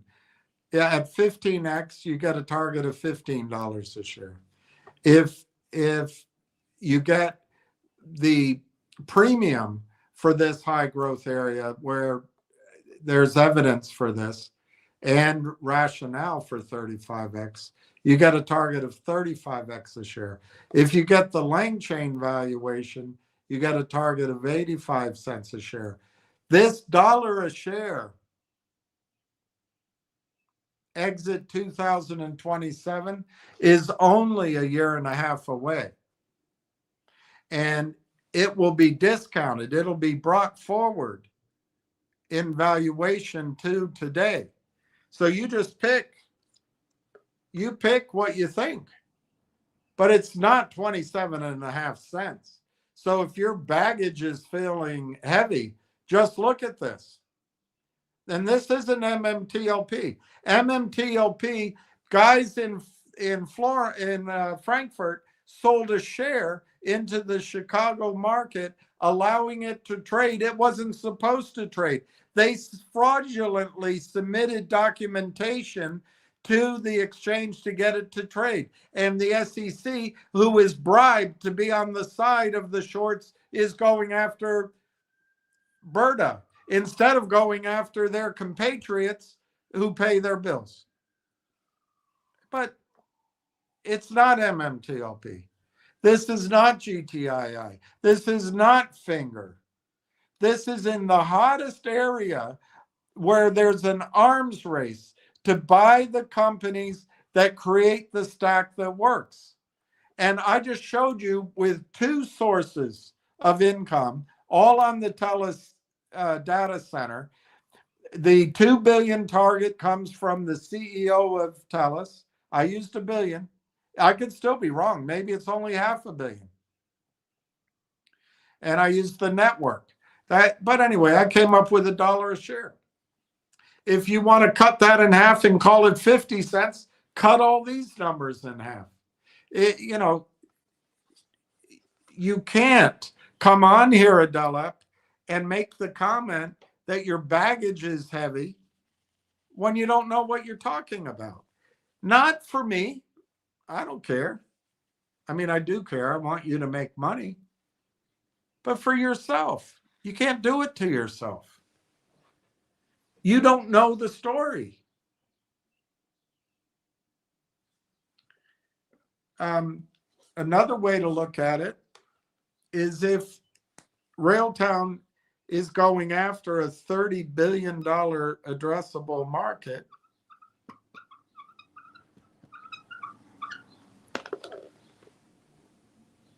which, by the way, the market is $1 trillion, $1.5 trillion.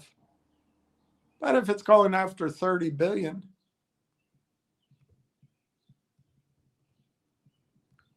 and it's able to get 1% of it, that's 300 million.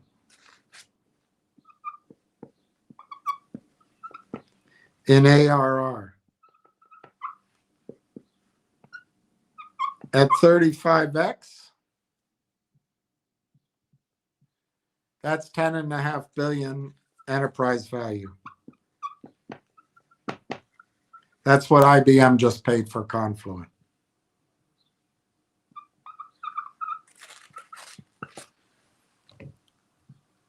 At 220 million shares, that's $47.73 a share, Adelip.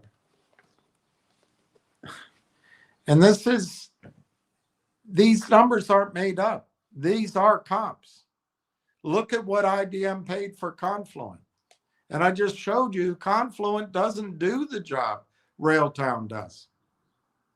It's $47 a share, and your bags feel heavy. You gotta for your own sanity, you've got to do some homework, Adelip. You're crazy. You are crazy to come on here and make statements like that. Not because I'm offended, because you're cheating yourself. You can make all your money back that you lost in all these, but you got to do the work. Steve's done the work, but I know Steve gets scared shitless. Who wouldn't? Who wouldn't? All right, Steve, my timeline so that Adelip's bags don't feel heavy.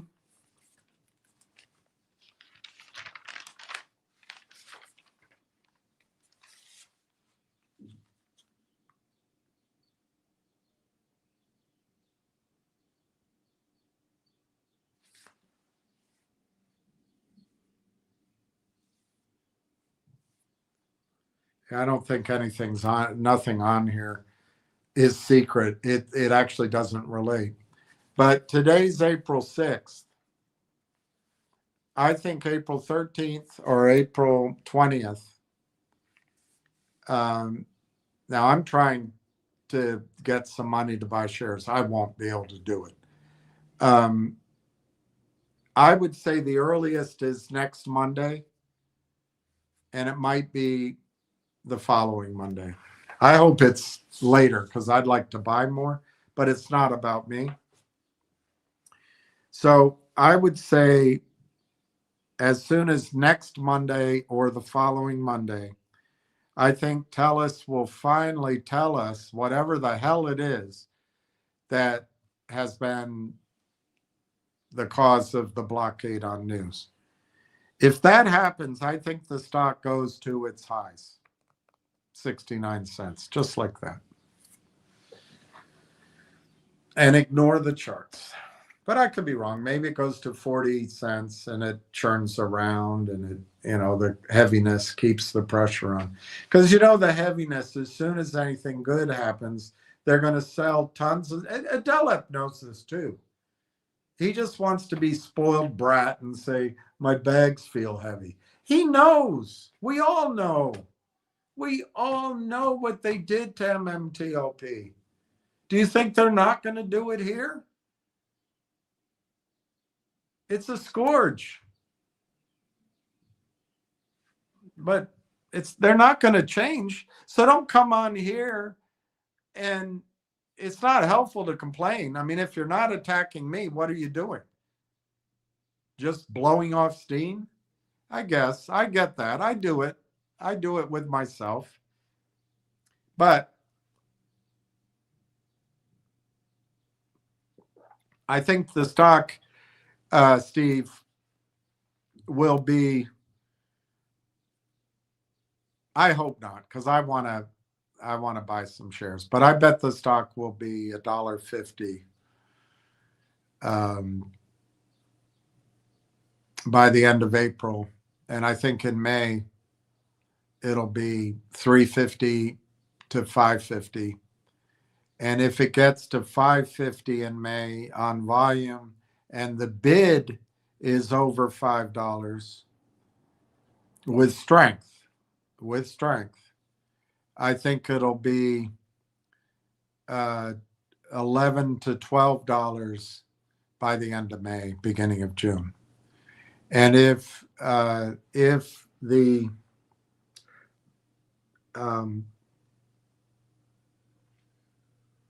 ramp up proves the concept and it works, and this is why all of us should be cheering on that they take their time, make sure it works, because you only get one chance to make a first impression.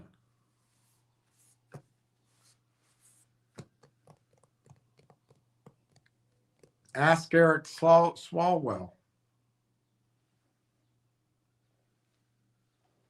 And we should be cheering it on. Do it right. Get it right. But anyway, Steve, I think your wait isn't going to be much longer. And, you know, I don't know how committed to this trade Adelap is, or if he's here just to, you know, poke fun at me. I really don't know. But many of you have made strong commitments to this position. And I think what Adelap represents today, others have represented it other days, is fear. Absolute fear. When news hits, Steve, I don't know if it should be called news.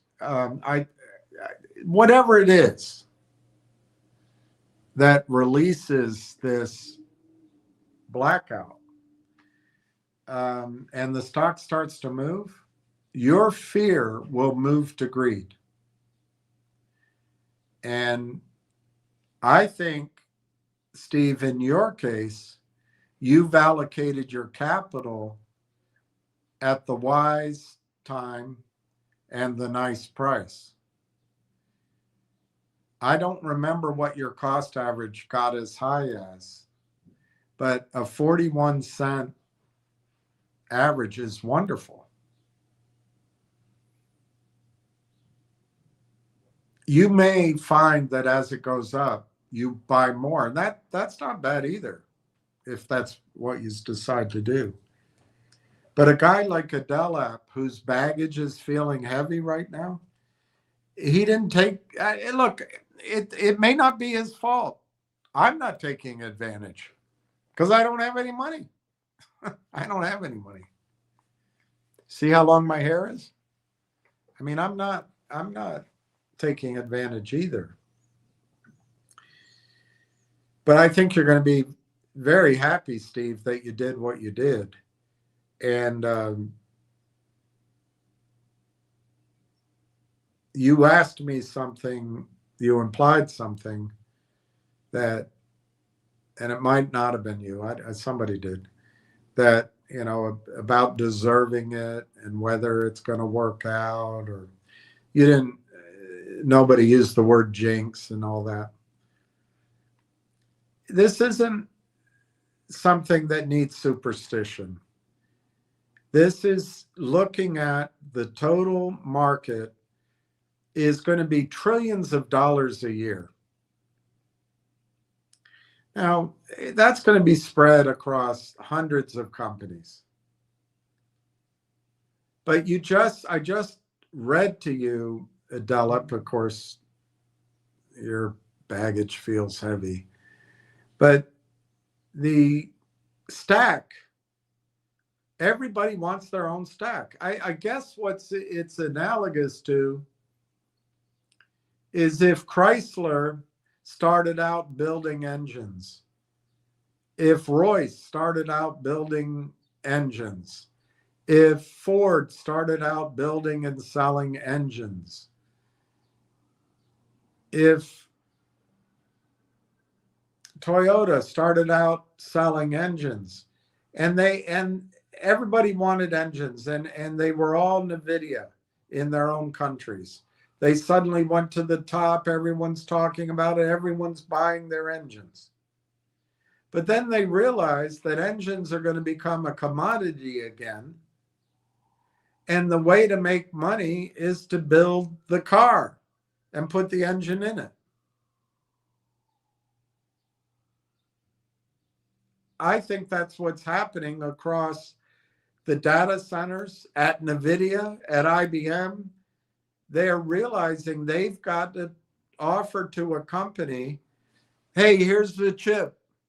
Well, what do we do with that? Well, it's the best chip. Why don't you call my girl at Anthropic and call my friend over at Langchain, and she'll help you out. And if you need to tie that all together, well, you can,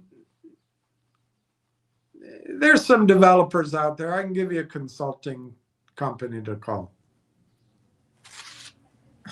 That's a shitty sales position. If instead you walk in and you're getting the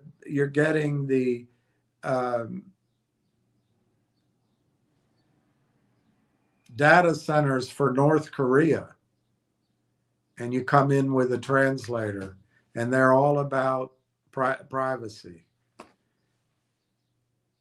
Well, if instead of coming in with that sales pitch, you come in and say, look, I'm NVIDIA. You can buy the whole thing from me. You buy our chip, you buy the best large language model system, and we have the best sovereign AI orchestration layer on the planet. It's called Railtown. I suppose, thinking about it, they could license that piece. But my guess is NVIDIA is going to want to own that piece. So Adela, I think, very lazily says my baggage is heavy. Well, it tells me two things about Adela. He doesn't know what the hell he owns. And secondly, he's a day trader. He's looking for the easy buck. And he didn't make the easy buck in MMTLP. Neither did I. I was looking for an easy buck. But at least I knew the project in oil and gas. I don't know if he moved his shares to MMTLP, to NextBridge. I don't know. But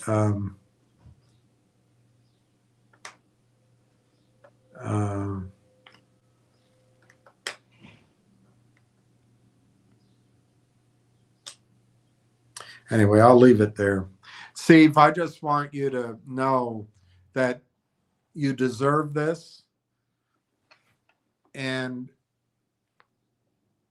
the price of the stock is going to happen regardless of whether you own the stock and regardless of whether or not I'm recommending it. And that's the beauty of it. I think you're going to catch, Steve, the wave that Wilbur Smith talked about in his novel, and it turns out in many of his novels. You're going to catch, at a young age, a wave that can make you as wealthy as a baseball player or a rap singer or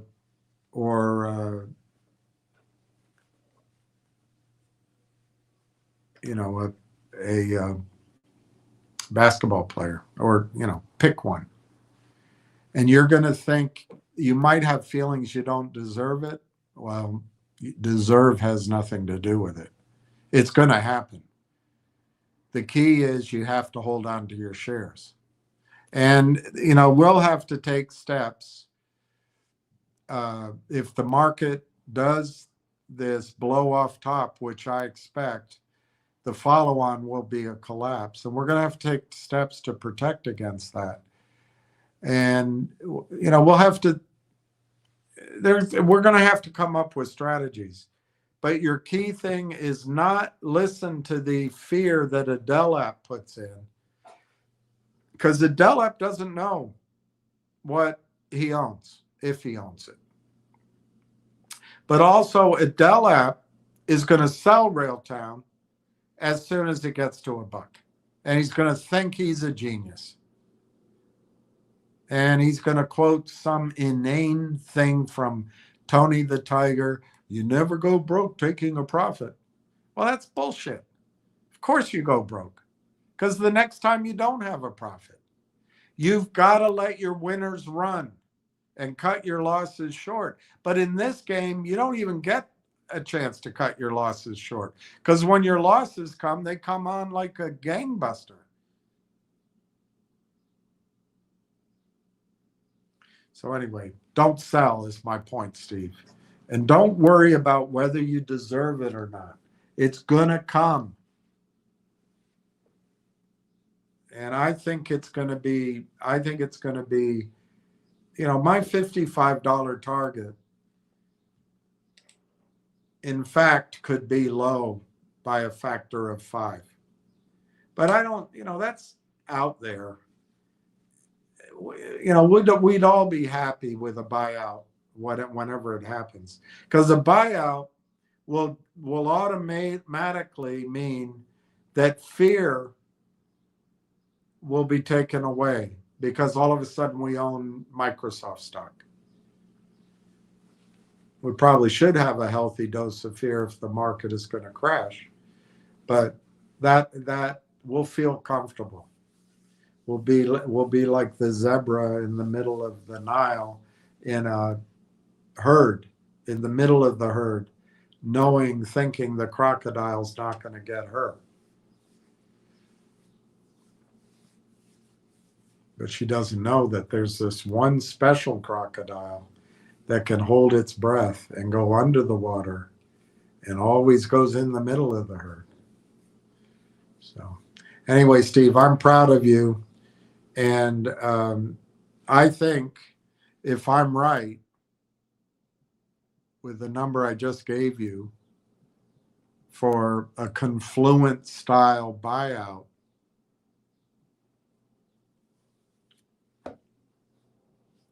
you're going to be a wealthy man, and you deserve it. You deserve it. The key is going to be, don't spend it, own it for a while, and probably try to live off the income.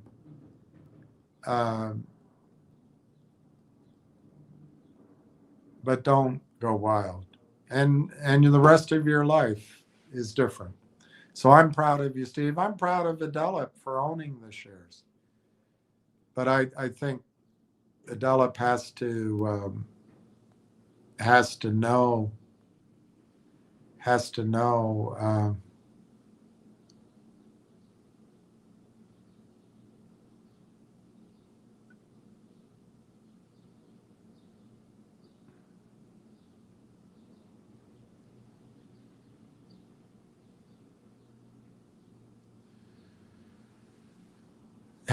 his story.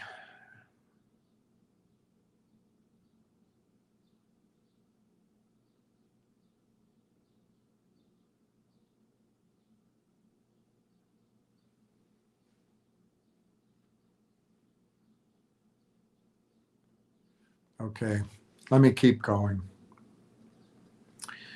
William, member of the advisory board, is linked to Constellation Software. Seems like you said someone I forgot. Yeah, the advisory board is John Ruffalo.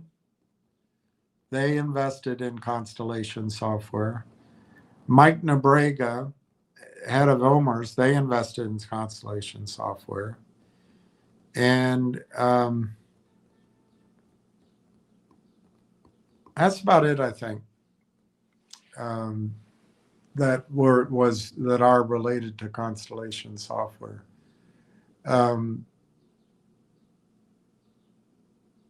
Yeah, I can't think of anyone else, but it's a very powerful thing. I emailed you 3 times Saturday after you got my email Thursday. All right, I'll look. Adela, William, do you know when you had Jennifer Ventrano as your moderator? She blocked almost everyone. I didn't know that. Jennifer, I didn't know that, Adela. I believe she's no longer my moderator. About 2 or 3 months, I don't remember, but I went through, and I only think I have 1 or 2 moderators now. I put her as moderator because I trusted her. She seemed like a good person. Somebody else vouched for her. But if you can't tell, I pretty much don't, as soon as somebody shows some negativity or does something that makes me even suspect they're working with the shorts, I just don't trust them. I mean, I'm willing to change my mind if someone like Pat, I think, must have vouched for you. And so I'm willing to change my mind. But this game, the shorts and the people who work with the shorts, they're paid to do it. They come at you friendly. They come at you as an enemy. They come at you as just an innocent. They play every game in the book. But ultimately, they want to spread fear, uncertainty, and doubt, and they want to take your money. And it pisses me off. And I probably overreact. I probably get it wrong. But my overall goal is to make sure that they don't steal from the people listening to me. But it's hard to do. But I do. You're not the only person. I think a couple of people told me, they warned me about her. A lot of people on the space calls seemed like good people, and then they turned out bad. I only trust, and just because I trust them doesn't mean there aren't others that are trustworthy, but I really only trust Busy, Anna, Junk Savvy. I think there's a guy named Patrick, 100%. And there's a handful of others that if you gave me their name, I'd say, yeah, I trust them. But otherwise, I don't trust anybody. I think they're all there with an agenda. And I mean, agendas in and of themselves are not bad, I suppose. But when you're being paid by the shorts, or you're joining in with Double D, and I've already shown you I don't trust Tony at all, because to me he's shown his colors, and I don't think a turtle changes its stripes. But other people have different opinions. Ricky Brogan, Della, I think she is the one that got me as well. I don't know, Ricky. The last time you got cut off, I think, was after I took her off. I don't know, though. I don't know. I really don't know.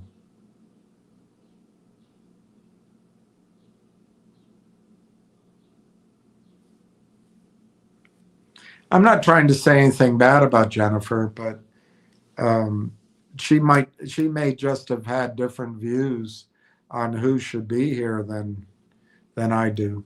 Look, I don't mind people contradicting me if it's done in good faith. But if somebody comes on just to FUD everybody, that's what pisses me off. And I don't always get that distinction correct. I don't.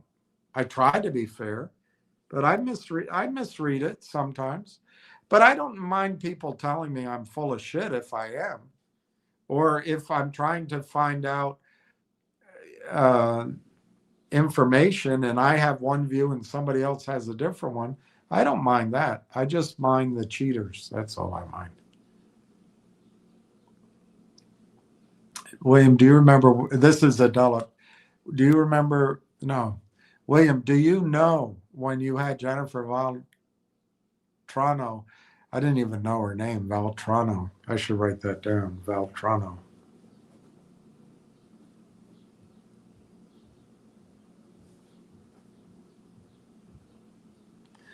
As your moderator, she blocked almost everyone, and you kept her as a moderator for a long time.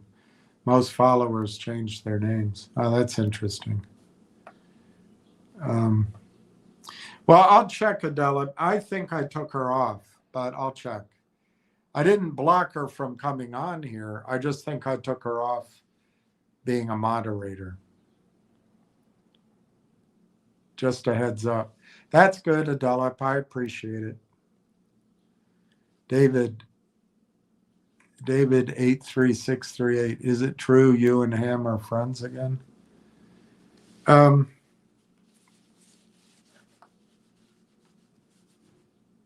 Well,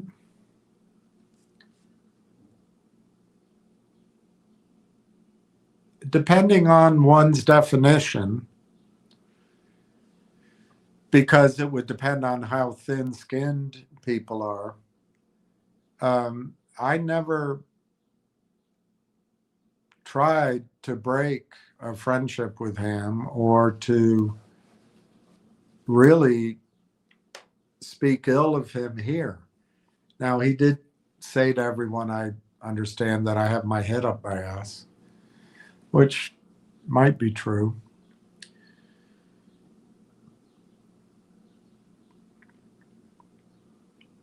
So it goes, I guess it goes both ways. But I never cut off him. I think I don't know. I've never asked him. And my guess is when I was stating my views on Finger, it wasn't the message that he was presenting. But I don't think he asks anybody to think his way. But anyway, I don't. Anyway, David, I don't know exactly why, but he was meant to come on my whatever you call this thing, and he didn't. And he ended up doing, for the next months, he did his things through a guy on Spaces. I can't even remember his name. The guy looked like he could kick my ass, though. Yeah, I mean, probably a good guy. I don't know. And with Kristen, who I think the world of. But I would say, you say again, I would just say we didn't stop being friends.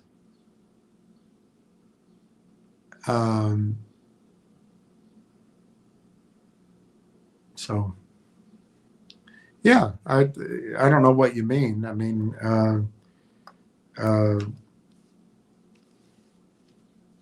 are we friends? Yes, we're friends. Adela, William won't read mine because he thinks I'm a day trader. Well, that's not. I will read it. I'm convinced. There's comments that disappeared, and I said that, but it's clear that Pat said something positive, and I trust Pat, so I'll believe. I'm not cutting you off, Adela, but it's not. Maybe to call you a day trader is wrong, but your mindset is a mindset of a day trader. I don't know many investors who pick the bottom in a stock. I don't know many investors who pick the day the stock goes up.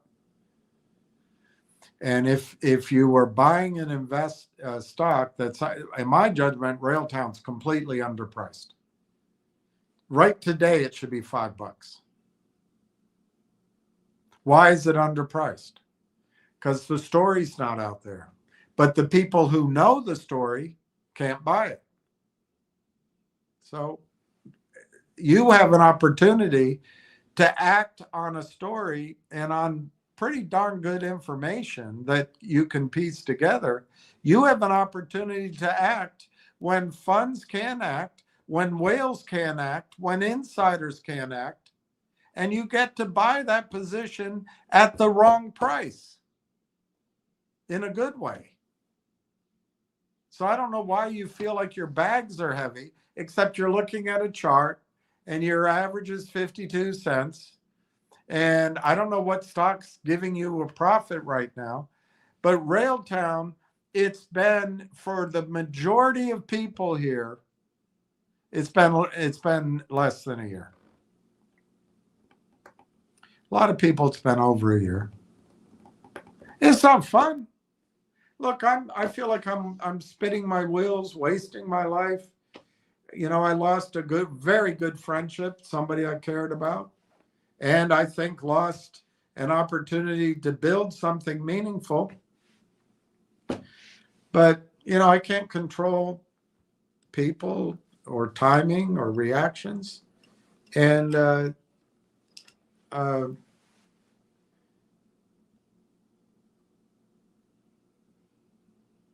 Adela, would I have rather that this thing were already $5, $10? Yes.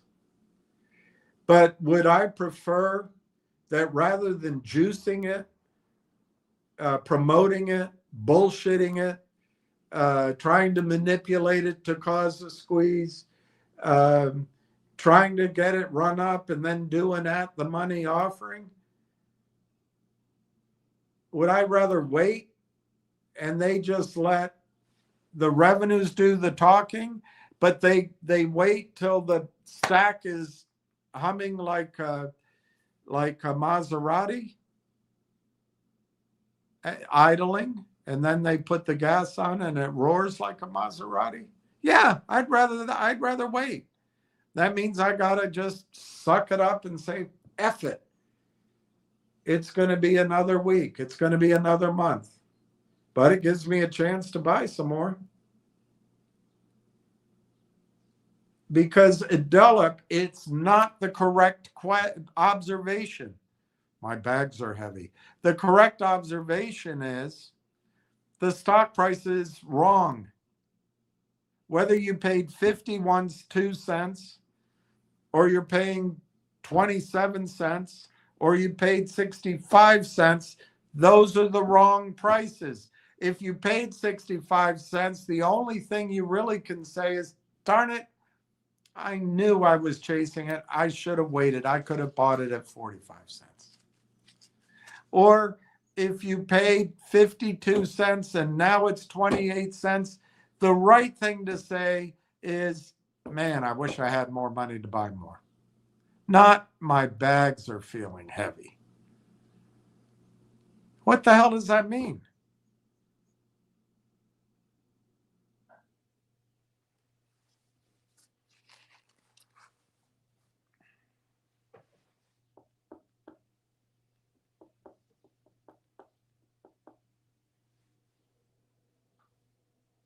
All right, I'm going to move on, Adela. I'm glad to read your comments. I lost some, obviously.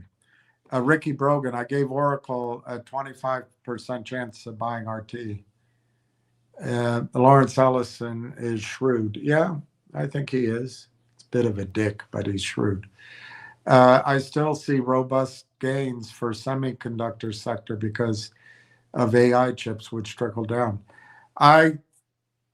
I don't even think you have to worry about the trickle down. I think, well, no, actually, I see what you mean. I think chips are the place to be. There's going to be a shortage of chips, particularly if China invades Taiwan or if somebody takes out part of Holland, of Amsterdam or wherever the chip factory is, or if there's an earthquake in Palo Alto. The chip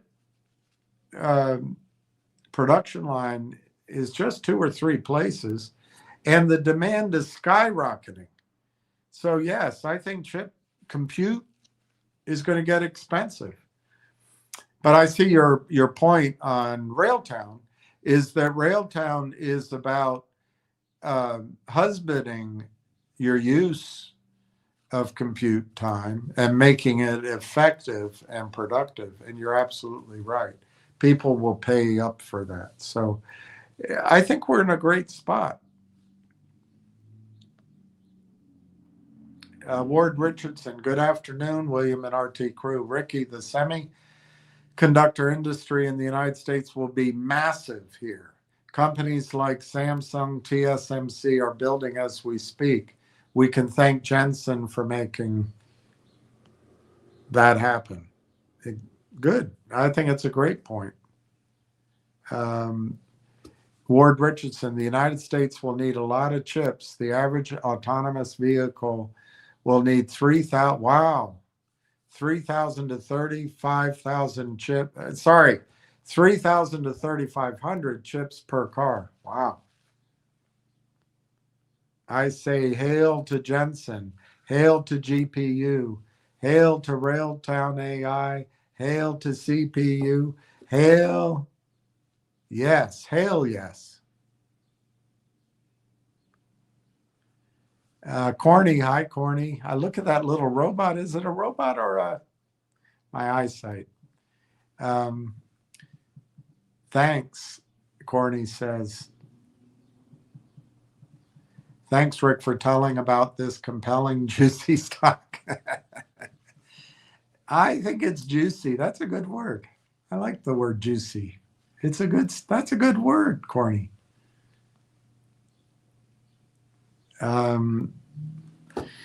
Ward Richardson, another way you can look at RT is that Corey and his team did what the other 47 million software developers did not do. Think about that for a minute. Yep, they sure did.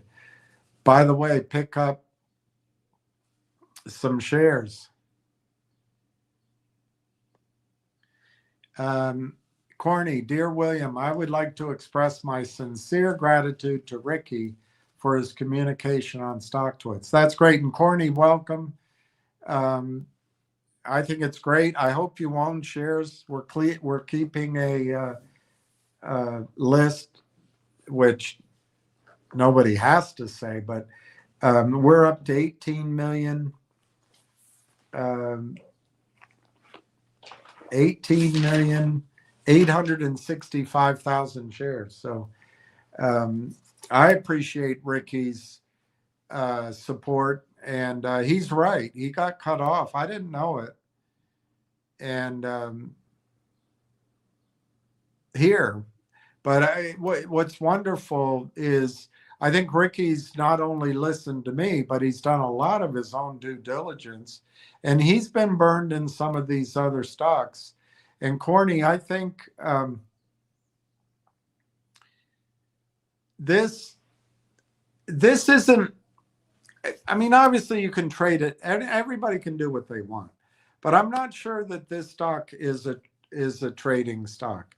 And I don't know your position and I don't know your interest, but to me, Railtown is a stock to buy as much as you can. And I personally think all of your speculative stocks and all of your high risk stocks right now should all be moved to Railtown, not even knowing those stories. Because I think Railtown is mispriced. I think Railtown is, can I call it a ticking time bomb? Railtown has been meant to have some things happen, and my urgency has always been too soon. So I suppose you could factor that in, that maybe I'm too soon still. But I think Railtown is on the verge of whatever's going to happen is going to happen. I think there's a lot of parties involved. There's the AIP guys, there's the original Railtown guys, there's the investor relations person. She's great. There's the now the BlackBerry people in, but it's one of the only stocks which by, I think, serendipity, our timing, it's in the hottest space in AI right now. Everything's hot in AI, of course, but AI went from the data centers, buying the land, building those. That's still hot. It's the power grid. That's still hot. It's about supplying energy. That's still hot. It's going to be the copper, if there is copper, silver, the other raw materials. That's all going to stay hot. But and NVIDIA has what, 90% or more of this new space. because they caught on to an idea early. GPUs could be used to do what AI needs to do, and it's the perfect integration into the massive computing power that has just come on stream. So Jensen, I'm not sure his stock went straight up, but I don't know. There's been moments of doubt and pain for his stock, but it's, you know, but all of a sudden, as we moved up the stack, the recognition of the importance of sovereignty, governance, observability, control, and real-time ingestion for robotics and et cetera, it all goes to two guys who saw it 7 years ago. And they call Jensen a genius. I think sometimes genius is just seeing the information and acting on it. And then it's a little bit of luck that no one else did it first. And that doesn't take away from the genius of Jensen. But I think that describes also the genius of Corey and Marwan. I personally, I think they're genius.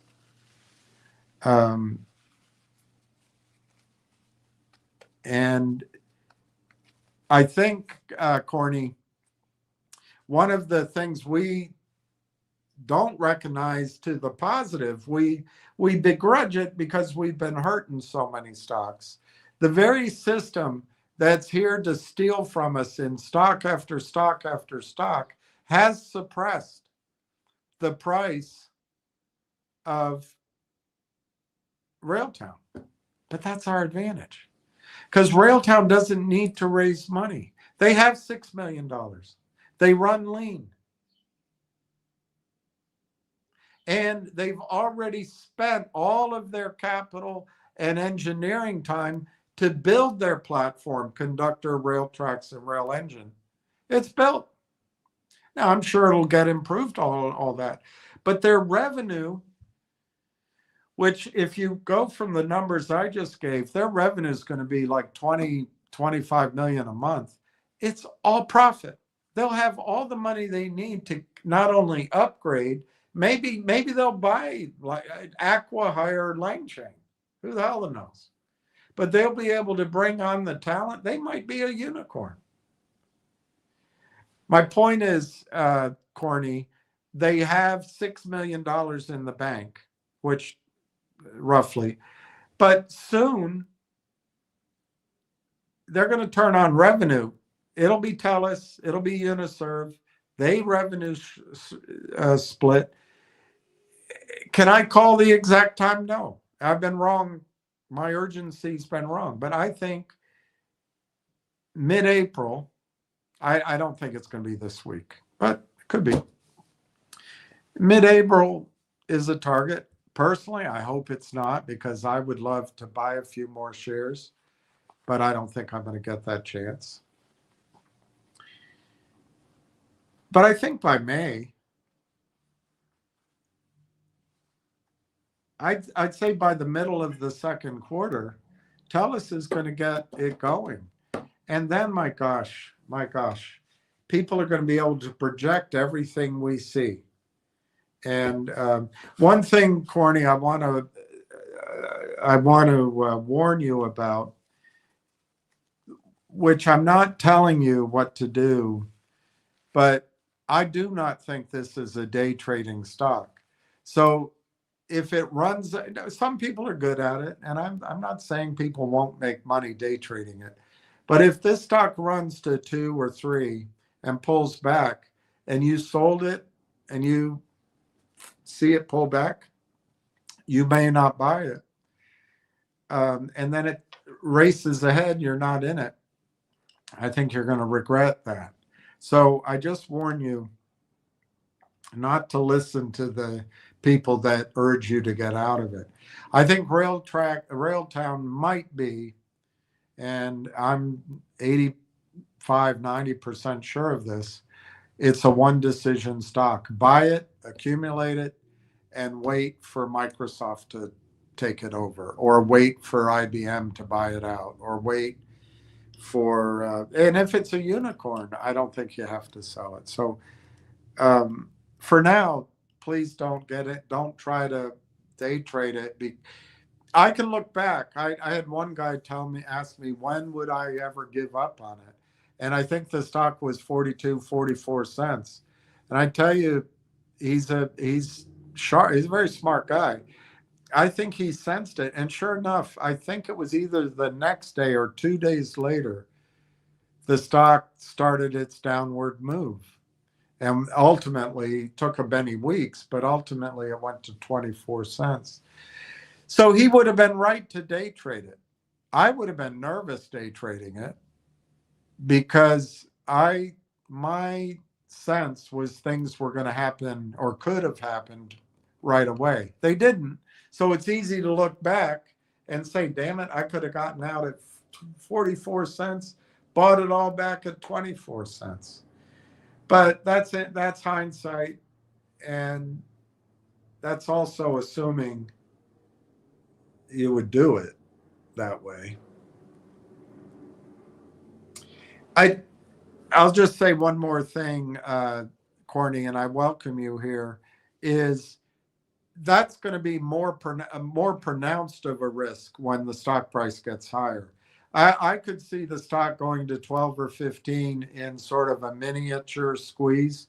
And if people take money off the table or take it all off the table, once the stock is in those ranges, $10, $15, there's nobody on the planet that won't be allowed to buy the stock, assuming there's no earnings release pending or some other acquisition pending. And if I don't know your position, but if somebody got out of 25,000 shares at 13 thinking, wow, I made a great profit, I love it, and the stock pulls back to I don't know, 12, and they're thinking, well, I'll buy it back if it pulls back to 750. Well, it pulls back to 12. It never pulls back to 750. And at 12, it only trades 5,000 shares before it starts its march back up. I think shares are good. The availability of shares, Corny, right now, a guy like Adela, who I think is a friend of the idea, I think I might have been too hard on him, but he expresses the concerns that some others have too. I don't think he's looking at it the right way.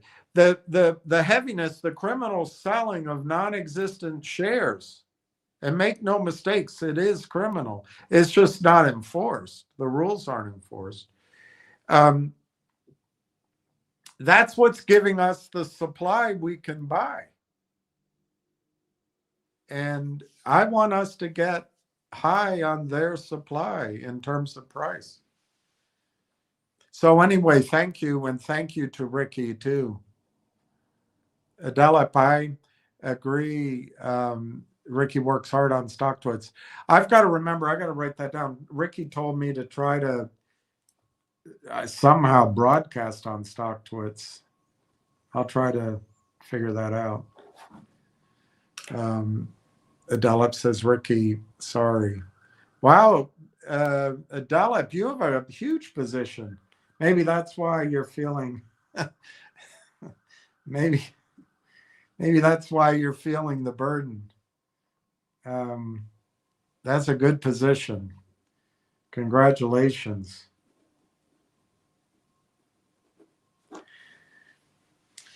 I think you have a great position, Adela. Of course,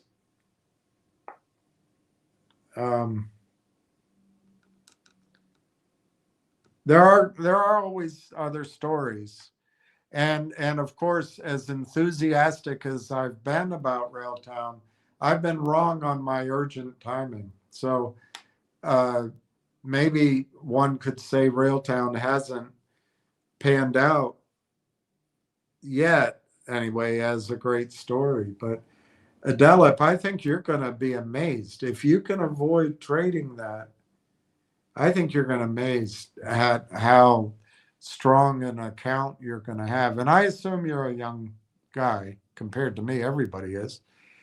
So I think you're going to, I congratulate you. And I hope you make a lot of money and hang on to it. I really do. Um, uh, Ricky says thank you to Corny.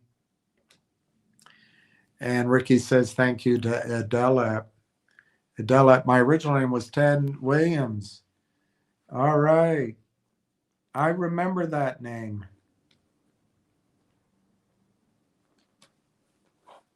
Wow, you lost 500 in MMTLP. No wonder you feel that's a huge amount of money. I hope you got it to next bridge. But if you didn't, um, I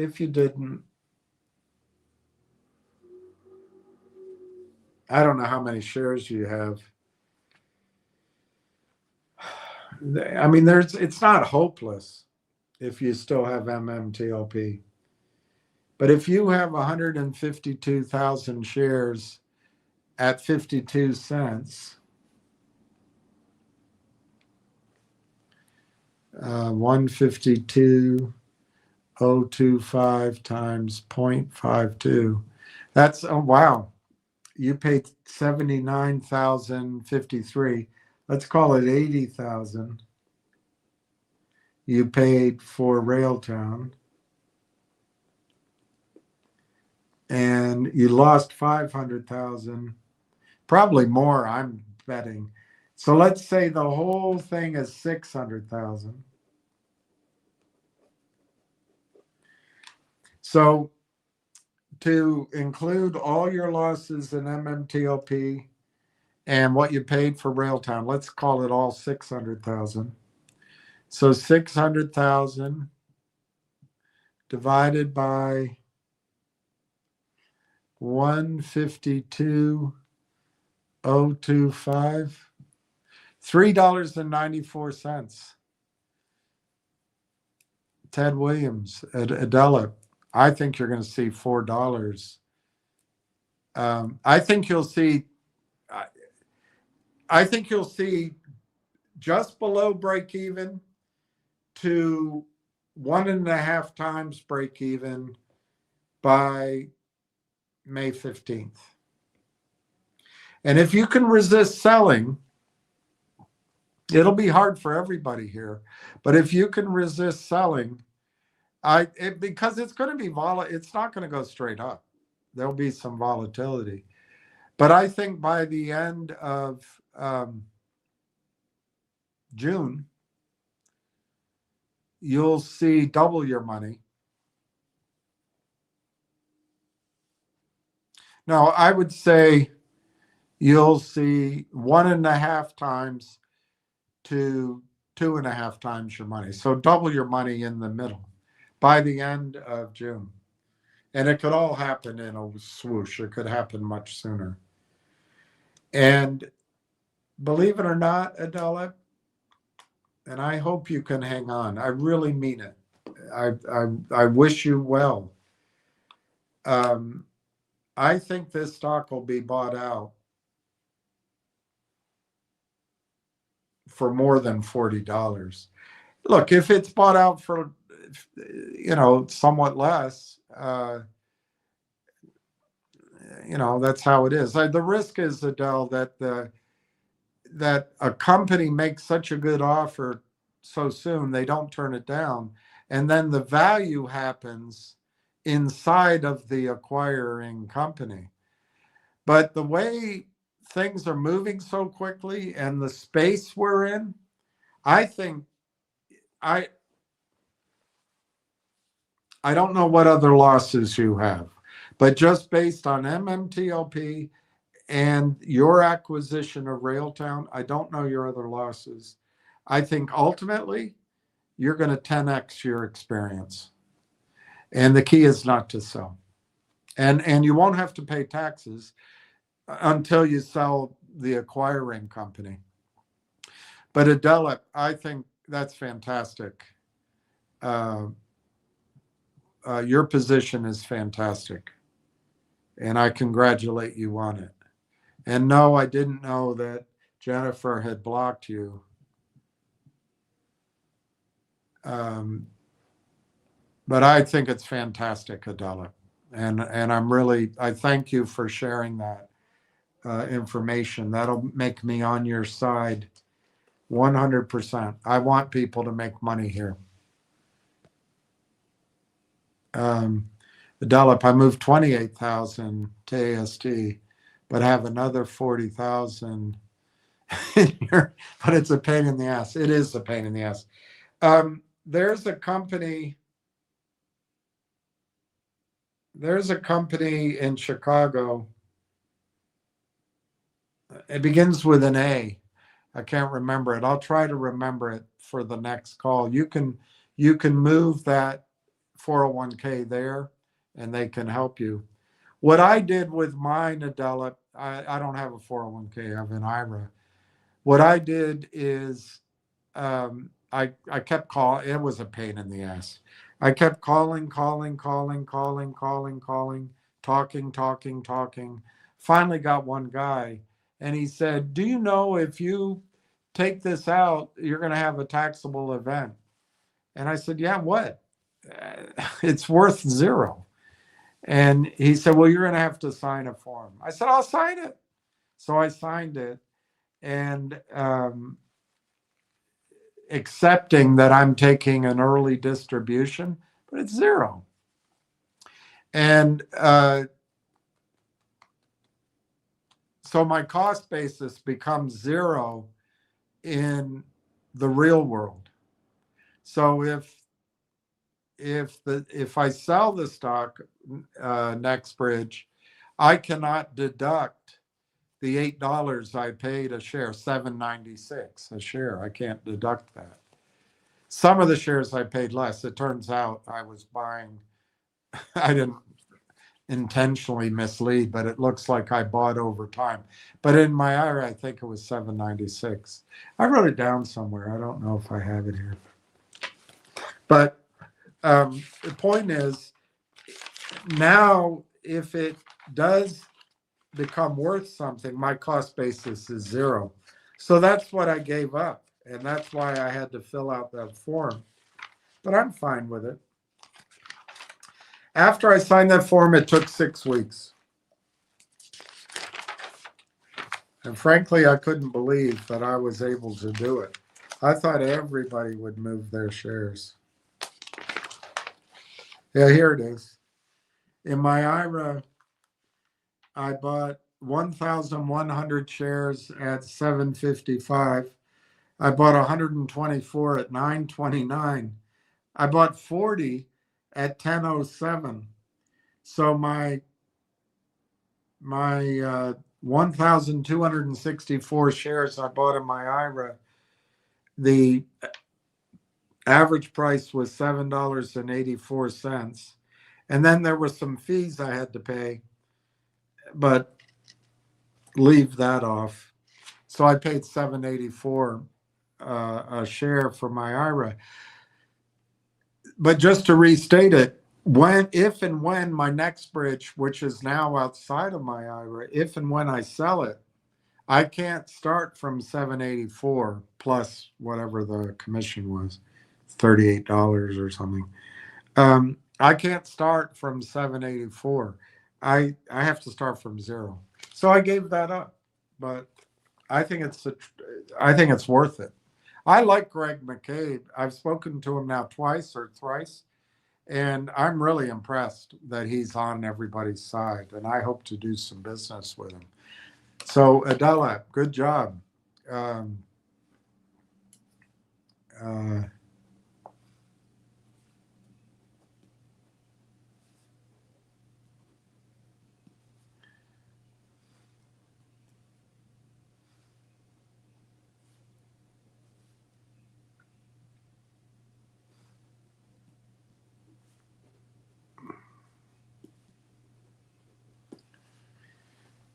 Even worst case, if you never get the 40,000 out,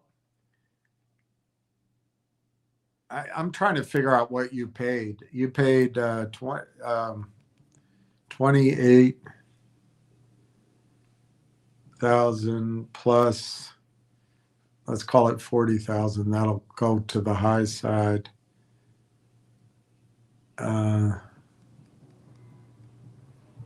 Yeah, you paid like I did.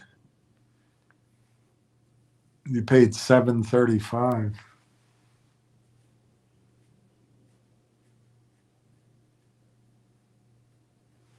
But anyway, I think it's possible your 500,000 shares of NextBridge.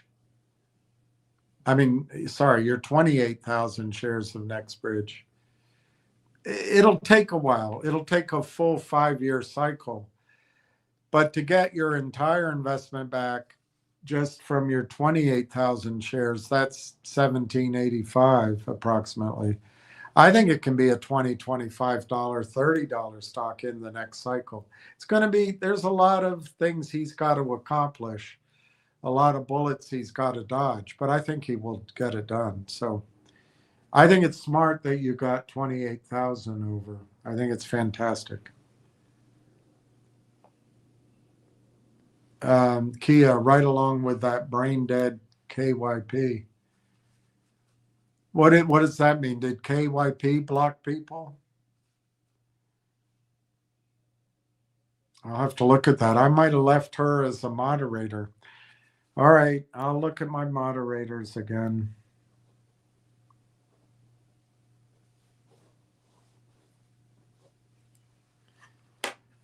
Maybe I'll just take all moderators off.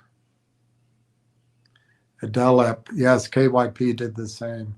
I think William lost a lot of followers thanks to his corrupt moderators. See, even I get bamboozled. I'm telling you, it's a campaign. It's a real campaign from all sides. And it's highly competitive. It's highly competitive.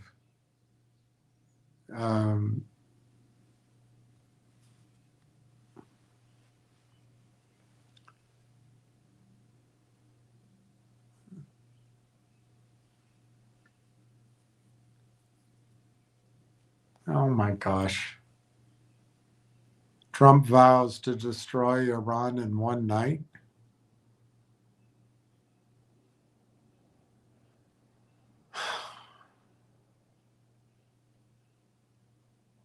Why?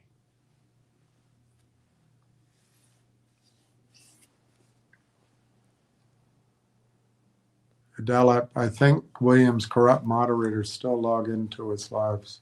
All right, I'll try to remove all moderators. Thank you for telling me. Adela, yes, 350 will get me back. Well, I think 350 is going to happen. Adela, I really hope it doesn't happen, but I think 350 can happen in 2 weeks. I hope not, because I'd like to buy 10,000 more shares, but I don't think I'm going to get the chance.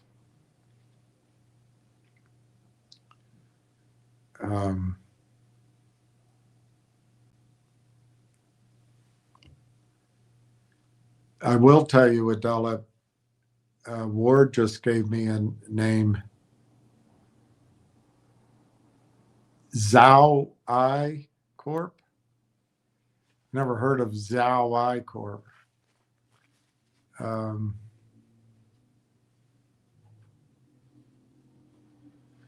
It went to $1 today. That looks suspicious to me. That looks like a squeeze. AIXI. I'll have to look that up. I wouldn't chase it. Would not chase it, but it was 13 cents and it went to $1 today.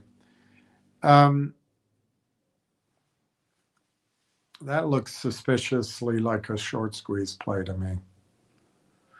So I don't want to, but anyway, I think this is the kind of thing that can happen to Railtown.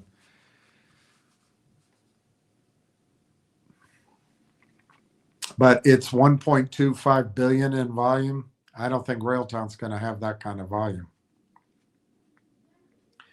I think if Railtown does 1 million shares and it's up, and then 1 million more shares and it's up, and 1 million more, it's on its way. I don't think this looks like a short squeeze gimmicky thing.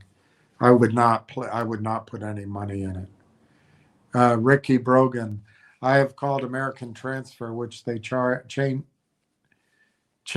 their name. Told me at the time I couldn't, but maybe check back, so I need to this week. Look, Ricky, the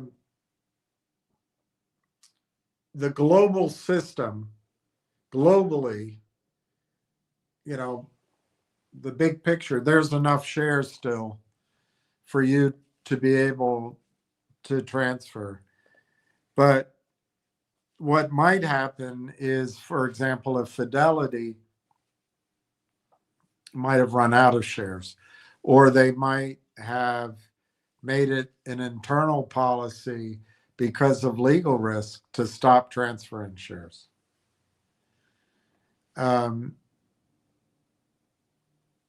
If brokerage firms are colluding with each other to stop transfer, that's a big risk on their part. Big risk. If they have nothing to hide, they should transfer. But there is a scenario where I could see the compliance or their legal team tell them not to transfer anymore, because this is rapidly escalating into the category that it could be a big loss to the firm. And so in that context, I think they would want to keep the shares as part of their settlement. So so basically, I'm saying there's three things going on. One, you might find that one of your companies out there is that you will find your company will give you some shares. Secondly, their legal department might have shut them down from doing it because either they're colluding with other brokerage firms, or the legal teams everywhere are saying there's risk here, we better hold off. Or thirdly, your company is like a TradeStation or like a Fidelity, rumored to have run out of shares to give. But as far as I know, there's still something like 60 to as high as 80 million shares that have not transferred to the transfer agent. And I always thought the guys and girls on space calls that were advising people not to transfer, it's as magnificently stupid as Donald Trump listening to Benjamin Netanyahu and bombing the bejesus out of a mountainous country with 95 million people, expecting that we can win something. But people do stupid things, and I've done stupid things. But I think Double D was paid and was promised a bonus. That's on information and belief, to mislead people. But keep trying. Keep trying. I waited too late. It's possible. And if you did, you did. But I would keep trying.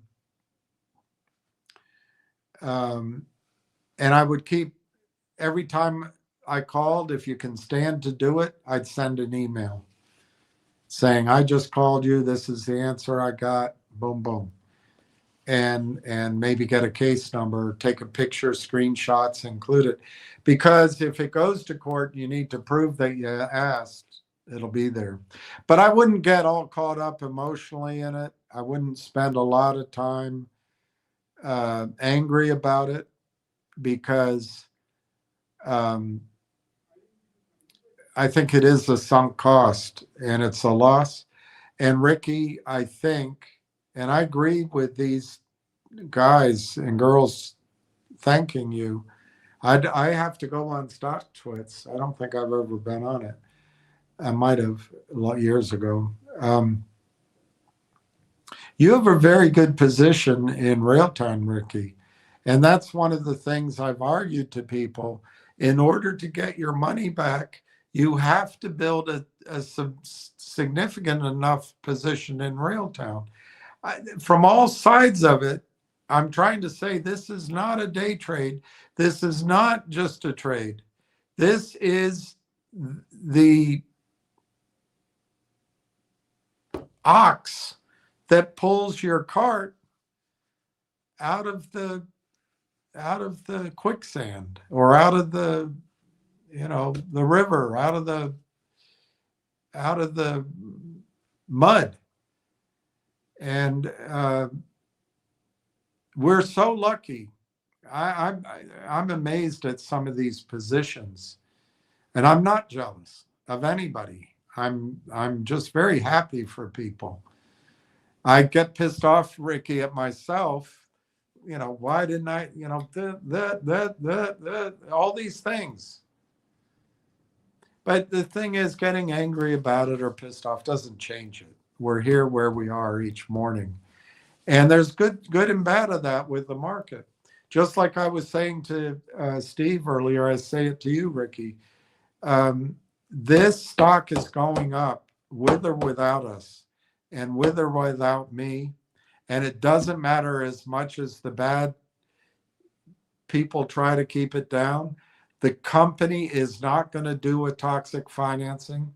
They have enough capital to bridge to revenue. And even an idiot analyst is going to be able to extrapolate and discount, bring forward revenue out 2 or 3 years from now, whether they're internal to a hyperscaler or they're public facing at a brokerage firm. You're going to make your money back, Ricky, because of your hard work, because of your courage, and because you have shared that information with other people. I believe you deserve it. But the key here is don't bring the anger, tension, fear from our past trades into this one. This one stands alone. And I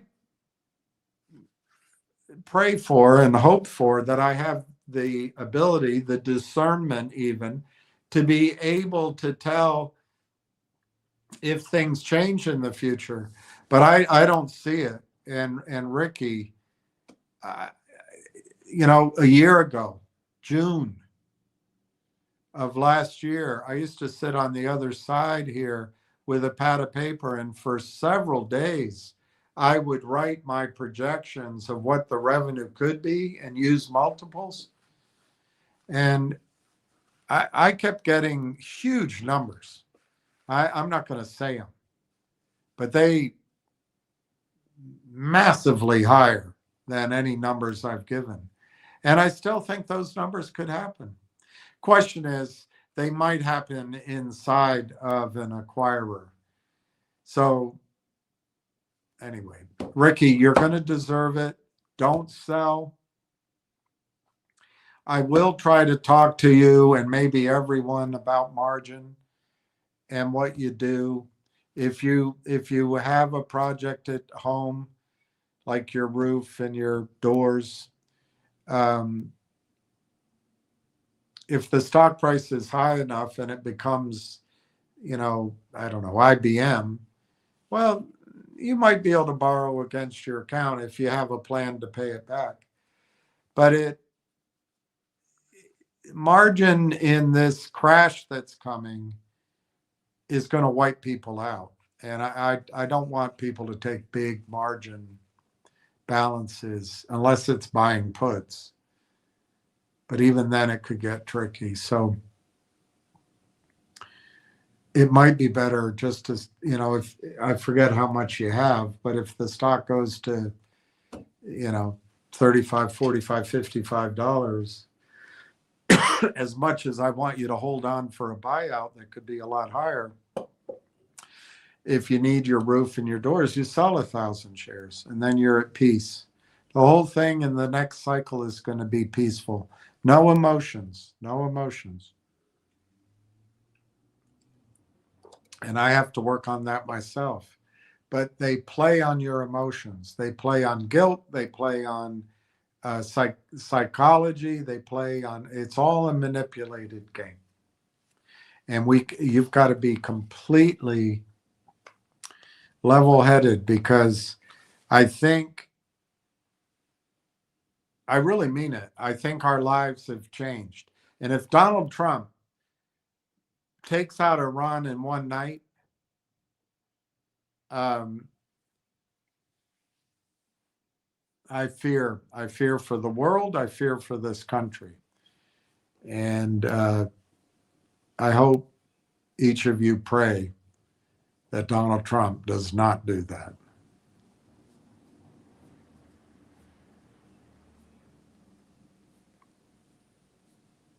I would imagine that China then takes Taiwan, Russia takes Ukraine aggressively, and Russia enters the Atlantic Ocean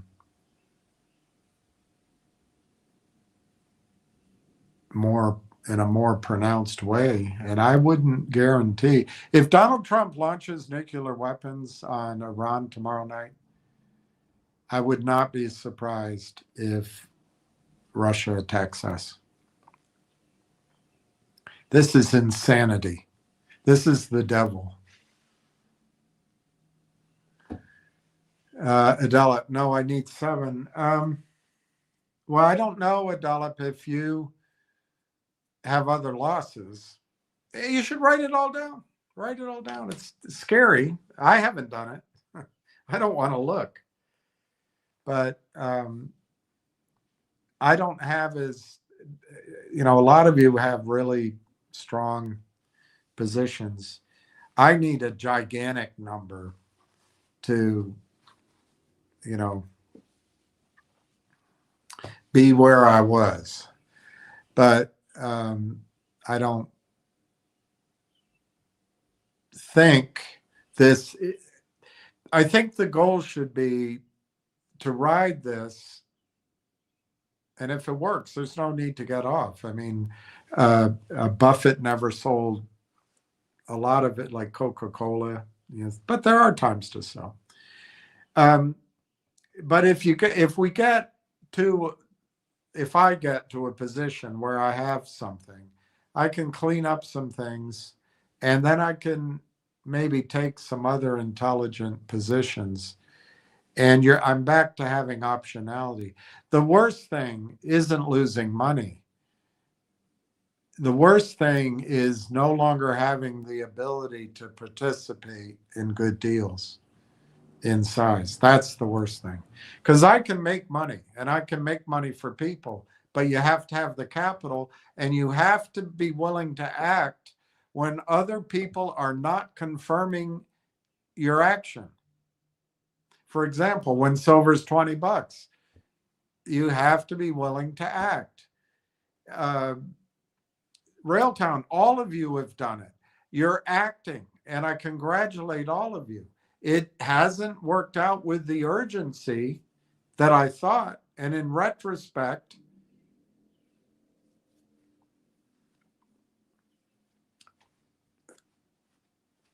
I mean, I don't know that I would have known it would take this long. I really don't know. But, maybe I should have presented it in a different way, but I didn't. I really didn't know. So, but that's what we have. As retail, we are allowed to act, and we are allowed to buy. And assuming all that information lines up, which I'm 100% convinced, 99.999, we're early. That's the price we pay.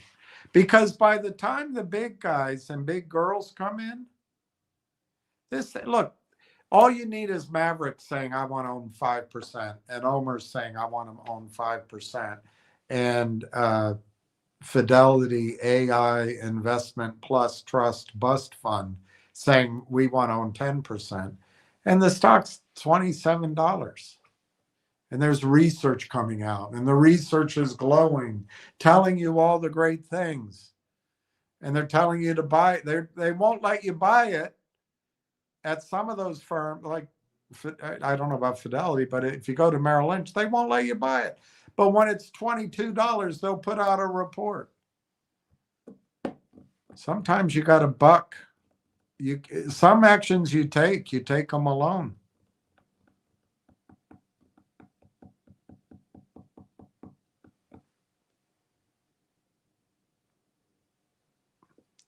Please come to Stock Twits, Ricky says. We have a good RT community. All right.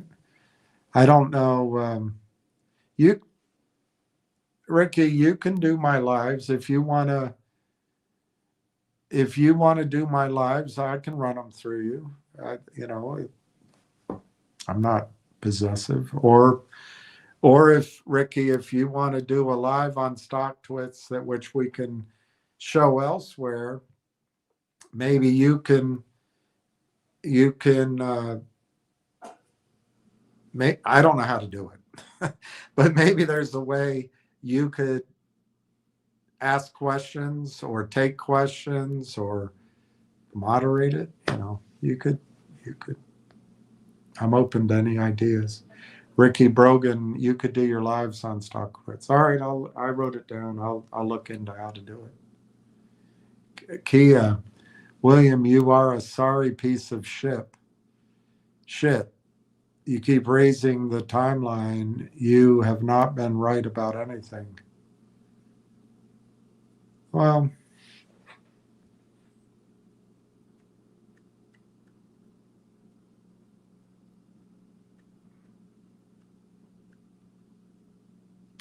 when we used to come back from visiting my father, my mother would call.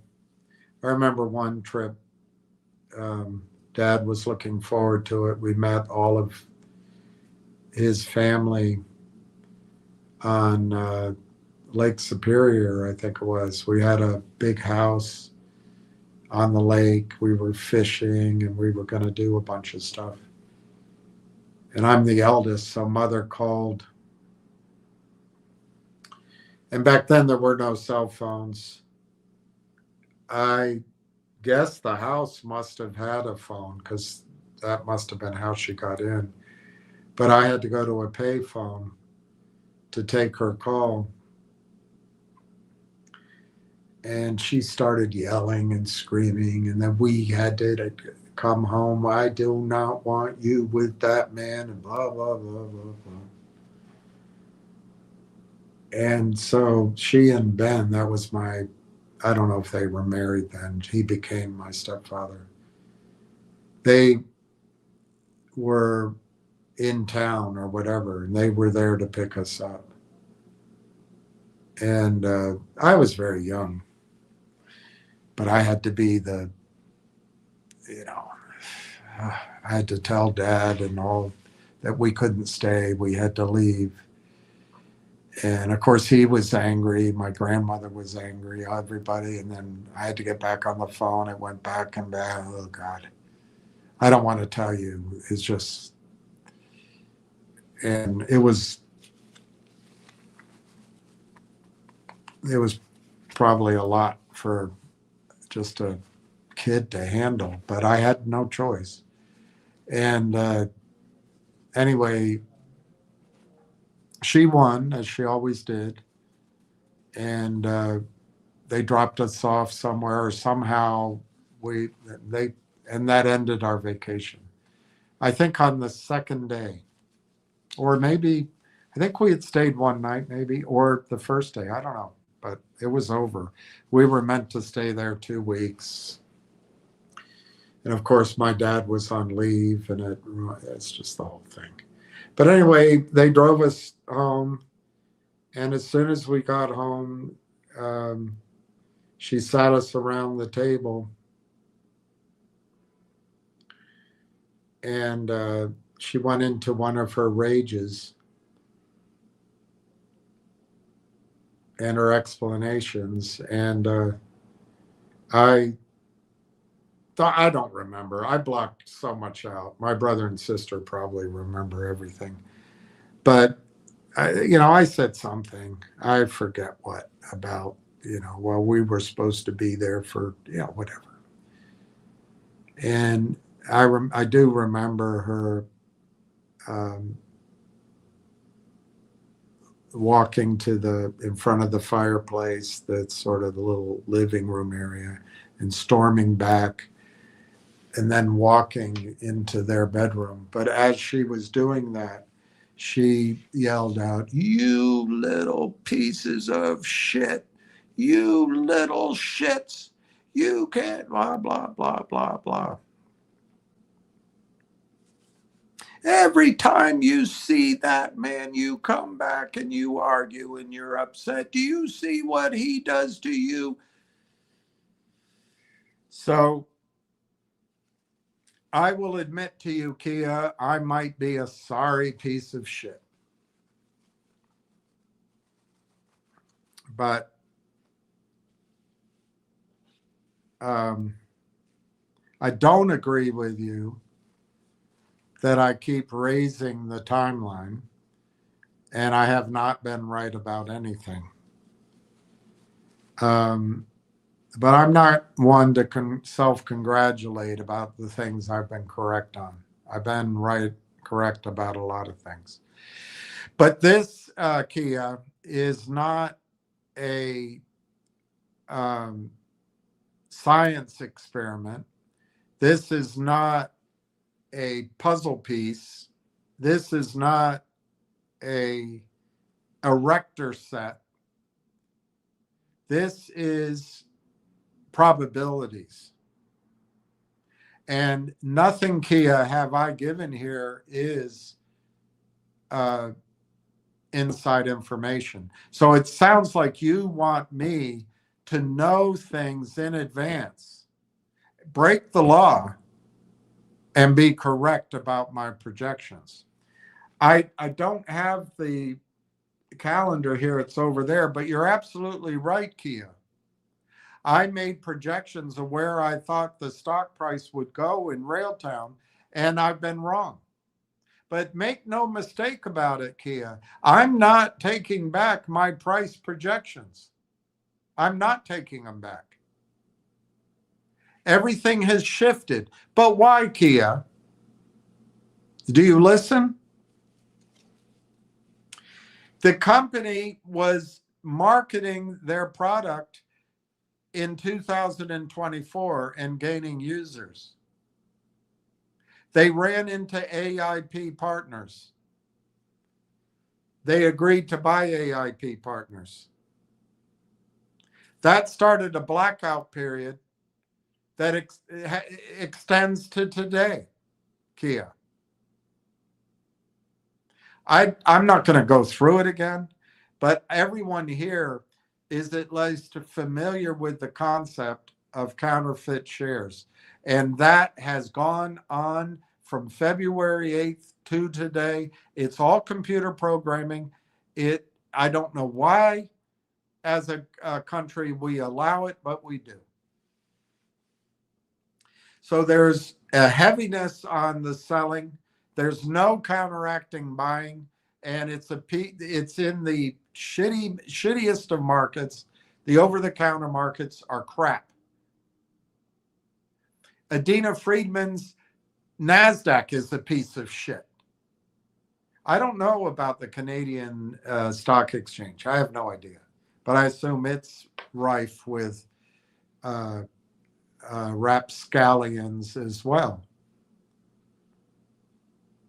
But anyway, you don't make any allowances for the fact that this other side is stealing money every single day and they never quit. You make no allowances for that.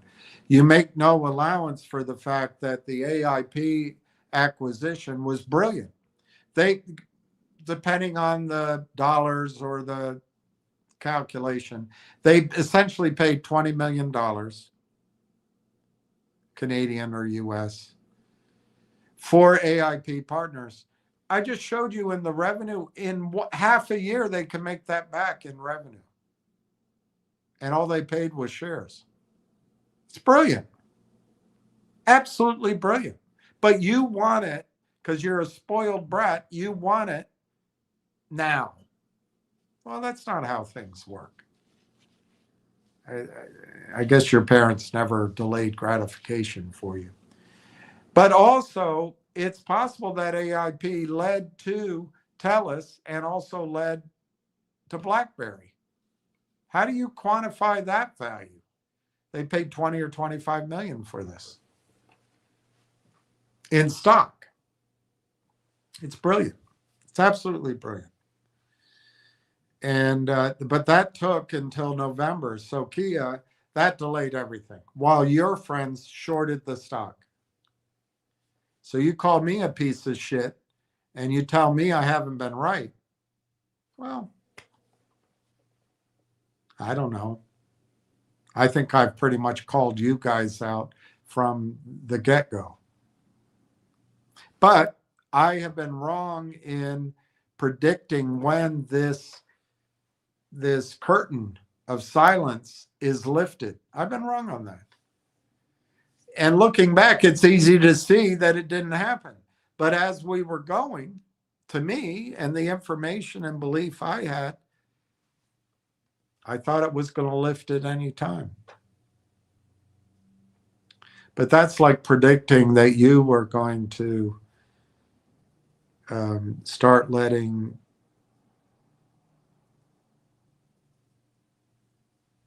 I know you have goodness in you, and right now you're taken by anger and emotions on the positive side of interpreting your comment, or you're part of the sting operation, which means you're behaving in a pretty despicable way.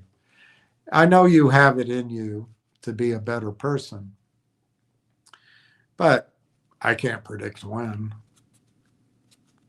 And I couldn't predict when they were going to finally close that AIP deal. No one was telling me. And I couldn't, if they had, I couldn't tell you. But then in the course of that AIP deal, they met TELUS. And I guess you can't understand, Kia, the magnitude of being on top of the TELUS data center. You just want to reduce it to your spoiled brat. Well, you've gotten it wrong on the timing. You're always wrong. I don't want to wait any longer. Let me swipe left. Let me swipe right. I don't like this boyfriend. I'm going to go out with the next one. You're a spoiled brat.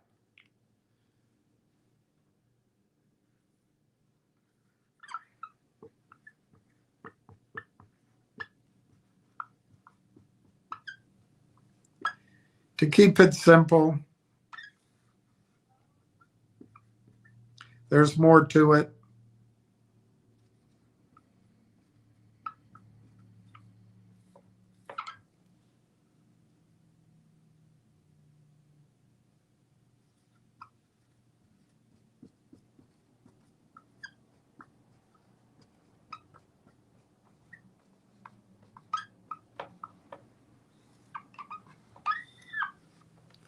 That's your TELUS data center. And your TELUS data center, Kia, is going to do billions of dollars in revenue a year. Billions with a B. The first target, we don't know for sure, but probably $1 billion in the next 18 months, the forward 12-month revenue. We don't know for sure.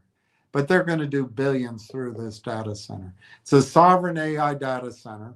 It's the first one in Canada. It's got a head start on everybody else. Down in the compute power, the compute is what James Altucher calls AI 2.0.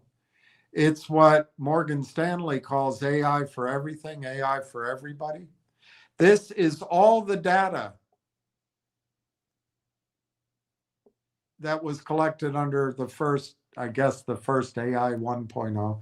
It's everything out there.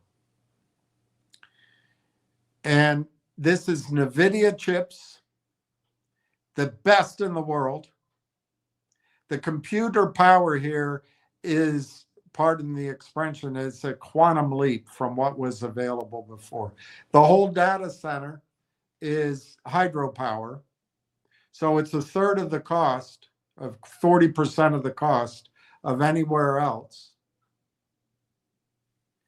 This is Canadian sovereignty is the goal.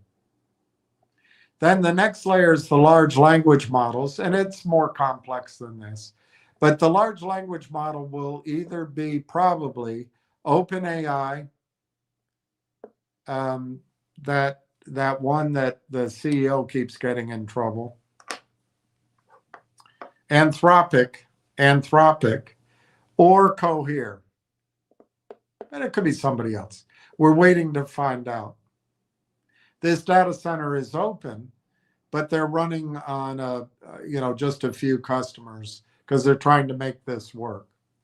This whole industry is evolving. So it's only recently that people realize what Corey and Marwan saw 7 years ago, what's called an orchestration or an inference or a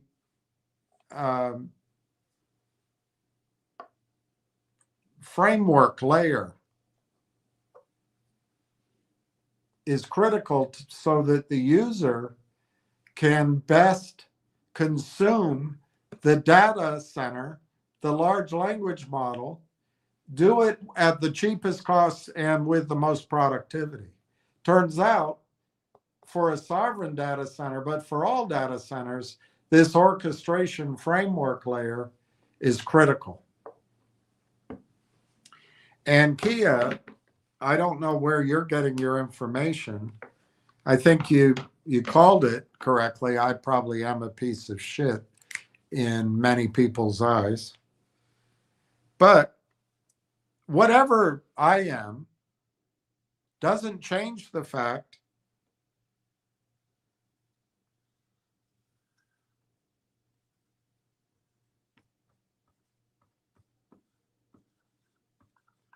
that on this data center, Railtown is that framework. Now, I'm sure it's more complicated than this. This is a cartoon. But as the users come to the TELUS, the only sovereign AI data center factory in Canada, as they come here for the sovereignty, as they come here for the cheaper electricity, as they come here for NVIDIA and maybe Anthropic, they're going to stay because of the magnificence of the experience that Railtown provides. But Kia, this is as complicated as building a airport system or a jet engine or an aircraft or a school system. It's taking a while, but you want instantaneous. I have never said, Kia, that this is a day trading stock. I have never said that you should be looking for this to get out of it. Well, I don't know what the timeline you're talking about. I freely admit that my projections when I've asked have been wrong. But it's only on time. Why? Because this is new to the story and it hasn't kicked in. Why hasn't it kicked in? I have no idea. I thought it was going to be third quarter last year. It was going to start. I thought it'd be fourth quarter last year. I definitely believed it'd be first quarter this year. But who the hell knows? We just found out that rail tracks wasn't finished until January. There's, rail engine. There's rail tracks, conductor, and rail engine. So it's possible that it's Railtown holding it up. We don't know. It could be NVIDIA holding it up. It could be they haven't chosen and installed the large language model. It could be some regulatory holdup. It could be a negotiation with TELUS. For all I know, with TELUS, they take so bloody long with everything. There's a document sitting on, Roxanne's desk, but she's busy. She has to take care of, her kids are going to school, and she's just had a long vacation, and she's just gotten back from Timbuktu, where she's the head of a project to help local people have access to SIM cards, and it's a high priority to her because it's going to get her an A+ on her report card, but she has to sign this thing and she hasn't gotten to sign it. I have no idea what it is, Kia. It could be the CEO that's leaving doesn't want to sign anything until anything else because he's retiring in June. I have no idea. But whatever it is, this blackout, and this hasn't started yet. But Kia, what I'm not wrong about, and what you're missing, and you're hoping everybody here says, oh, he's been wrong about the timing.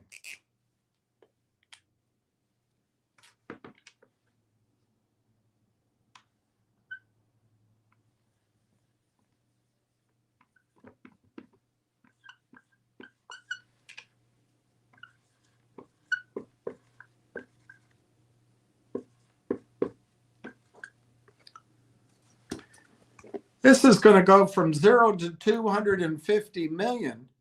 Whether or not you make fun of me, whether or not I'm talking about it, whether or not you're shorting the stock, and I will predict to you, Kia, that analysts will be able to project $250 million in annual recurring revenue within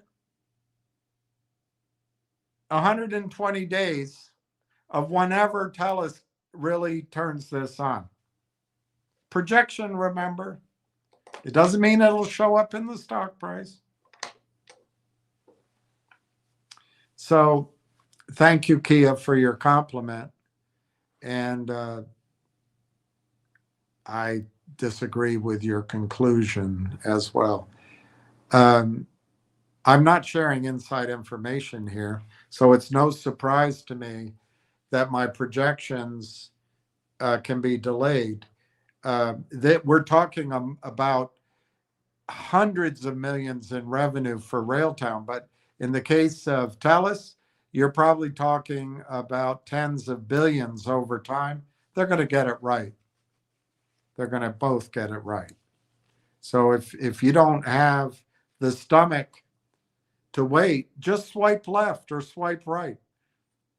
Sleep with a different guy tonight.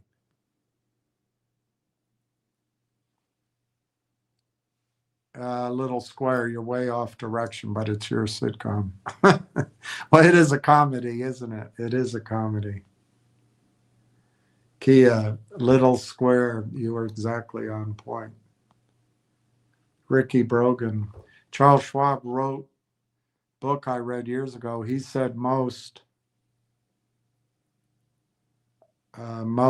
people let their stay too long and sell their winnings stocks too soon. So they let their losses, they stay in their losses too long and sell their winning too soon. Yeah, Ricky, I think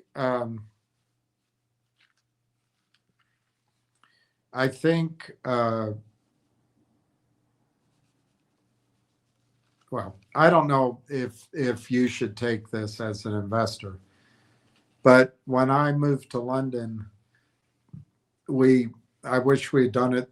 We were young, but we raised a lot of money, and I wish we had set it up as a hedge fund. Hedge funds weren't a thing really, but I wish we had. But I couldn't convince anybody. We just did everything deal to deal. But anyway, our approach, which is a private equity approach, was we tried to screen every deal. We screened hundreds of deals, probably. Certainly, we screened hundreds of deals, but we tried to pick the things that would work. And if out of 12 stocks that or companies you raise money for, you invest in, basically, 6 are going to be so-so, one way or the other, get your money back, maybe. 3 are going to just crap out completely. And 3 are going to give you a bit of a return. And when you go into the higher risk areas, it's probably 6 that crap out, and 3 are so-so, and then 3 give you a better return. But out of those 3, it's usually only 1 that carries it. And when you look at funds, everybody that has a successful fund, you'll find 1 story, or maybe 2, but usually it'll be 1. And then it's about attracting capital and joining in on other things. But so anyway, Ricky, you're exactly right. But what makes it critical to hold on to the winner is they're very rare. And look, with Railtown, you have a stock, in my judgment, and Kia and this other guy that's teasing me, I hope it's just teasing. He says I'm off topic, which I agree with him. I think that's right. But Lane Chain, Kia just can't accept this. Lane Chain raised money, Kia. They priced it over the summer, but it took them all the way until October to close it. So I guess that would have upset you. You would have gone out with a different boyfriend that night. It's shitty thing. The things you tell your boyfriend, you promised me you're going to be home at 5:30 and we're going to go to dinner at 7, but you got there late, so I'm going out with somebody else. It's just unbelievable. The spoiled brattiness of it all.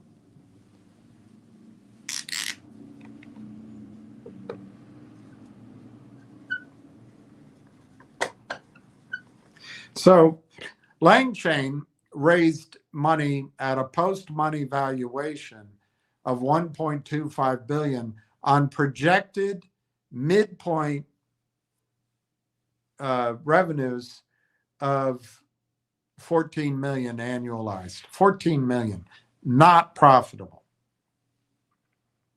Well, that was raised over last summer, but it closed and was announced in October. Well, if we just use the outstanding shares of Railtown, which I think I've shown you is a better company than Lang Chain, not that Lang Chain can't create and be very valuable. It's a wide open space. It's huge. It's huge. You got room for Corollas, Mazdas, Hyundai, Kias, Chryslers, Pintos, Volkswagens, Zhigulis. You got room for them all.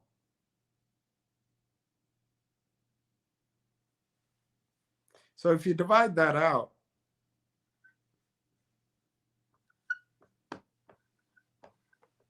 that's Lang Chain's valuation last summer That's the money they raise. That's the post money value.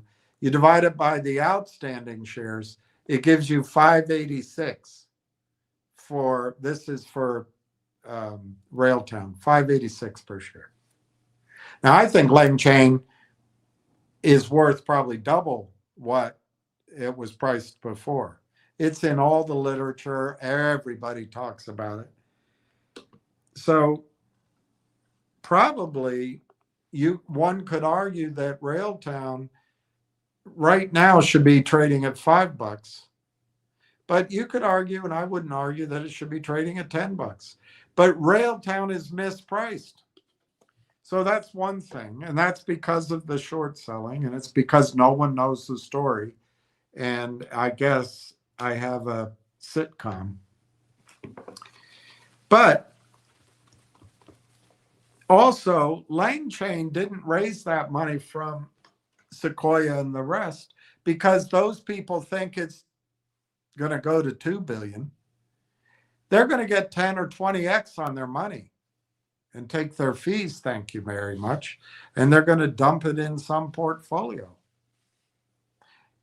Now, they may be manipulating that a bit, but Railtown's going to ride that. And you get to buy in early. So, yeah, you have to pay the penalty so little shitty spoiled brats like Kia can complain because her boyfriend doesn't do what he promised. But that's the other side of the coin. We're getting to buy inexpensively and early. And that's just the other side of the coin. I'm going to sound like I'm crying wolf until the wolf comes. I didn't mean to do it that way, but I guess it makes me a piece of shit. Anyway, Ricky, I really think you got to ride the one that brung you, and this is going to bring you. And let's not just sell it emotionally or because somebody on a Twitter space says we got to right size our positions. Don't do this. You don't need to right size a winner. You don't need to right size a winner. John Kenzu Forkip.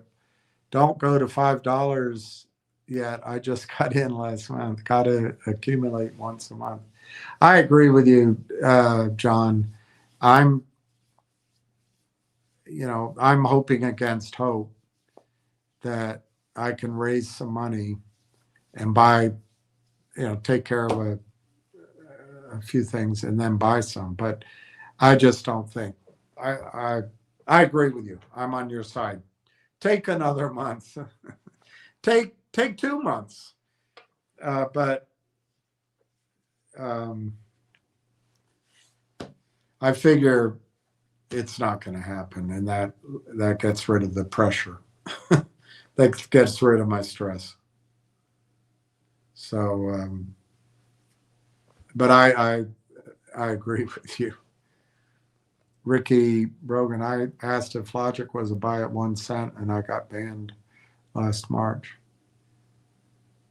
Well, I didn't ban you. I don't know how to ban. Well, I do. I remember you can do it over here, so maybe I do know how to ban. I don't know, Ricky.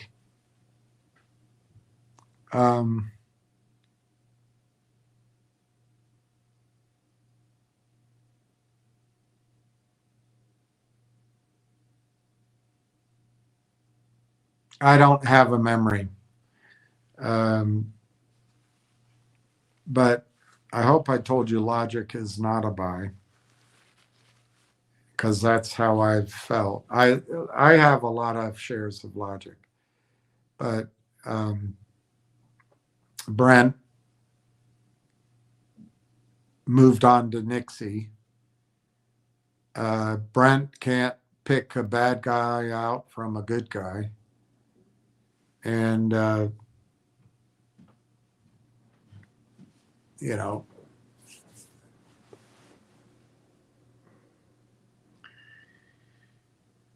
Logic.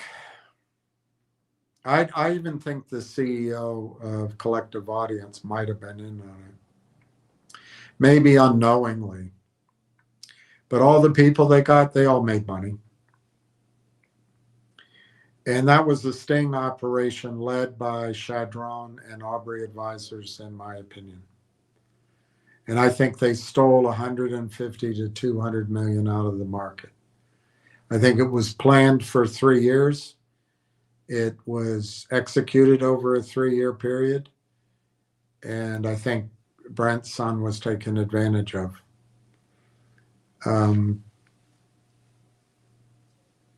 There's no way in hell Logic is a buy. I've heard the argument that it's going to go back to 20 cents because this guy's good. They sold it to an Israeli. This guy is good. He's really got a great company. But when you look it up, which Brent could have done, the company was formed at the same time the SPAC was. So to me, it's obvious they were just closing the noose. And Logic is never going to make the money back. Now, having said that, if for some reason they do a big reverse split and it runs, I think all you'll ever make is maybe a penny or two. But I wouldn't count on it. And it's just not worth the energy. I intend to write a letter, and I might do that soon, and ask for an investigation. But I think the energy is much better spent on Railtown. And I regret that. But going back over Logic, buying more Logic, is just pissing in the wind. And I guess pissing in the wind's better than pissing down somebody's back. But it's just a big waste of time. So I'm sorry you got banned, Ricky. And I did get you back on, but it took me a while to figure out how to do it. Ricky, or maybe it was Logic a year ago. I think a lot of tension was going on. Yeah, there might have been tension in my life too. There has been for a while. I don't remember Ricky. I really don't. Corny is from StockTwitch. She's very smart. She got in last week and today. She's great. She's lucky as hell. She doesn't even have to wait through all these videos and a year. Good for her. I'm glad Corny's on, Ricky. Thank you. Neil Godek. Hi, Neil. Harvey AI at 11 billion for less than 200 million's revenue. All right, I don't know about Harvey AI, but Harvey AI,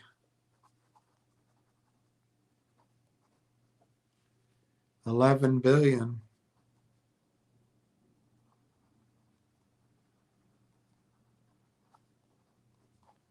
For 200 millions. So Rail can do similar. Can you imagine? I'm going to imagine it right now. 11 billion. Because Neil, I think Railtown could, and of course Kia's going to say I'm a piece of shit for even projecting something. I don't understand how these people think. The reason to invest is the projection. But if you don't make a projection, you might as well, when you go to play roulette, put your chips down on every box, every number.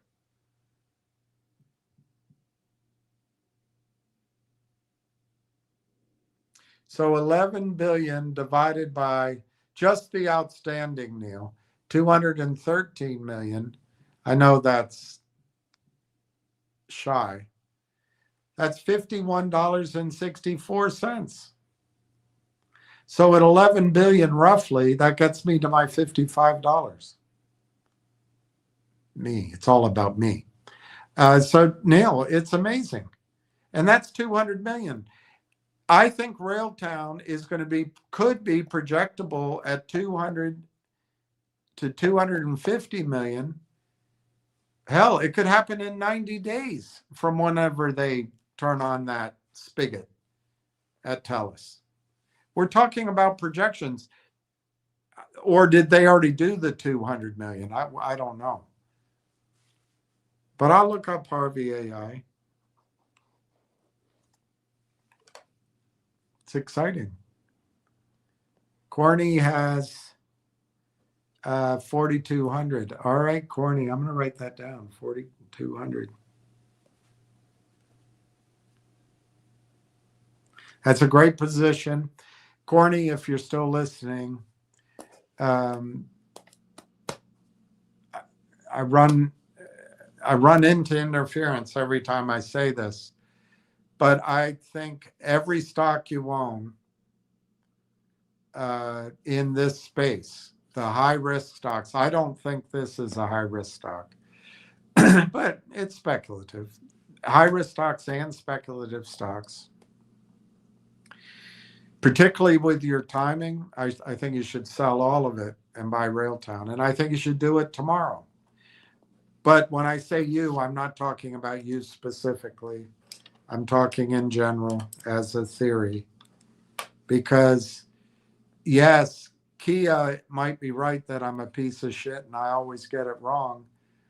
And it might be May. It might be June. As long as you can accept that it could take longer. It also might be next week. So I can't tell you when for sure, but soon and for the rest of your life. Ricky Brogan, or would you like to be mod for you on StockTwits and Pertax Coney as well? We really have some fine folks on. I'd be glad to let you guide me, Ricky. Ricky, so I called Fidelity and they told me there was Nextbridge. So I looked, it has a number, says Nextbridge no value, but shows high. Oh, because it already says Nextbridge, they haven't given you Nextbridge. They haven't given you Nextbridge, Ricky. They just changed the name of their chit from MMTLP to Nextbridge. It's still just a piece of chit. It's nothing. Now, if the one good aspect is if Nextbridge ever starts doing well and goes public, they may put those shares into the market and you may be able to buy and sell fake shares. You know, that may be the end game that Wall Street's hoping for, is to get Greg to have tradable shares. But then he'll destroy the value. What people don't understand, if you have a $20 billion oil asset, they'll sell $100 billion worth of stock, or 200 billion. They'll destroy it. He should not go public as an over-the-counter or a NASDAQ stock. Maybe, just maybe, New York. But I think it'd be better for him to stay private. But you don't own Nextbridge. You just own something they're naming Nextbridge. Ricky, if you can take a picture of it, send it to me. I'll show you. I don't own it, but I'll show you. It'll say it won't say Nextbridge shares. It'll have some. There's no CUSIP number, I bet. I don't know. It's just a con job.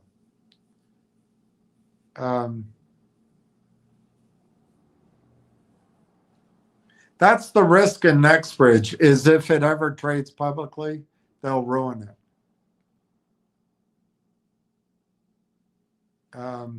Adela, Ricky, Fidelity is full of crap. They don't have NextBridge. They are counterfeit. Fidelity keeps telling me they can zero out my NextBridge shares because they're worthless. Yeah, I agree with Adela. I agree with Adela. Adela, I paid 7 something. Yeah, I think I came up with 735. Ricky Brogan, we all get angry with ourselves. I bought the squeeze, no sense, nonsense in AMC before I ever knew you. I went in front of Judge Zern in Delaware. I was 1 out of 3 that went about AMC. Judge Zern. That sounds like a movie character. Adelep, wow. Adelep, you need 20 to 30% more to pay taxes. I've been adding my losses as well. Yeah, the taxes just don't, well, we'll see. If we're lucky, it'll get bought out and we don't have to pay taxes. We'll hang on to whatever it is, but we'll see. I met you can do your lives on StockTwits, and Connie would like to be mine. Yeah, Connie looks young, which I think helps audiences. She also looks like, I can't tell from the picture, but she probably has a good presence on the camera. That also helps audiences. So that's fine. You look like me, Ricky. Actually, you look better than I do. Ricky, let's laugh. I can't speak in public on the internet. Yeah.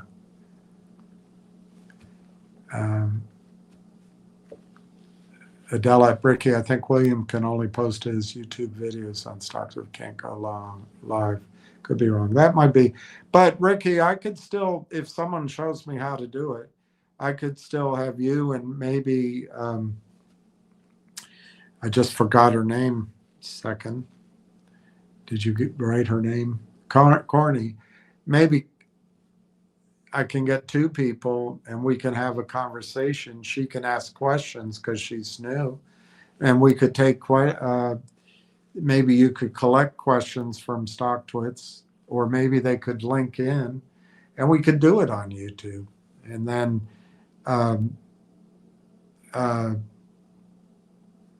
then post it. Sorry, as a replay, maybe. I don't know how to do it. Adela, Ricky, I'm in California. I need 50% for taxes. California is work life. Yeah, this is why I'm saying, though, you may not have to sell. For example, if TELUS were to buy Railtown, I don't know that they'd buy it at $50, but I'm not sure they're going to be able to buy it at $13 either.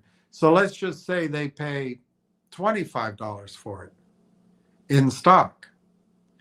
Well, assuming the dividend doesn't get too much of a haircut, I can see us getting, or maybe no haircut. That would be equivalent to getting $2.40 a year in dividends. Now, I think it's highly unlikely that TELUS is going to win the bidding war. But if they did, you would not have to sell your TELUS stock to collect income that makes your life grand.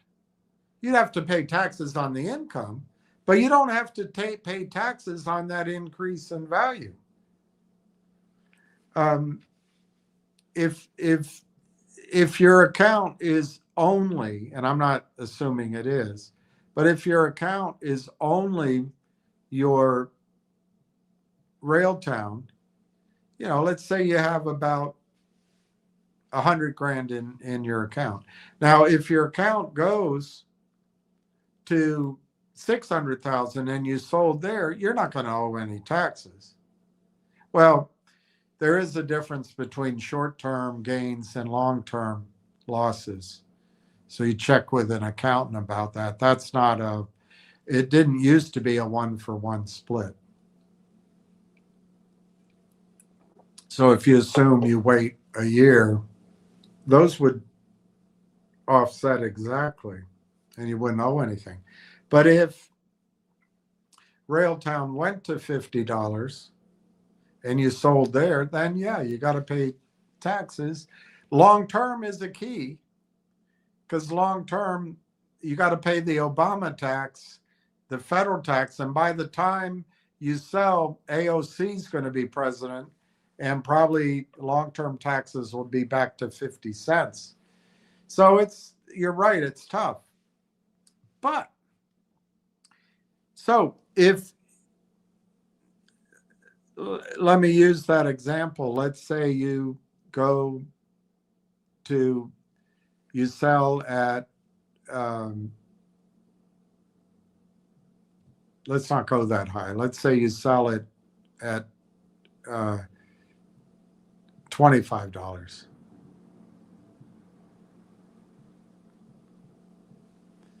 Call it whatever. Let's say it's 4 million. You're gonna let's say it's 4.5 million. So you sell it whatever, $28.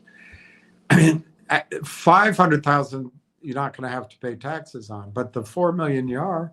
And you're right, with California, the Obama tax and capital gains, you give 50-60% of that away. So then you're only left maybe with about 2 million. Instead, if you just let it, you don't sell, and you let it be purchased by TELUS, that would be ideal because it would give income. Or you let it be purchased by IBM or whatever. You get that whole 4.5 million in increase in equity, and now you have IBM stock. And obviously IBM can go up and down, be down, but IBM likely is not going to turn out to be Eastman Kodak. There's always a risk it could. But IBM seems to have weathered its own storm and is ready for AI. But who knows? We don't know who's going to buy it. But the point is, then you have a $4 million account. You haven't paid any taxes on it, and you don't have to. You don't have to. You can use, after the discombobulation of the stock market, which I think is going to come, you can use the margin to do things to make some money, or you just sell it off gradually. But or you move to Texas. But there's no need to pay all those taxes. And that's also why I keep telling people there's value in selling your losers, because you can use those tax losses. For example, if you get your well, I don't think it can apply. You can't take your loss out of your IRA or 401k. But your other position, you can take your losses. You can write off your MMTLP. Well, I'm not a tax accountant. I believe you can write it off. And then NextBridge, you'd have a zero. But anyway, the losses are valuable in California, as you just pointed out, 50%. So every loss you take, if you have a gain, and they're all short term, you're saving money on your taxes. So it's not bad to just blow out some of your losses. Kia, if I'm wrong about you, I will apologize to you without a doubt. Well, I think you're probably accurate. My mother called me a piece of shit, so you're probably accurate. But in terms of expecting me to be accurate on my predictions, I think that's a fool's errand in terms of timing. But in terms of the numbers, I don't think it's not over yet. It's not over yet. Snoopy, William is an animal. I got to pee. By the way, J-Dog, I got to write that down. I love it.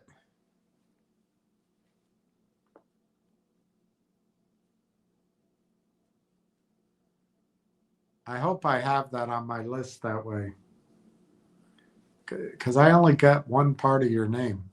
That's a huge position, J Dog. I'm very happy for you. I really am. I mean that. For, everybody that's put up with me for all this time, people that have their positions, they've listened to Ricky and they've listened to Ward and listened to Eric and listened to others.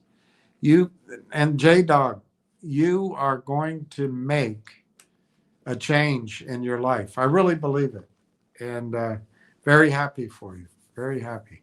And I don't sell on a whim. Think it through. Quit that. Thank you. Where is that?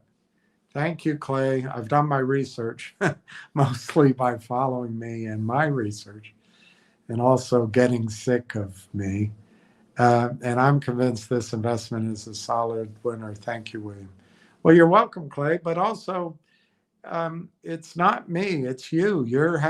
I think it's your research, your effort, your courage. It's not without risk in the sense, and maybe that's what makes it speculative, in the sense of timing. And you've seen it. I mean, as Kia's pointed out to everyone. But I think she misrepresents how I presented that. I never promised anybody a rose garden, but I did make those projections. I accept that, but I still think they're going to happen. It's just delayed. And we have to mix in this. If there's a nuclear war, none of this is going to matter anyway. If oil prices go to $300-400 a barrel because of Netanyahu and Trump, I have to admit, it'll also be Trump. I think the stock market's going to be, banks and the stock market it's going to be very difficult. However,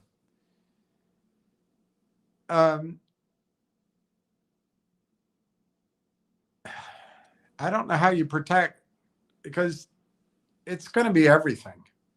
Hopefully, this is a big bluff and he's going to be able to come out of it. This is what I think. This is world wrestling that he's doing, big showmanship.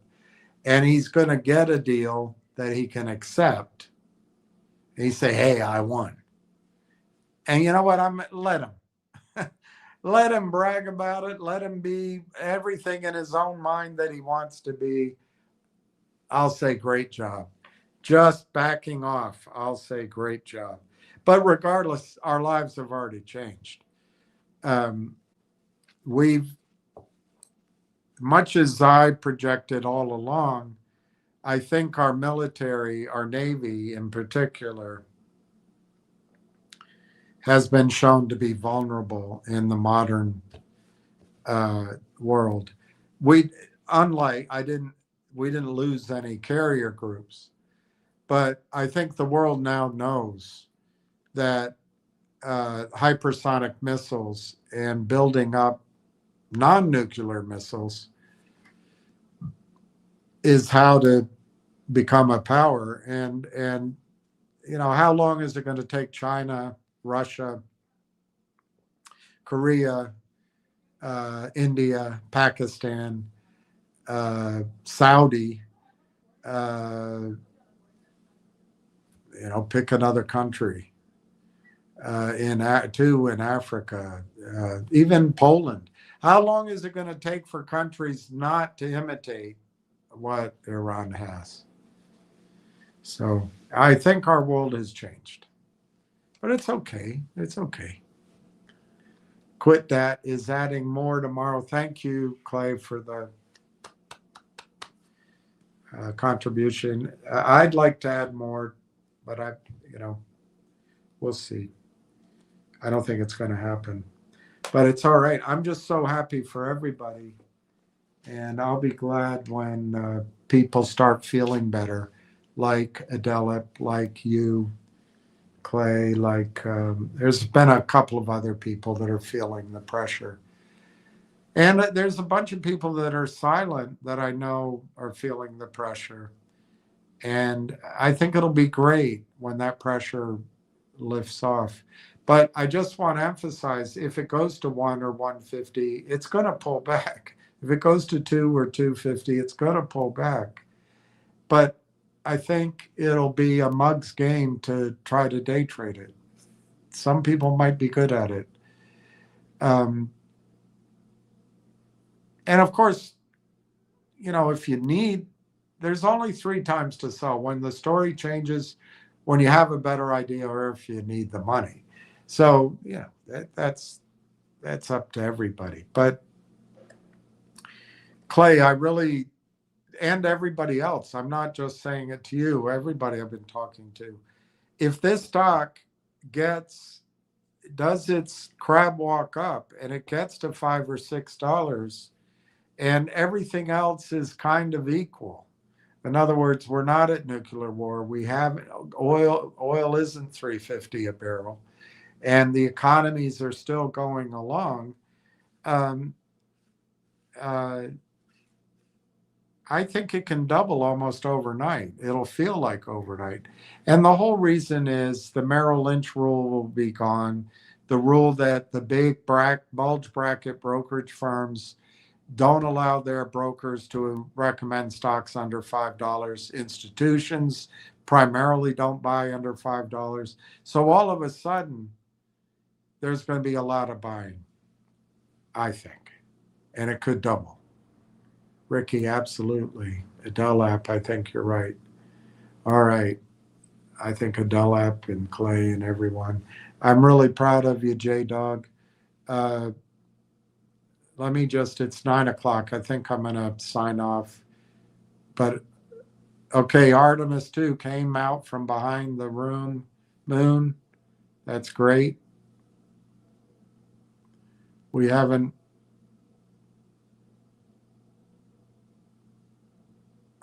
bombed Iran. I think that's great. But I'm scared. Let me just check one more place.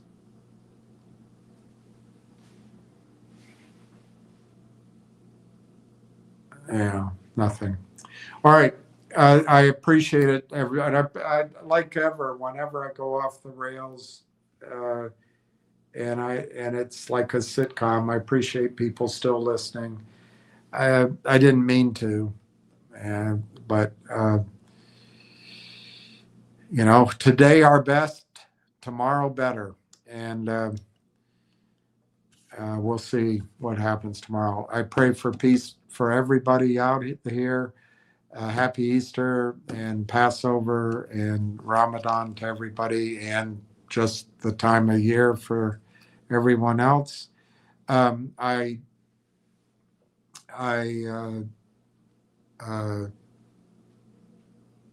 pray for the children and the civilians in Israel and the children and civilians in Iran and all throughout the Middle East, Russia, Ukraine, and pray for peace in the world.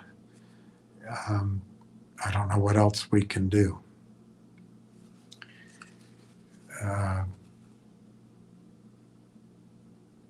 This is brinkmanship, and it works in real estate, I guess, but I hope it works here. So anyway, we'll talk tomorrow, and I hope Clay gets to buy more. I hope each of you get to buy more. It wouldn't surprise me that there'll be good news any day. But on the other hand, I think it's safer to plan on 2 to 4 weeks at any given point in time so that you don't go crazy.